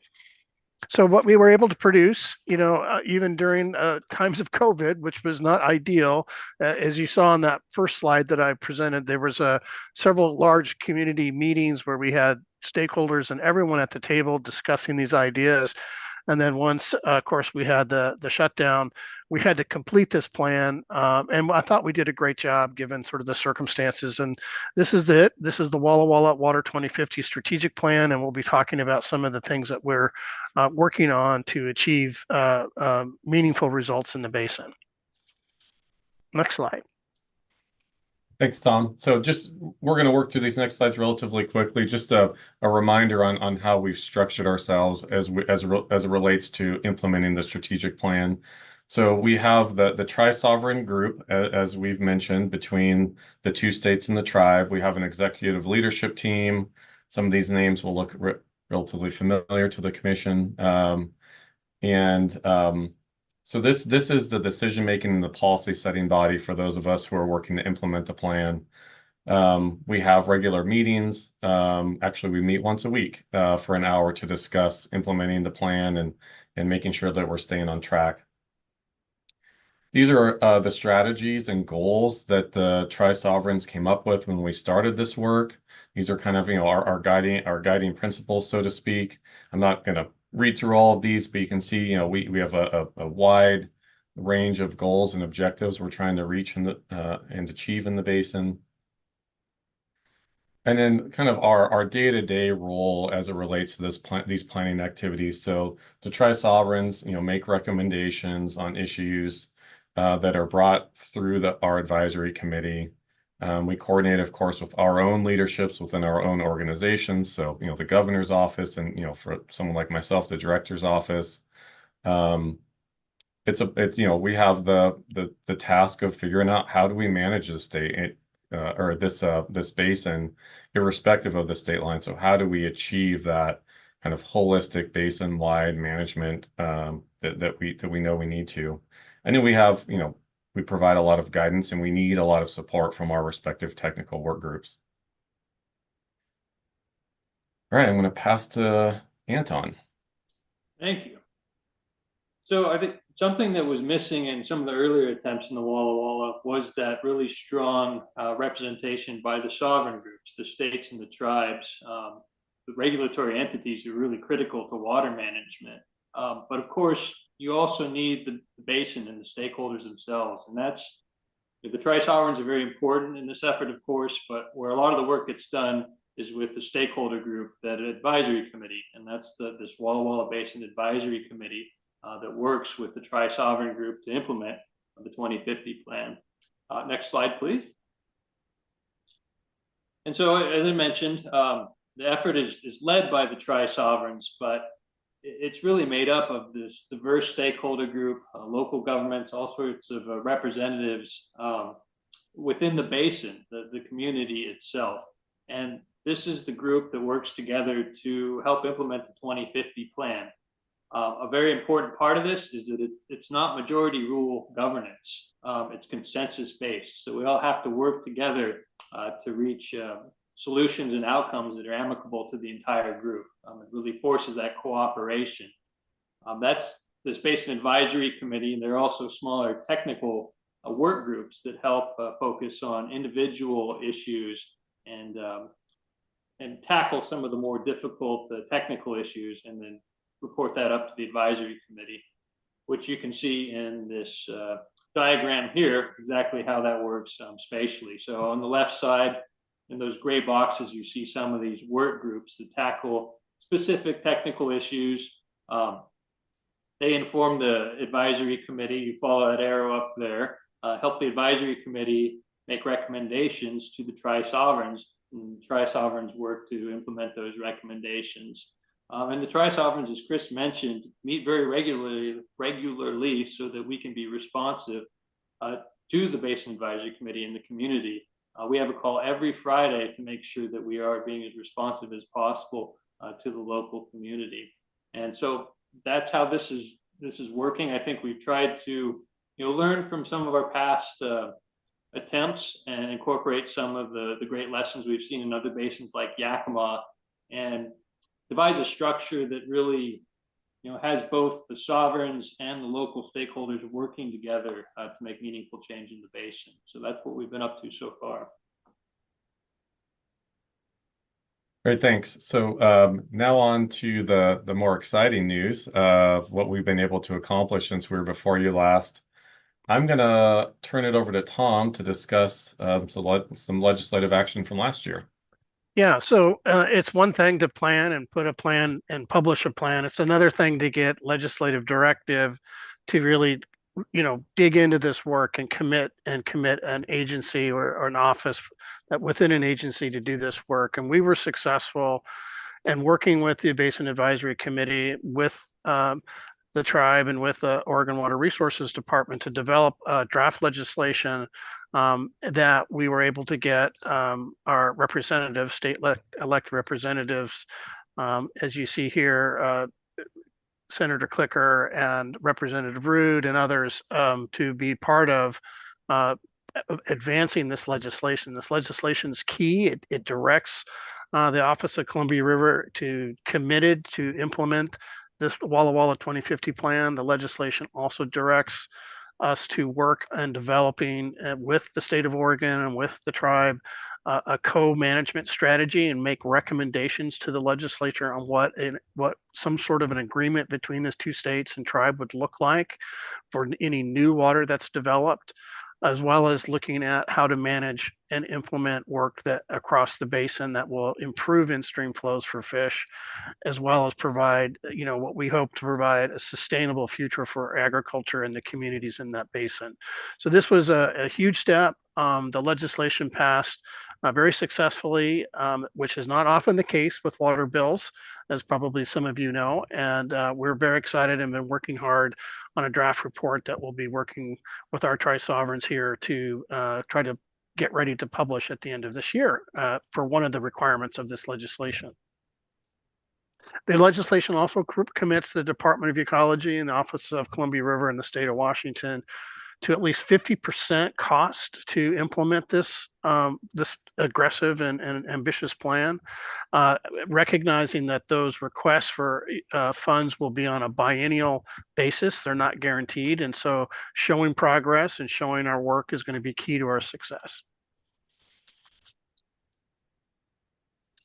We also made a run at legislation in 2023, and that initial attempt wasn't successful, but thanks to Senator Hansel and Representative Levy, we were able to reintroduce that bill with a couple very minor modifications as Senate Bill 1567 in this session, and very happy to report that the companion piece of legislation in Oregon, passed with a very high level of bipartisan support, and then just found out that it was signed by the governor yesterday. So we have our companion piece of legislation. It's not an exact carbon copy of the legislation from Washington, but it mirrors it very closely.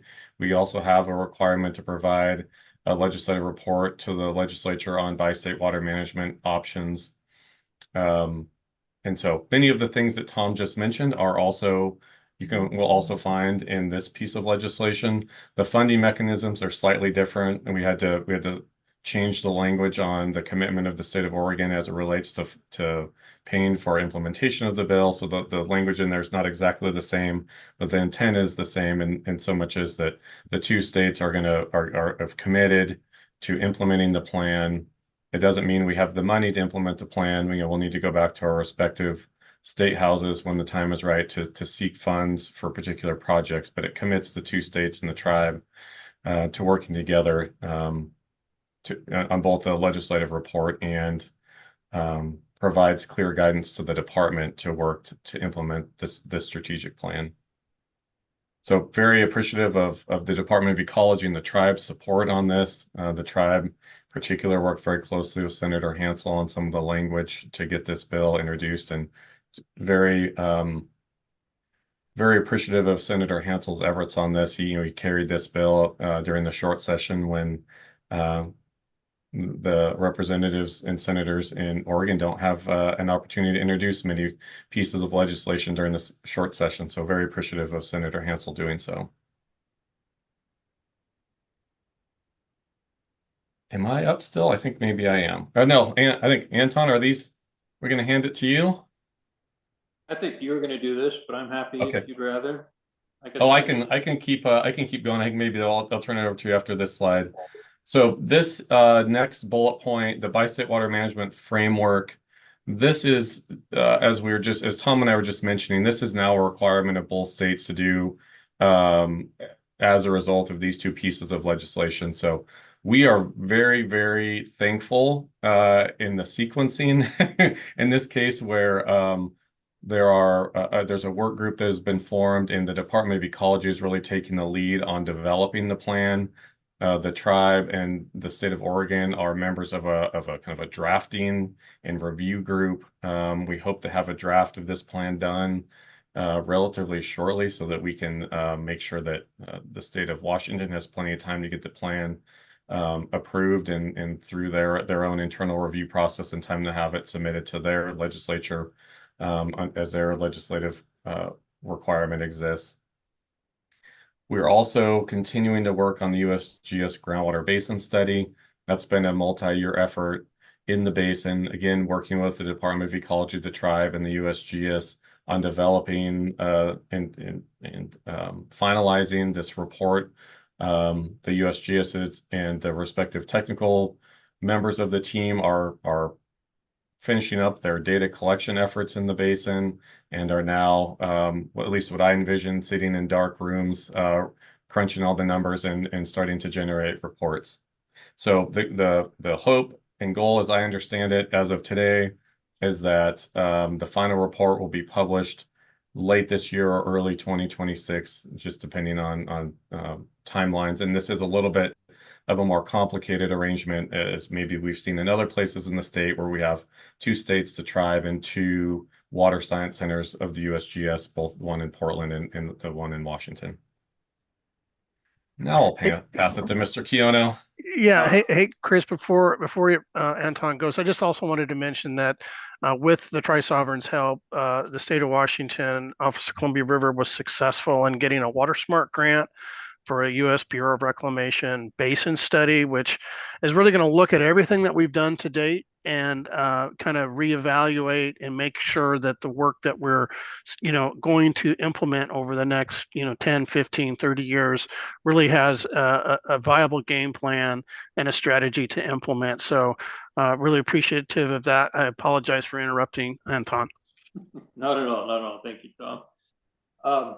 Yeah, I think with the implementation of the plan, we've tried to be strategic as we can. As Chris mentioned, we really needed that firm legal foundation, that firm data foundation to build from. So we're working on developing that bi-state management framework. We're working with USGS to get a better understanding of groundwater and how that impacts surface water and management in the basin.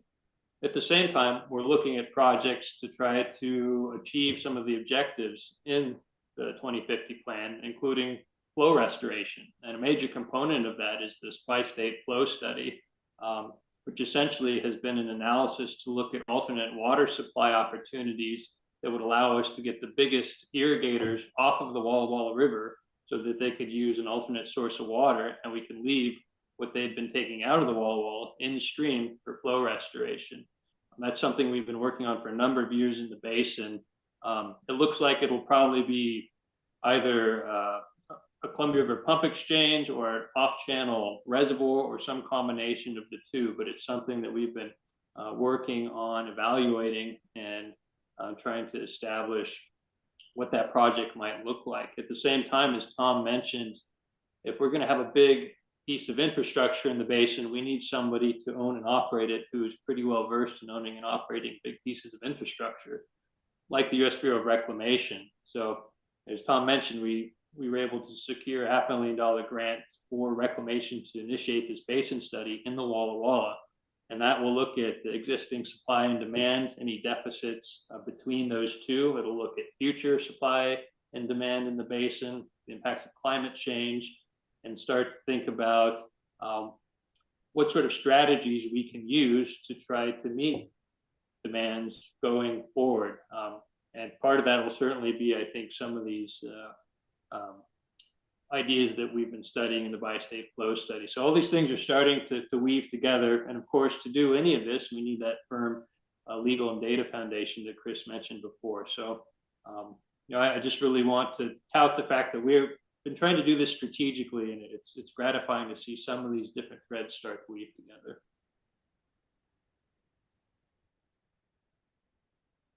Yeah, I just wanted to briefly mention some of the public engagement work that the department has been doing in collaboration with the state of Washington and the tribe. So something that we have has been an important component of our work is if we do our work in a silo and we're not very good at talking about it, then it's going to be hard to garner a lot of support more broadly in the basin. And so with the addition of an engagement coordinator position at our agency, working with some communication staff within the Department of Ecology and leaning heavily on Mr. Kiono and other staff within the DNR of the tribe, we've been able to really make some big strides forward in how we communicate our work and the direction that we're wanting to go in the basin. So in a couple different categories here, we've been able to hold some public engagement events focused on the USGS study. So we held 2 in 2023.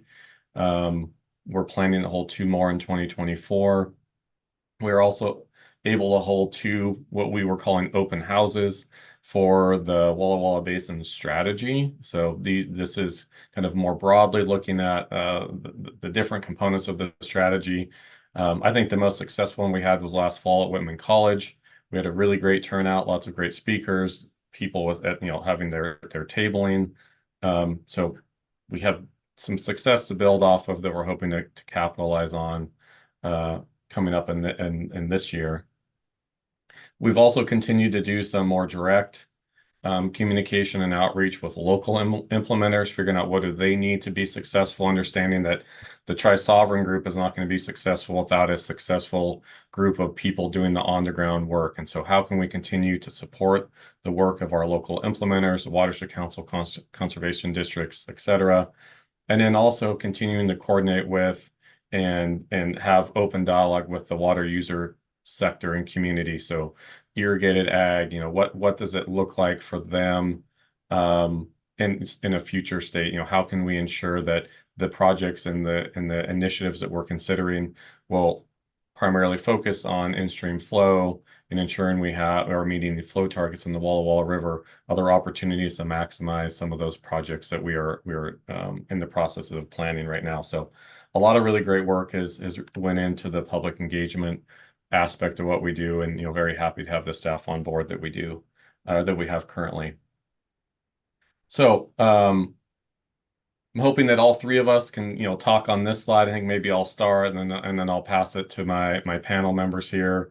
I guess just to start with, I really put our success in kind of 2 different ways. We have a really engaged stakeholder and implementer group that shows up month after month to these meetings. They commit their time, they provide their expertise, their thoughts, their input. This work really wouldn't be successful without having that group of people who are committed to this work. And so a lot of appreciation for their time and effort. And then my panel members and the other associates that we work with week in and week out from the tribe and the Department of Ecology. This wouldn't be successful if we weren't able to, work together. And it doesn't mean that all of our conversations are always easy. We have we challenge each other. We push each other to think about how do we do this work, that we're considering all the options, we're kicking over all the rocks, but just so appreciate the team that we have and appreciate Tom and Anton being here today. So a couple of things that I just wanted to focus on here, the fact that we both have legislation that we are going to be working to implement. We still have to figure out how do we implement that legislation? How do we hand developed water off from Oregon to Washington in a way that is that we're communicating that action, but also gives the state of Washington the tools they need to manage that water differently than maybe they have in the past in Washington. So making sure that we're well coordinated on implementing these new pieces of legislation. And then we really need, and we've leaned in heavily on this work to figure out which water supply alternative do we think is going to work and be successful. And the Bi-State Flow Study is identifying those projects, and then the Bureau of Reclamation study, of course, is going to vet those projects. But we're circling in on, well, what project do we think is going to be the one that we're going to hang our hat on, that the 3 governments think will be successful. That work will be really important in what we do next. Once we kind of check that off the to-do list, that will dictate some of the next actions that we have to take. So looking forward to working on that. over the next year, and then of course coming back to the commission, in subsequent years, and providing these sorts of updates. But I want to pass it off maybe to Tom and then Anton for them to share their thoughts on where we're headed.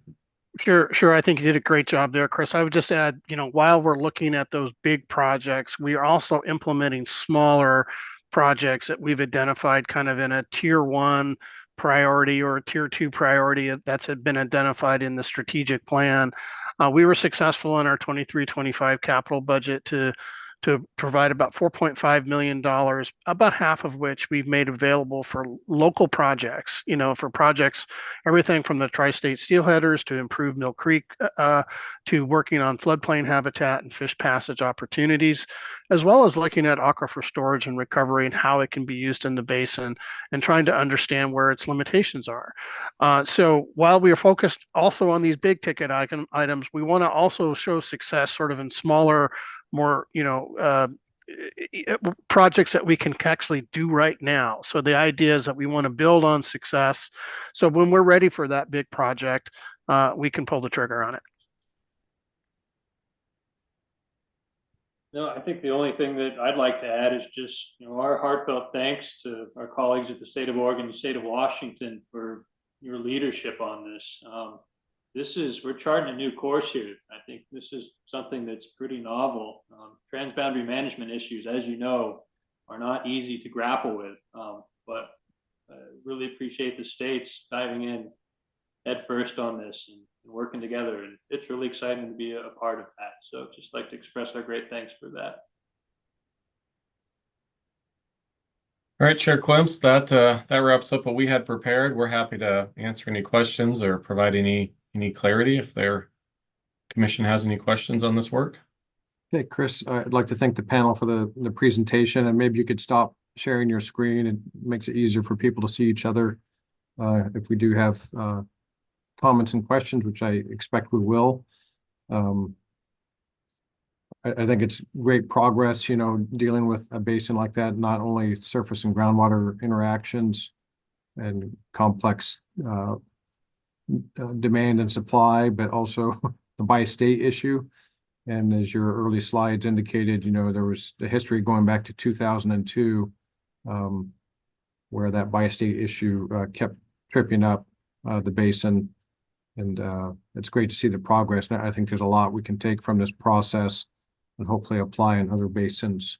I'll go to Commissioner Mull first and then Commissioner Reeves. Thanks, Chair Klemps. Really impressive. You mentioned a legal options analysis that's going to be going forward, and I'm so arm's length from this. I can sort of imagine what legal challenges there may be, but are you already getting a sense for what that's going to generate and where the big challenges are from a legal framework? Yeah, Chair Klemps, Commissioner Mull, what we're looking at is what tools do we have that we could use to sort of codify bi-state water management. So I think what people generally think of is an interstate compact. Well, that's of course is a huge lift. We'd have to have both state legislators and governors' offices, be supportive of that. And then in most circumstances, you need federal approval for that as well. So we want to be able to provide in our legislative report a suite of options that we think that would help us meet our goals. And each of them are going to have pros and cons. Some may be easier to implement, but maybe are less binding legally. And how do we evaluate the effort needed to implement an action and the result of that action for long-term kind of durable legal foundation if we're going to truly manage something like groundwater in a conjunctive fashion. And so I don't know that we have a really detailed list of all of those options. Dave Christensen with the Department of Ecology and his staff have started detailing what some of these might look like. We're meeting next week. Our little writing review team is meeting up in Walla Walla next Thursday to go through kind of the initial list of options that they've come up with and provide some feedback on, does this seem like the right list to move forward with and provide, kind of do the more legal the deeper legal evaluation of those to see, because we have to have two different DOJs and kind of be supportive of the tools that we're putting forward. And of course, we want to ensure that our partners at the tribe are comfortable with the tools and the approaches we may endeavor upon to solidify that conjunctive management across the state line. So I hope that answered your question. It's still a little bit undefined, but that's the direction that we're headed in. I'm just curious, for example, are people on a similar page on a definition of groundwater decline or sustainable groundwater? Or, I mean, have you all gotten down to that level yet? We are working towards that level. Yes, and I appreciate the question, and it's something that I think Oregon is a little bit ahead of us, at least in terms of the groundwater declines in the deep basalts. And so part of the USGS work that the team has been working on is identifying some of those data gaps and shortfalls on either side of the border. And we recognize in Washington State, we have more work to do there to bring us up, I think, into a equitable or equal sort of posture. But just to add to your question a little bit, I would say that there's an existing water law that's in place between the two states, right? And then there's this new water that we bring in for fish, essentially replacing irrigation diversion. So we have, how are we going to manage that new bucket of water? And so depending upon where we sort of focus our attention, obviously we're going to have kind of two different sort of I think solutions or ideas on how to manage those buckets. So, and then as the existing water law, is what it is, and it will remain in place. But is there an area at the border, some zone, if you will, where we need to manage that concurrently and together? And that's where I think we're exploring these ideas, everything from an MOA to administrative agreements to maybe legislative concurrence from our respective state houses. So those ideas will be presented in this report, and we'll be looking for advice and guidance from our respective legislatures. Thank you. Yeah, I appreciate the courage that it takes to take this on a daily basis. It's good stuff. Thank you. Commissioner Reeves? Yes, thank you. It is good stuff. I really I want to applaud your work and look forward to hearing more about it as it goes forward. And I don't know if you might want to just decline to answer this, but if any of you have thoughts about the transferability of an approach like this into the Klamath Basin. I know that there's a lot of differences. There's many differences, but do you have any thoughts on it? And if you don't, that's fine. Well, having experienced 40 years of litigation in the Yakima Basin, ultimately resulted in our Yakima Basin Integrated Plan, where everyone just exhausted themselves and their financial sort of portfolios in fighting one another. Ultimately, I think everyone kind of said, well, if we can't keep doing this because we won't be here in 50 years. We won't have solved these problems. And if we keep litigating and kind of tearing each other apart, no one's going to win. And so I think there was just this sense of realization in the Yakima Basin that, hey, what if we tried working together? What if we tried looking at each other's interests and kind of understanding those interests, the tribal interests, the agricultural interests, the community's interests, and so on. And how do we fix a system that has been so degraded to make it like it was? And that's what the tribe's interests are. So I think the Klamath is a different situation, and we've had the opportunity to talk to many of those folks down there about the work we're doing in the Yakima Basin Integrated Plan, and we'd love to have more opportunities to share what we know. But I think really it is organic. It has to come from the community to sort of say, we're ready for this, we're ready for something different, and work together to try to achieve that. At least that's been my experience. Mm-hmm. Well, and the Klamath, the basin in Oregon has been, through a lot of challenges over a long period of time, and maybe overlaying an attempt at an interstate conversation is more than anybody wants to take on at this point. I don't know, but it's hard to hear this and not, it's for me hard to hear this and not have my head go to the Klamath Basin. So, anyway, thank you for coming to speak with us as always. Thank you, Meg. Director Woodcock. Yes, I would just like to follow up on Commissioner Reeves' comment and just let the commission know that we are having conversations across the state line in the Klamath Basin. These are early times, but we have shared interest in those shared resources across that line. And so the first steps here are just making sure we understand the extents of the problems that we are experiencing and trying to find those commonalities. We have very, very different legal and regulatory structures across that line. And so there are just challenges that we have to address there, but it all starts with communication. And that's where we are. Can I ask one follow-up? Are there unadjudicated rights in the Walla Walla Basin on either side?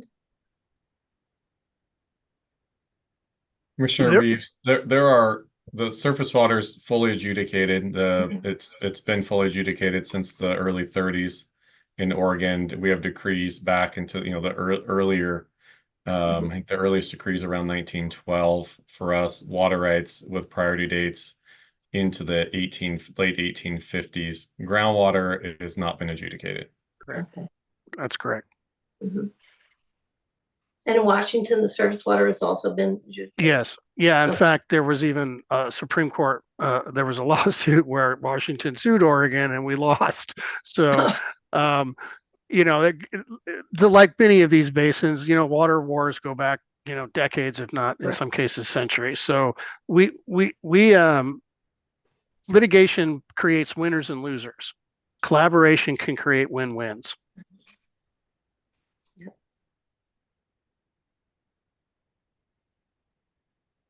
Thank you.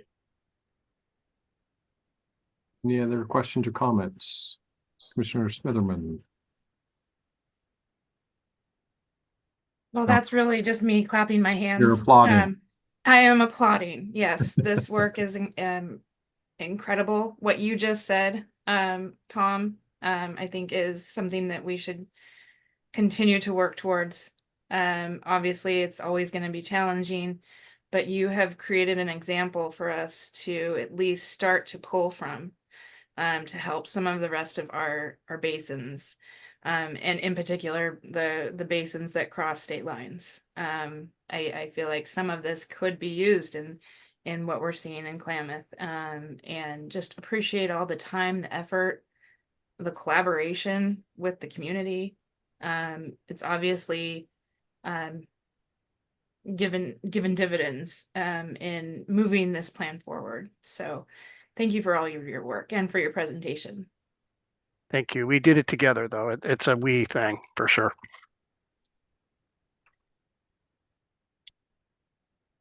Okay, I'd like to thank the panel again, and then I think we'll move on to the next agenda item. Thank you. Thank you. Next up, we have to approve the minutes of the November 2023 meeting.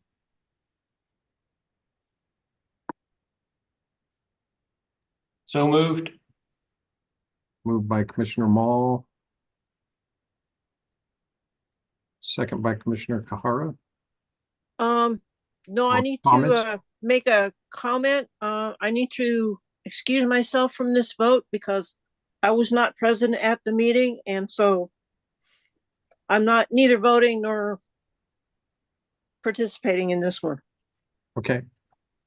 I'll second. Second by Commissioner Lee. Okay, I'll call for the vote then. Commissioner Reeves.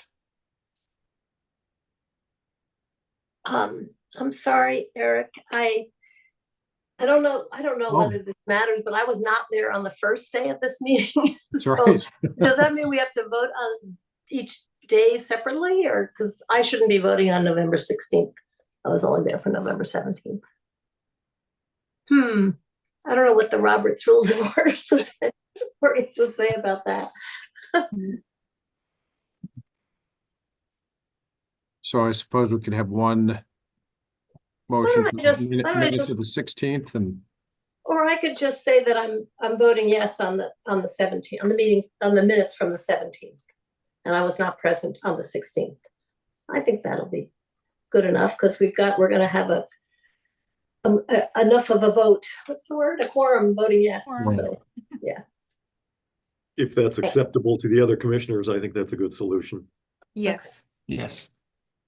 okay, thank you. Commissioner Mall, Yes.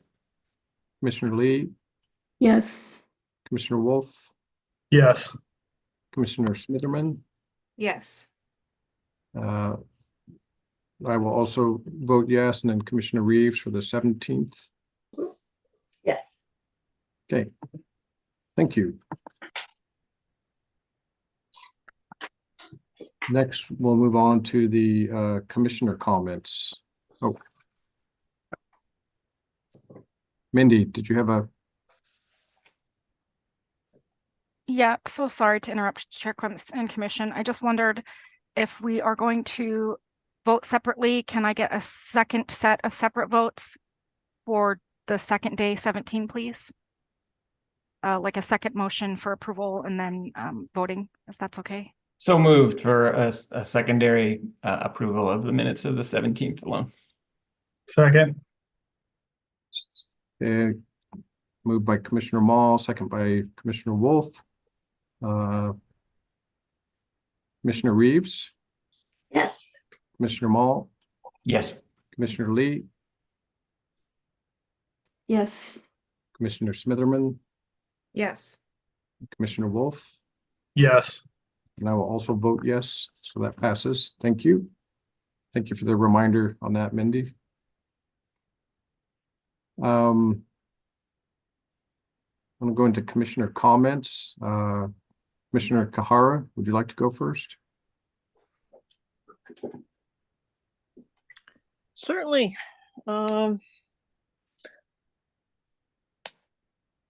Glad that we've had a somewhat wetter winter than expected. It's nice to look out my windows and see nice white shining mountains and thinking that we might actually have enough water to get through the summer irrigation season. Really proud of the work that we are all engaged in on the groundwater issue. I keep hearing bits and pieces around the edges, and I know it's important and really proud of the fact that we're taking this on. And that's really all I have. Thank you. Commissioner Reeves, would you like to go next? Then Commissioner Lee after you. Thank you. So a little note from OWEB. Crystal came and did a presentation to the Climate and Water Committee of OWEB on the IWRS. It was very well done, as you might expect, having we have seen Crystal's presentations. She did a great job. I've been lobbying for the full board for a presentation to the full board, and I think that's probably going to happen sometime in the next couple meetings, maybe in July.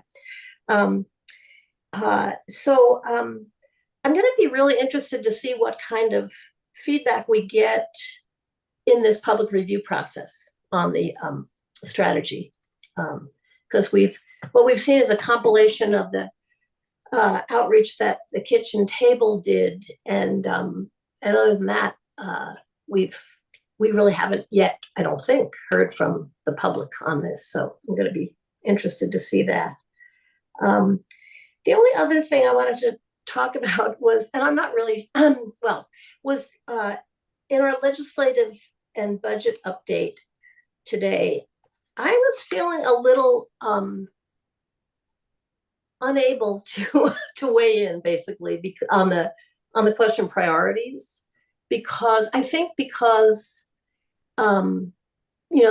for reasons that are not the department's fault, basically. This is happening on a really short timeline.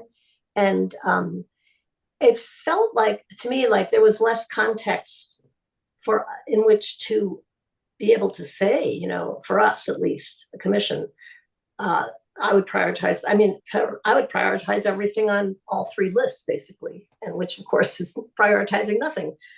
So I'm just saying it, and I don't know really what to do with it. Maybe I'm just apologizing for my lack of input this morning, but I did feel a little hamstrung, and I don't really have a solution, because I think you guys have to get this material into the governor's office before or right after you see us again. So I don't know if there's any better solution, but something maybe for the future. So that's all I got. Thank you. Okay, so Commissioner Lee and then Commissioner Mall after her, please.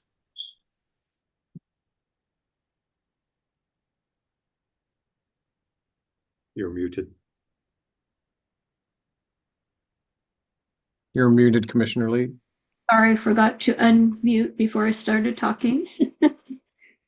I'm actually at this point looking at the legislative concepts from the other natural resource agencies to see how they mesh with water issues.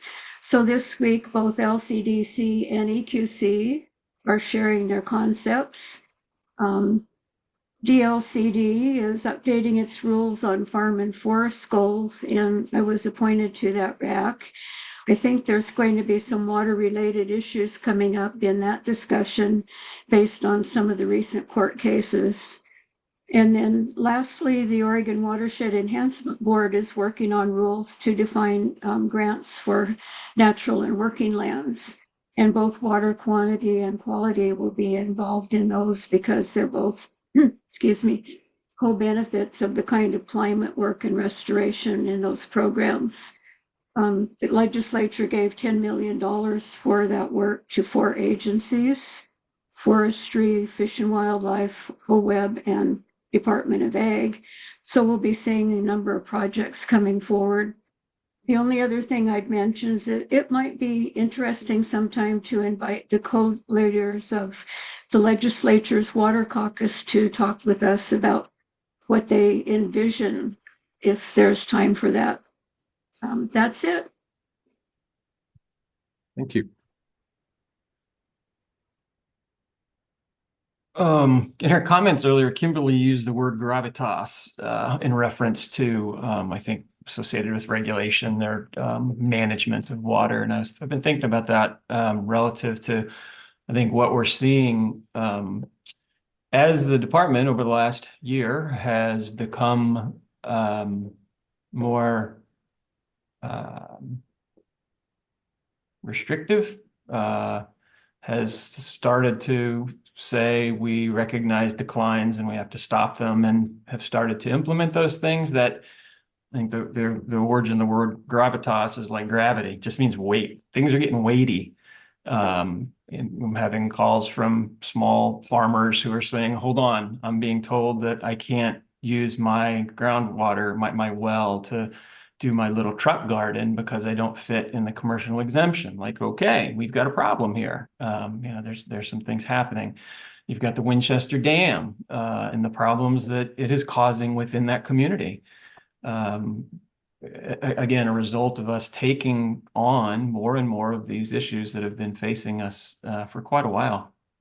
And I think the discussion that we want to continue to have about what we say within the integrated water resources strategy relative to good intention and recognizing the regulatory role and the distinction between management, I guess, and stewardship, which in my mind incorporates management, but it does it recognizing just what our colleague from Washington recognized, that, there are ways beyond simply conflict, and working together may be able to do that within a stewardship framework.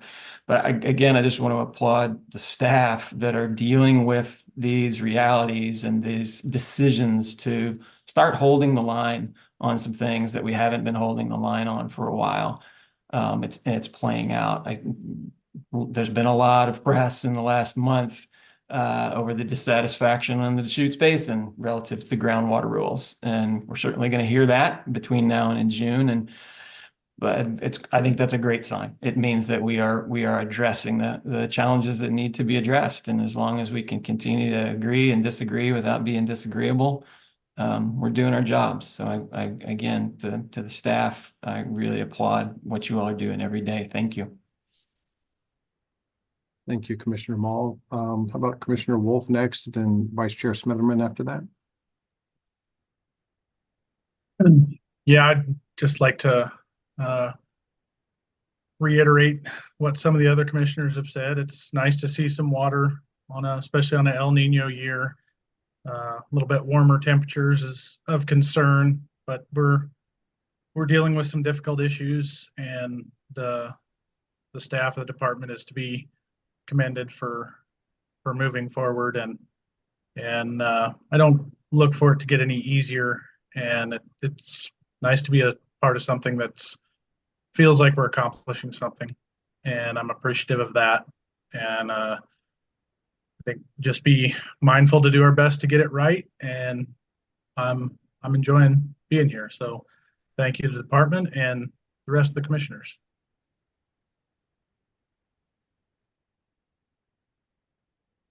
Well, thank you to all of my fellow commissioners. I feel like you've hit quite a few of the topics that were coming to my mind again. Like we were talking, we've had a better year this year. We're starting to see some improvements in our stream flows and in our snowpack. But you know, we are at the nature is in charge. So we have to learn to adapt, and this is a good year and we will take that. But we still need to continue to plan for years where we have significant shortages and challenges in those areas. As it relates to the groundwater discussion, groundwater allocation, I do appreciate the department reconvening the RAC, adding a couple of more meetings into that process for clarification and for alternatives to be deliberated. I also appreciate the extra effort to give presentations to some of the stakeholders who had concerns. And then the department reaching out and giving presentations to us commissioners, and now going into public comment, and there's even more community meetings scheduled coming up. So I do appreciate all of those efforts. I know that it's a lot, and this is a very big and challenging issue. And like Commissioner Wolf said, the best we can do is to make sure that we have all the information and make the decision that the best decision that we can with the information that we have available to us. So I appreciate staff. I appreciate all the stakeholders, everyone who's been engaged in this process, and your comments, and with all of the other big issues that we're dealing with and that we're trying to make progress on. I think the Walla Walla example just shows again that this is a marathon. This is not a sprint. This is ongoing, long term, and we will, continue to need to work together and increase those partnerships, even when it's so difficult, and we can't think that we could ever see eye to eye. But I think that's what it's going to take in order to make progress there. I'm glad to see everybody today, but I really look forward to our meeting in Bend when we can be in person. And just thank you for everyone's presentations today and all the hard work that everyone's putting into this. Thank you for your comments. I'm going to be pretty brief. I was recently thinking about it seems like there's a kind of a unique opportunity coming up. We have an integrated water resources strategy that's going to be updated. We're going to have a new Oregon Water Resources Director, a new OWEB Director, a new ODIF and W Director. We have a ODA Director that's recently from OWEB. And we've always recognized in the past that while the Water Resources Department sort of holds and is responsible for the IWRS to a large extent, it can't implement it on its own. It requires integration from all these sister agencies. And so I think there's a really, to my memory, a pretty unique opportunity to take a new updated product and new leadership and hopefully get them invested in it early. If, I'm hoping the governor's office will set an expectation that their work will reflect the IWRS so that we can get to a state where we really see more integration around water resources management, because I think we really need that to be successful to meet a number of the challenges that we talk about in these meetings. So I think it's a great opportunity, and I hope that perhaps in his discussions with the Water Corps team that Director Woodcock could convey that. Again, to my memory, I think it's a pretty unique kind of confluence of events. So I hope we can take advantage of that.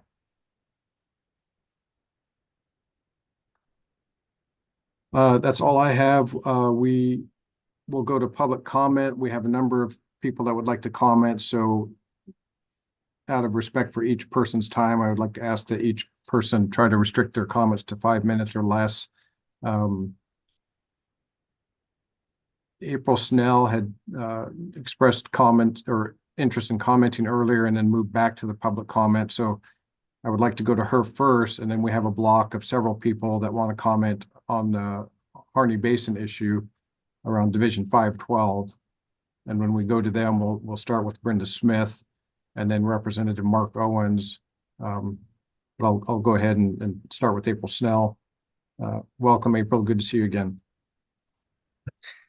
Thank you, Chair Quimps, Vice Chair Smitherman, members of the Commission, department staff, and interested stakeholders. For the record, April Snell, Executive Director with the Oregon Water Resources Congress. I too look forward to seeing you guys in person. It's a nice convenience to have this, but sure makes some of these things a little bit more difficult. So wanted to make a couple comments. One, in reflecting in the comments made by commissioners just recently, as well as the previous presentation on Walla Walla, I want to reiterate what others have said about the importance of partnerships in finding collaborative solutions to our very challenging water management problems. No one said this was going to be easy. If they did when you signed up, I'm really sorry. But I do think that what you do, what we do collectively, it's important, and the difficult choices we have really reflect because it's so important, because we all rely on water. And so while I represent a constituency of irrigation districts and similar water suppliers who provide water to grow food, fiber, and other things that are used here in state, as well as nationally and globally, we're all in this together. So when it comes to the integrated water resources strategy, we will be making formal comments during the public comment periods, but I want to echo and agree with some comments that were made earlier by Kimberly from Water Watch. Our organization, as well as hers, was involved in all of the previous IWRS updates. And while I agreed with the approach that was used last session to be able to utilize the funding that was put for the IWRS that was going to expire the end of June, and use the kitchen table to get some information about engaging communities, particularly those who haven't always been involved in these processes. What's missing from this particular update is some sort of policy advisory group or some sort of meeting of diverse in-stream and outstream stakeholders to give you input on not only the language, but also how it fits together. And I would urge the department and the commission to rethink the current proposed timeline to provide at least a meeting with an in-person component that would allow for some more robust discussion, because I think otherwise what's going to happen is you're going to get a lot of comments from all different places, and for Crystal and other department staff will struggle with how you address those and put those together in a way that works. And if you put us all in a room together, I'm not saying that we'll all agree, but there may be more value that comes from that, or more collective recommendations. I'll also mention that as part of the omnibus water package that was put together in part by Representative Helm and Representative Owens, a bipartisan approach to several water issues that does allow for the IWRS to be updated up to 8 years. And sadly, we're going to get close to that, but I don't think you guys need to rush to implement that. The IWRS is not a water plan. It would be great if we could work towards having that, but in order for those list of recommendations to be realized, there needs to be strong stakeholder support and some implementation items that can come out of it to help us make some progress. So I would just urge that we have a little bit more stakeholder input than what's been currently proposed. Secondly, just kind of again reflecting on the previous agenda items, what you don't have control over is the very short time frame in which the department needs to put together its legislative and budget proposals. And that's always been the way it is. I don't like it, and I'm sure department staff don't like it, but I really want to, one, give kudos to Bryn and Raquel and others as they're going through that process. I am part of those stakeholder groups that will be discussing both those proposals as well as the transaction fees, which is a separate group, and will provide input through that. But I would just urge the commission, once the department has submitted those concepts and they're going into the hopper, and I know the governor's office will be engaged in giving additional feedback, but have an additional moment to reflect on what comes out of that before the session starts and we all get off and running, and perhaps pull some of us stakeholders together, as has happened in the past, to help you and advocate particularly for staff funding that's necessary for the department to carry out all these different things. We may not always agree with the approaches that are taken, but at the end of the day, we want to make sure that there are staff that are able to complete the core mission of the department, as well as approach these complex issues through an innovative and collaborative lens. So with that, I will stop talking so that the others will have opportunities to give public comment. Again, thank you for your service and look forward to seeing you at the next meeting. Thank you.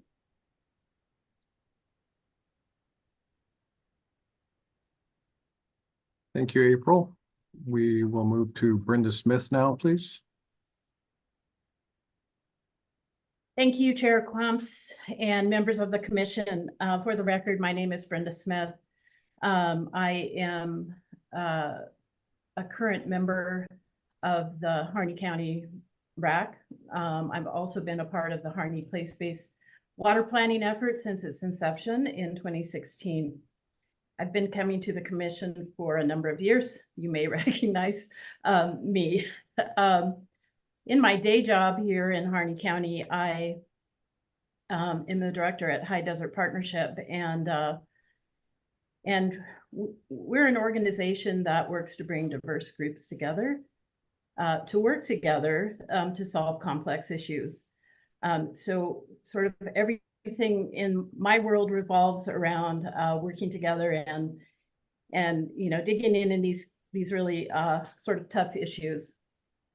I am a current RAC member. I am not an irrigator. I don't have water rights in the Harney Basin.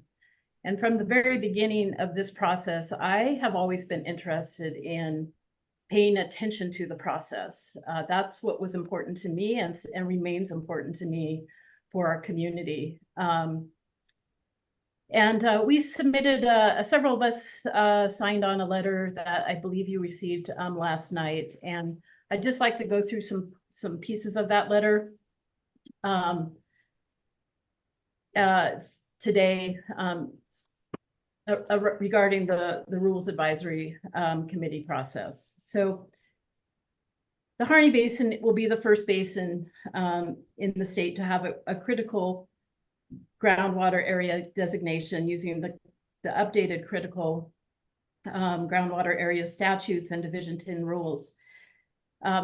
I believe this is a defining moment for our state as well as our basin. And this process really presents an opportunity for the commission to set the course for the future of water management in this entire state. We are invested in the department's success, and we have some observations and recommendations based on our experiences working through these complex water and natural resources issues in the Harney Basin.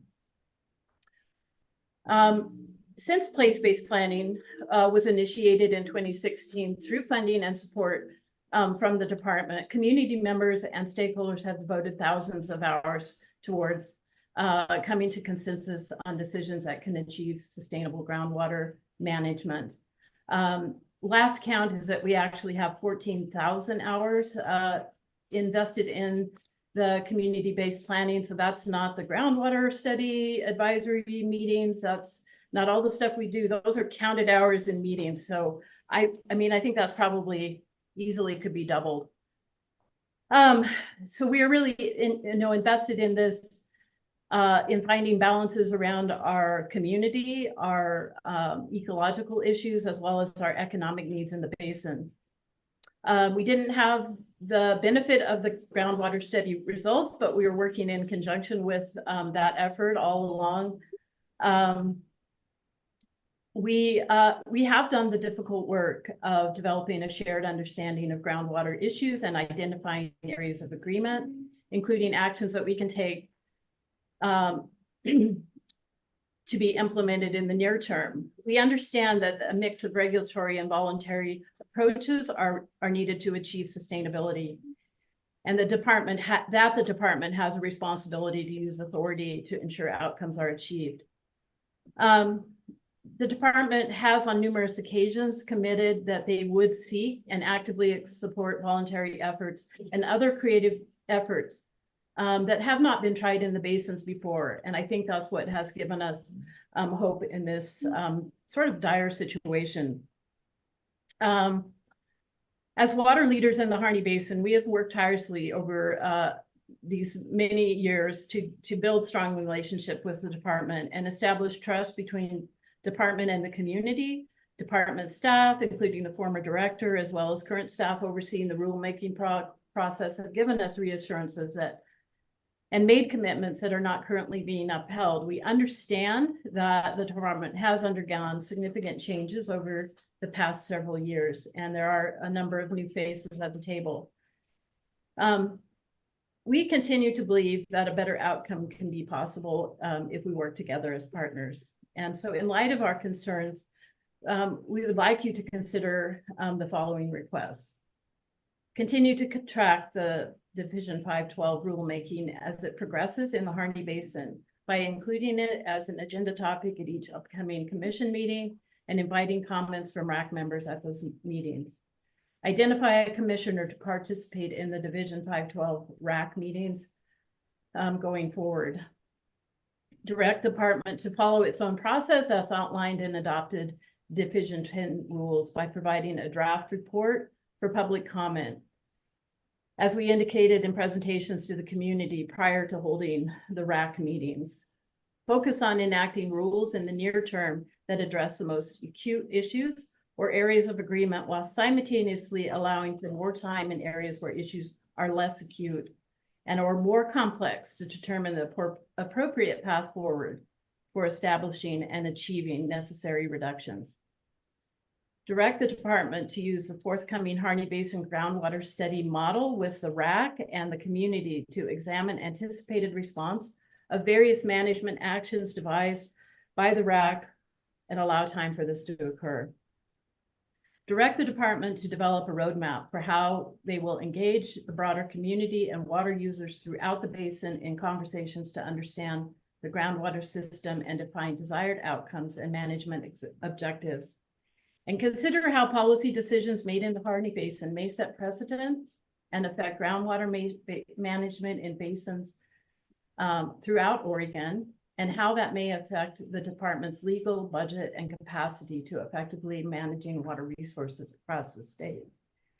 It is important to note, like the department, that we have a sense of urgency and believe that there are some issues and areas that warrant more immediate attention and action. We also share a desire to devise an efficient and effective regulatory framework that will not overburden the department and will hold water users accountable to desired outcome. We believe that this can be achieved while also fostering cooperation and working with groundwater users to achieve voluntary reductions in the groundwater use. So, you know, ultimately, I am. This is about community for me and working together with the department. And so I just appreciate you allowing me to continue to come and speak with you all, and appreciate you taking our concerns and recommendations into consideration, and look forward to our continued conversations. Thank you. Thank you for your comments.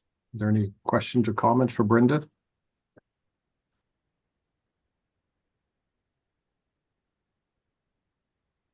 Seeing none, we'll move to Representative Owens, please. Chair Quince, members of the commission, one, thank you for having us. And two, I come as Mark today, a community member from Harney Basin and a groundwater user. I also want to thank you for taking bold actions to stop making Harney Basins and the rest of the Oregon. I applaud you for that. I too, along with Representative Helm, have been on that mission for multiple years. So thank you. Now I'm going to share stuff that I don't normally share because it's kind of personal, but I think it helps make sure there's a perspective of me that might be balanced. In 2016, I came to the conclusion that my kids would not be in groundwater, irrigation, or farming in Harney Basin. At that time, I decided to list the properties that I had because I felt the best way was to transition from groundwater use. At that time, I also decided to maybe become more of a politician. And my wife said, you're not selling my farm if you're going to be a politician. So we took it off the market. But since then, we have sold properties in order to pay our debt load off on the pivots that we own. Why did I do that? So when this state came forward, and I know we are going to have to use less water, I could still provide for my family and have a retirement. If full regulation occurs in the Crane Subbasin, I will lose approximately 37 to 38% of my total water use. With what is left, I'll still be able to provide for my family and have a retirement. I think that's important for you to know that I'm not here to try to protect my interest in this basin because I've had the time in order to do that management of myself. Unfortunately, a lot of my neighbors that I sat down at my kitchen table in the last 3 months, where I've had to tell them that if PTW, permissible total withdrawal, is fully enforced in a period of time, they won't have any water. These are families that have kids in my school. These are families that have children that we know. These are families that don't know what else they'll do. Those are hard decisions. So since 2015, I've been working with Brenda and you guys in the department staff to try to figure out how to build trust with our community, how to move forward, and how to manage water collectively with the community. And today I come to you a little bit frustrated, a little bit concerned, and want to share a few things. I was talking to Director Woodcock, I think 2 weeks ago. And throughout that conversation, he challenged me, I think, to figure out to articulate how we got to where we are and why am I so frustrated and possibly why is my community so frustrated? Is it because of the pending regulation? I don't think so.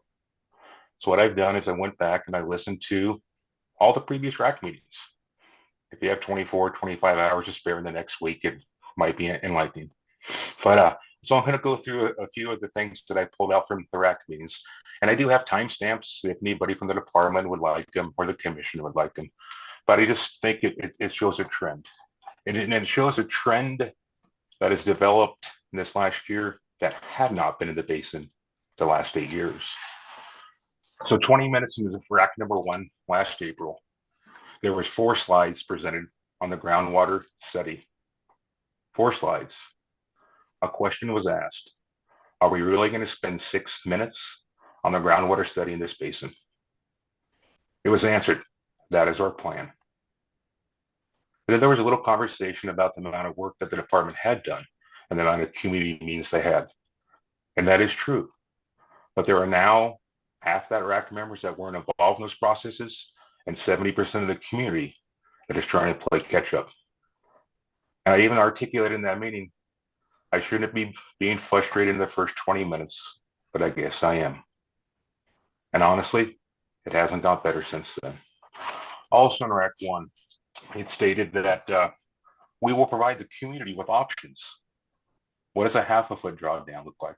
What is a 1 foot? What is a 5 foot? Those options have never come forward.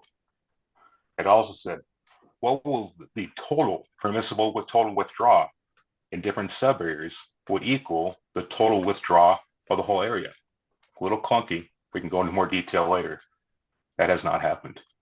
In fact, when we asked them to tell us what a permissible total withdrawal was in a geographic area, it was a lot more aggressive than if you added up the individual basins, which we told would be correct. We also were asked in RAC number 1, what is reasonably stable?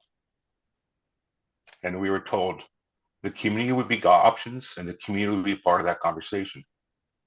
That has not occurred, period. It is also stated individuals will be able to participate that weren't on the RAC. That has not occurred. It also said that target groundwater elevations or triggers could be based in the rules on different administrative basins. We were told in RAC 4, we cannot do that. At the end of RAC 1, it was stated by the department, it'd be a huge win for everybody if we can achieve voluntary agreements. I fully agree with that statement and fully hope we can move forward. In fact, we are working on the department, had our first meeting Wednesday and trying to figure out what that structure is. That was a good thing for RAC number 1. RAC number 2, request for development outside the proposed critical groundwater areas was asked because we were defining the area, the critical groundwater area. So far, that information has not come forward. More time would be given to discuss Division 10. So far, that has not occurred.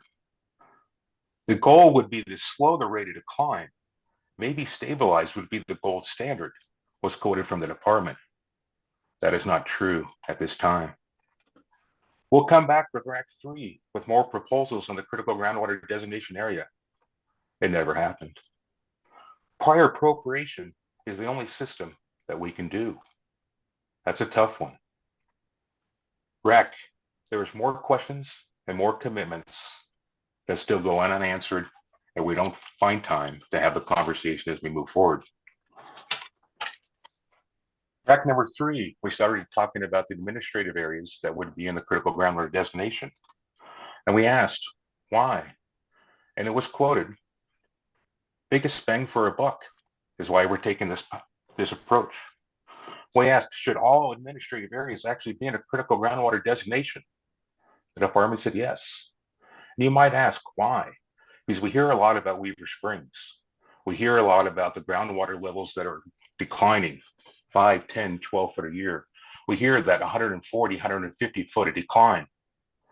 But we don't hear about maybe some of the other parts of the basin down in the Donner, Blitzen, or Voltage, where they have made an administrative basin there that has declined a total average at 2.1 foot. The average rate of decline is 0.2 inches. And that will now, if we move forward, be a critical groundwater designation. If we move forward, that'll also have a permissible total withdrawal listed. And that's tough for our community. In fact, that's tough for me. As you guys look at groundwater allocation, you know, it's 25 foot, half a foot of decline a year. That area has only dropped 2.1 foot. It's dropping on average about 1.2 inches. It comes from the Steens Mountains. Before we started the groundwater study, it said it had a 20,000 acre foot extra water. Some of these administrative areas we're still questioning whether they should be critical groundwater designations. Some of them, it's a no-brainer. They should be, and we should move forward. Department, what should the goal be for curtailment? We never had that discussion with Iraq or the community. It was also said, what is the community goal? Future agenda items would be set to talk about that. It didn't. So I can continue on throughout the rest of the ranks, but I think you see the trend that I'm getting at. I've been concerned, and now I honestly know where my frustrations are coming from. Because there's conversations that still need to be had. We have not taken the time to sit down with this community and say or ask, what is our goal? How do we get there? How do we measure success? And where do we measure success? That's important. The goal of this community is not to fully and quickly implement permissible total withdrawal. The goal of this community is enter voluntary agreements. But the most recent rule that we've seen says that reasonably stable will be 0 rate of decline. Reasonably stable or 0 rate of decline will be on an average of 0 or 1 to 5 years. We will implement permissible total withdrawal in one of the sub areas immediately. We will implement permissible total withdrawal in 5 of the other sub areas within 3 years. We do understand that contested case will take some time, but honestly, if we dried up all the water in Harney Basin this year, we would not hit 0 rate of decline in 5 years, probably not 10 years. So we're setting in rule an expectation that cannot be met. We're setting in rule an expectation that our community doesn't understand. And in fact, we're probably setting in rule expectation, regulation that cannot be met by a voluntary agreement.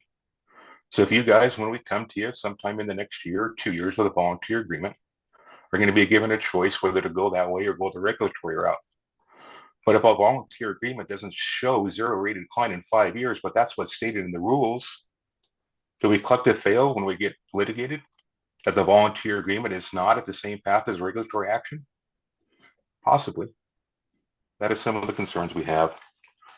Quickly, Chair, I'm sorry for taking too long. We do have some things we align on that I think we could actually make good steps on as we work through some of the more issues. Weaver Springs should definitely be declared a critical groundwater designation, and we should move forward with a contested case, but also give those farmers the time to look at a volunteer agreement because they are engaging now. Hopefully the department can find a way to clean up all the paper water rights. Because right now it's been said that only 60% of the water rights out there actually are wet water rights. We need to figure out a way to clean up that 40% of the paper water rights. We need to enforce permit conditions. Permit conditions started tripping in Weaver Springs in 2013. Permit conditions started tripping in Weaver Springs in 2013. The area of the state that is climbing the fastest. We ask ourselves why. For 11 years have we allowed those pumps to continue when the department has the legal authority to shut them off. We encourage the department to quickly enforce all permit conditions. We had also asked the department to stop any new development. Yeah, there's still development going on in Harney Basin. They have the legal right because they've got permit extensions. There's permit extensions in Harney Basin until 2035. 2035. We got to clean up what we have. We got to start where we have zones of agreements. So hopefully we can sit down and have a conversation with this community prior to the next RAC meeting. We will be sitting in a whole list of questions. And I want to thank Brenda for taking the time to go through that letter. The signatures on that letter was Brenda Smith, myself, Chad Cargis, the former Mount Hero National Wildlife Refuge Manager. Ken Beerley, the former OWEB Director, has been working with this community for the last 8 to 9 years. Kristen Shellman, a current County Commissioner. Holly Mondo, the lady that is now in charge of place-based planning. And I said Holly's last name wrong, she got married, so apologize, Holly. Hopefully in June, when we sit down in person, I'll have a lot more positive to say. I have been encouraged in the last week from conversations I've had with Director Woodcock, Ivan Gall, and others. So hopefully we have time to move forward. Thank you, Chair Quince. Thank you, Mark. Any questions or comments for Mark?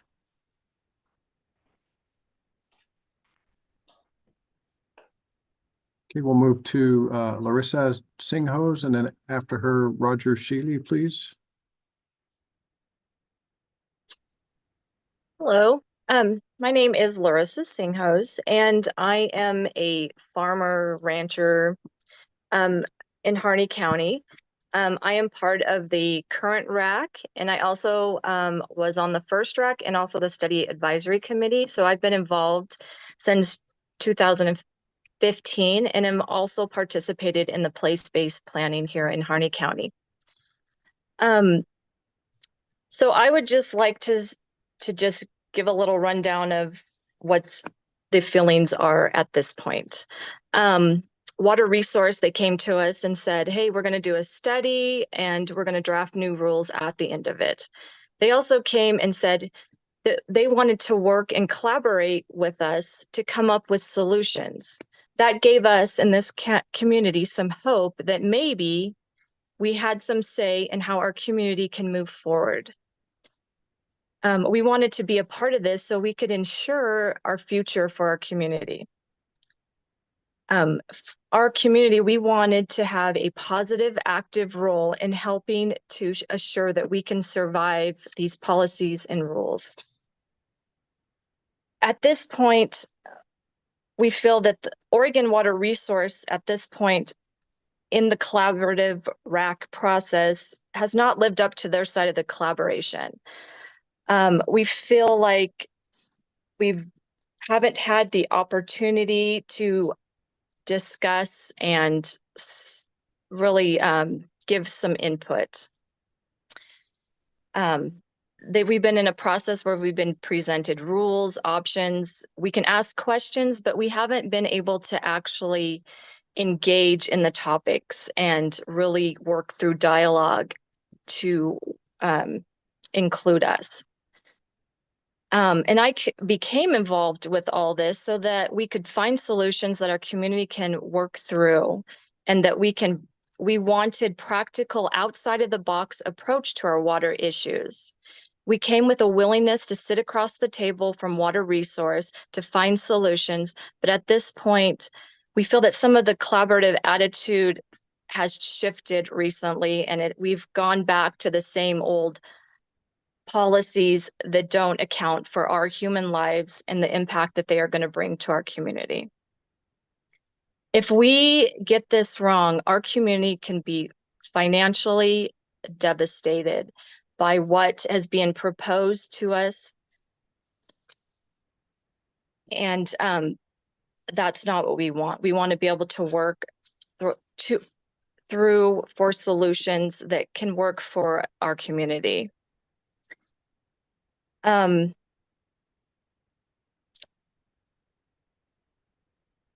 Excuse me, lost my place.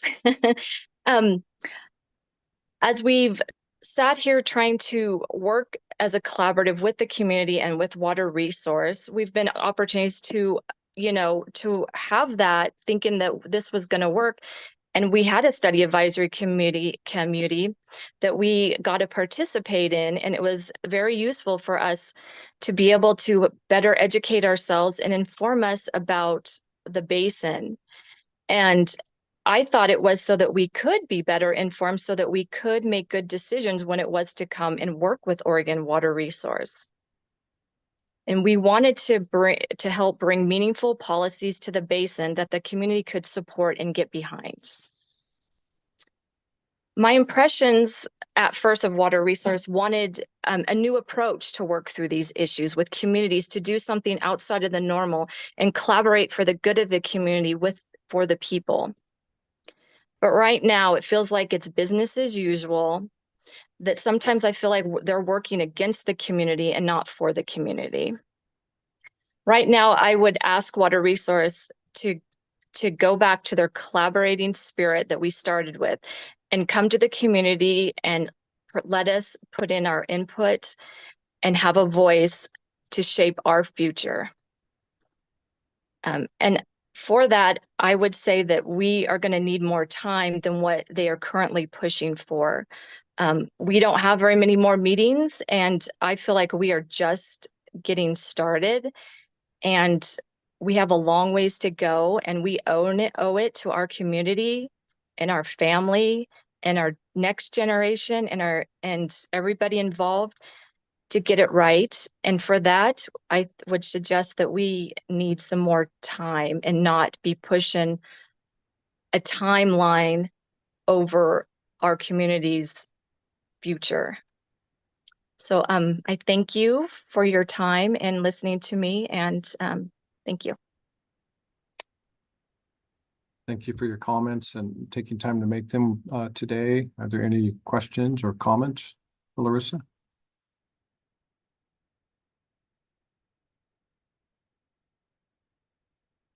Okay, we'll move to Roger Shealy next, please, and then after him, I think we have one left. We'll go to Harney County Commissioner Shellman after that.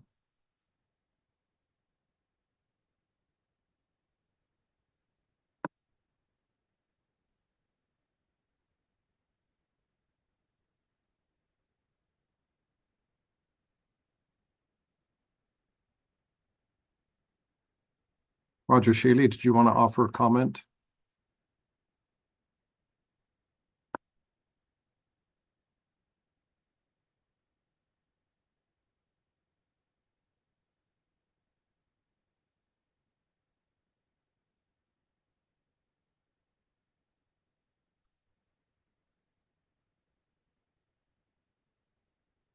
If you step away, maybe we can turn to Commissioner Shellman, please, and you can offer your comments.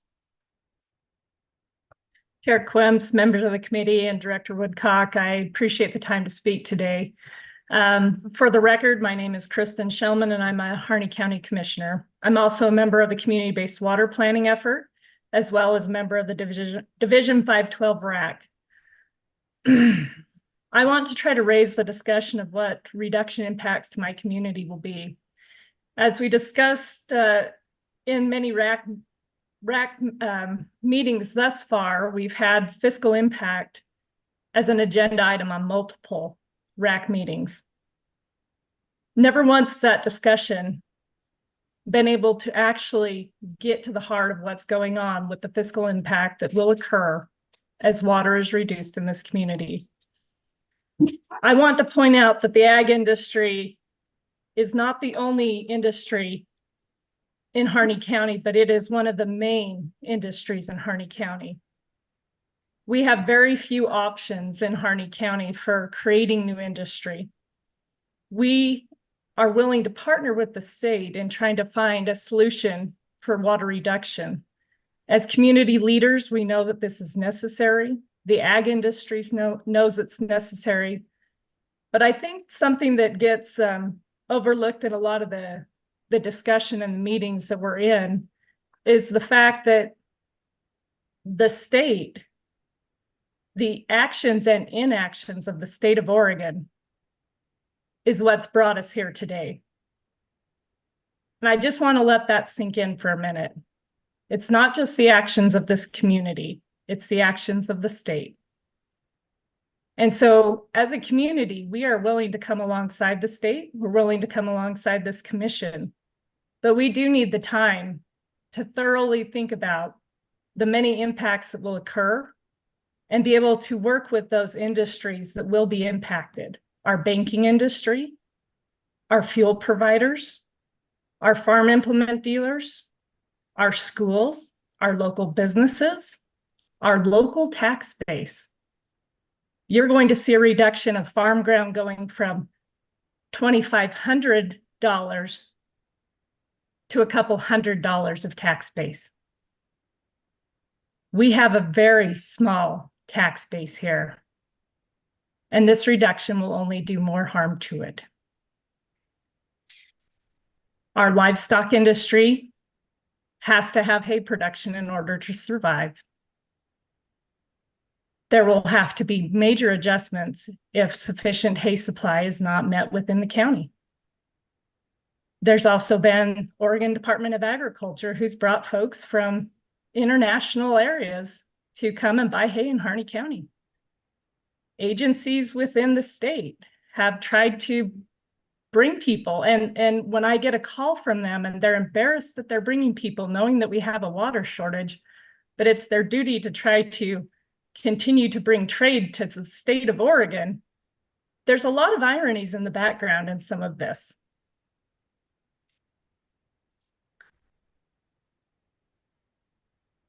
I really hope that we, as a community and as this commission and those that are in charge of running the RAC, will be given the sufficient time to work through the very, very challenging issues that we have facing us. Because we can find success, but it will take time. It'll take a lot of effort. And without the support and commitment of this commission to help us get there, it will be a failed effort. And I don't think any of us intend to fail at this. I thank you for your time to speak today. Thank you for your comments, Commissioner. Any questions or comments?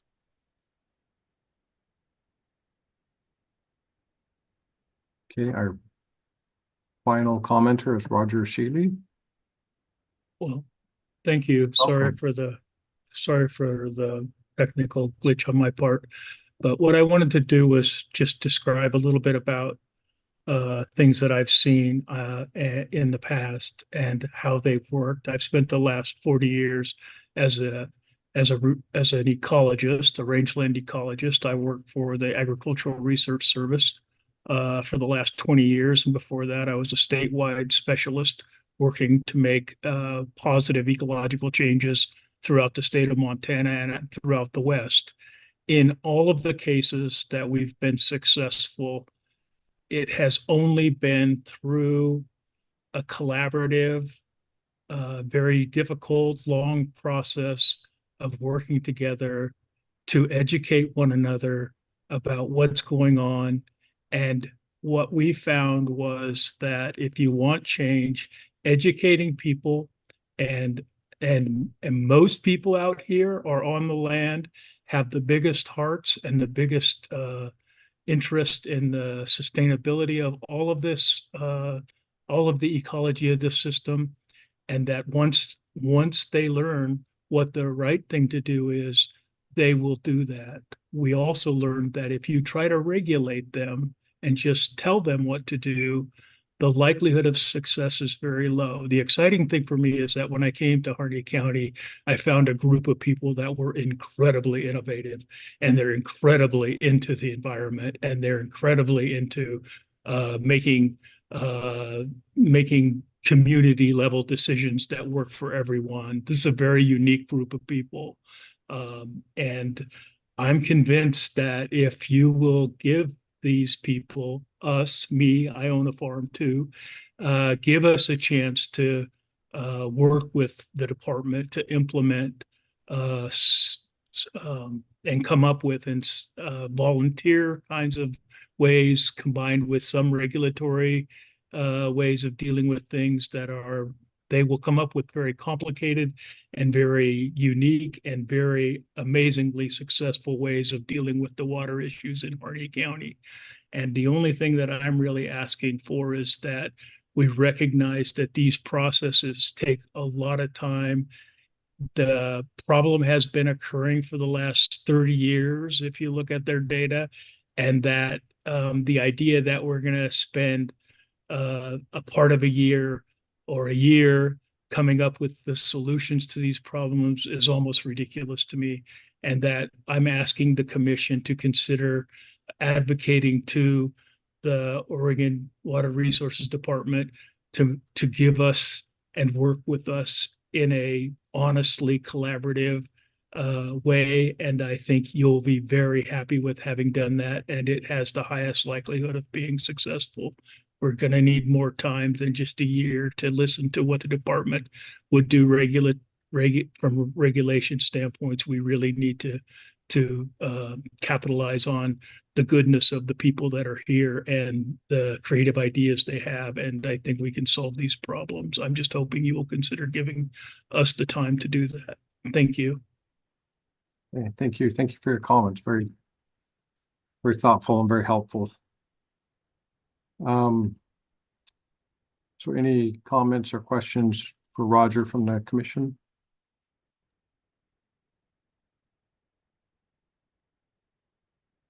Director Woodcock? You muted. There we go. Thank you, Roger. Thank you very much for that. And I would like to thank all of the people that presented today comments to the commission on the Division 512 work that we have undertaken. And you have given us much to think about. So I want to assure you that we are going to huddle up internally and have some conversations and look at our process and come back to you. I don't know what that's going to look like today, but the conversations over the last few weeks, as Representative Owens mentioned, and what we've heard today have given us much to consider. So thank you for taking the time to come meet with us and the commission.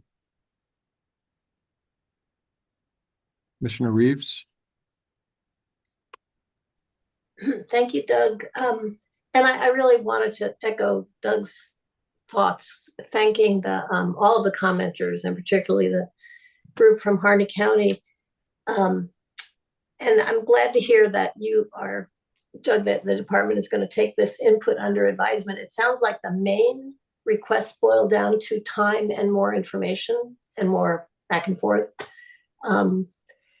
And so I hope we'll be able to provide that and, you know, try to get to a better place with how the community is feeling about that. Thanks. Commissioner Lee? Yes, this is a question for Director Woodcock. Could you tell us what the downside would be of lengthening the process? I will characterize it in a manner that we have been working with the community and we've been out there for many years. What we're hearing is they are not getting the information that they have been requesting, and they are requesting for more time to receive that information and work with us in coming up with an innovative solution on how to reduce water use to meet reasonably stable water levels. We are responsible for managing water for all of the users. And so there are others out there, such as we have heard from the domestic community, who are impacted by the agricultural uses that are happening out there to the domestic users' detriment. And so we don't have unlimited time to come up with solutions. As Representative Owens and others have said, we have areas in the basin that need immediate attention, and we can do that. But even immediate with such big management issues is slow going itself. So what appears to be a really rapid schedule that we're under, and we are providing, I think we do have an aggressive schedule here. It's still slow in terms of managing a resource that is continuing to decline. So we can find balance somewhere, but I think we need to continue to do it with the understanding that as time goes on, the resource continues to decline, not at the same rate everywhere. So we can tailor how it is that we pay attention to different areas in the basin.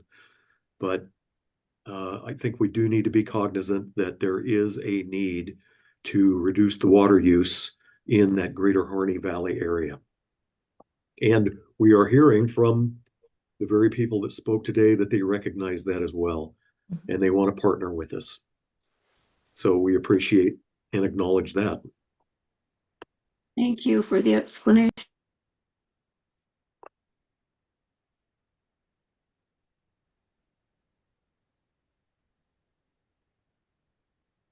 Director Woodcock, do we have anything else for the good of the order or any other issues? I do not have anything additional today. And I want to thank the commission for the extended day. We're running a little long, And I know these are weighty conversations and they can be wearing. But I also want to acknowledge my staff who have been working on all of these issues, the IWRS, the well construction work, all of these various things that we've heard about, and the Harney Basin work, which is just, it's, I don't want to be facetious here when I say it's critical, but it is very necessary work that we're doing. And I hope that we find a good place with the community in being able to advance the need on water management in the basin. And I just want to add to that and reiterate the commission's appreciation for both the work of the staff, all of the stakeholders that are commenting, the commenters from the Harney County, multiple examples of people participating in the RAC, a great deal of personal time dedicated to those processes, and a desire to work collaboratively. And I know the commission appreciates that. So thank you, everyone. And I think we will adjourn now. Very good. Thank you all. Have a good evening. We'll look forward to seeing everybody in person in June. Yes. Bye-bye. Thank you. Bye. Bye.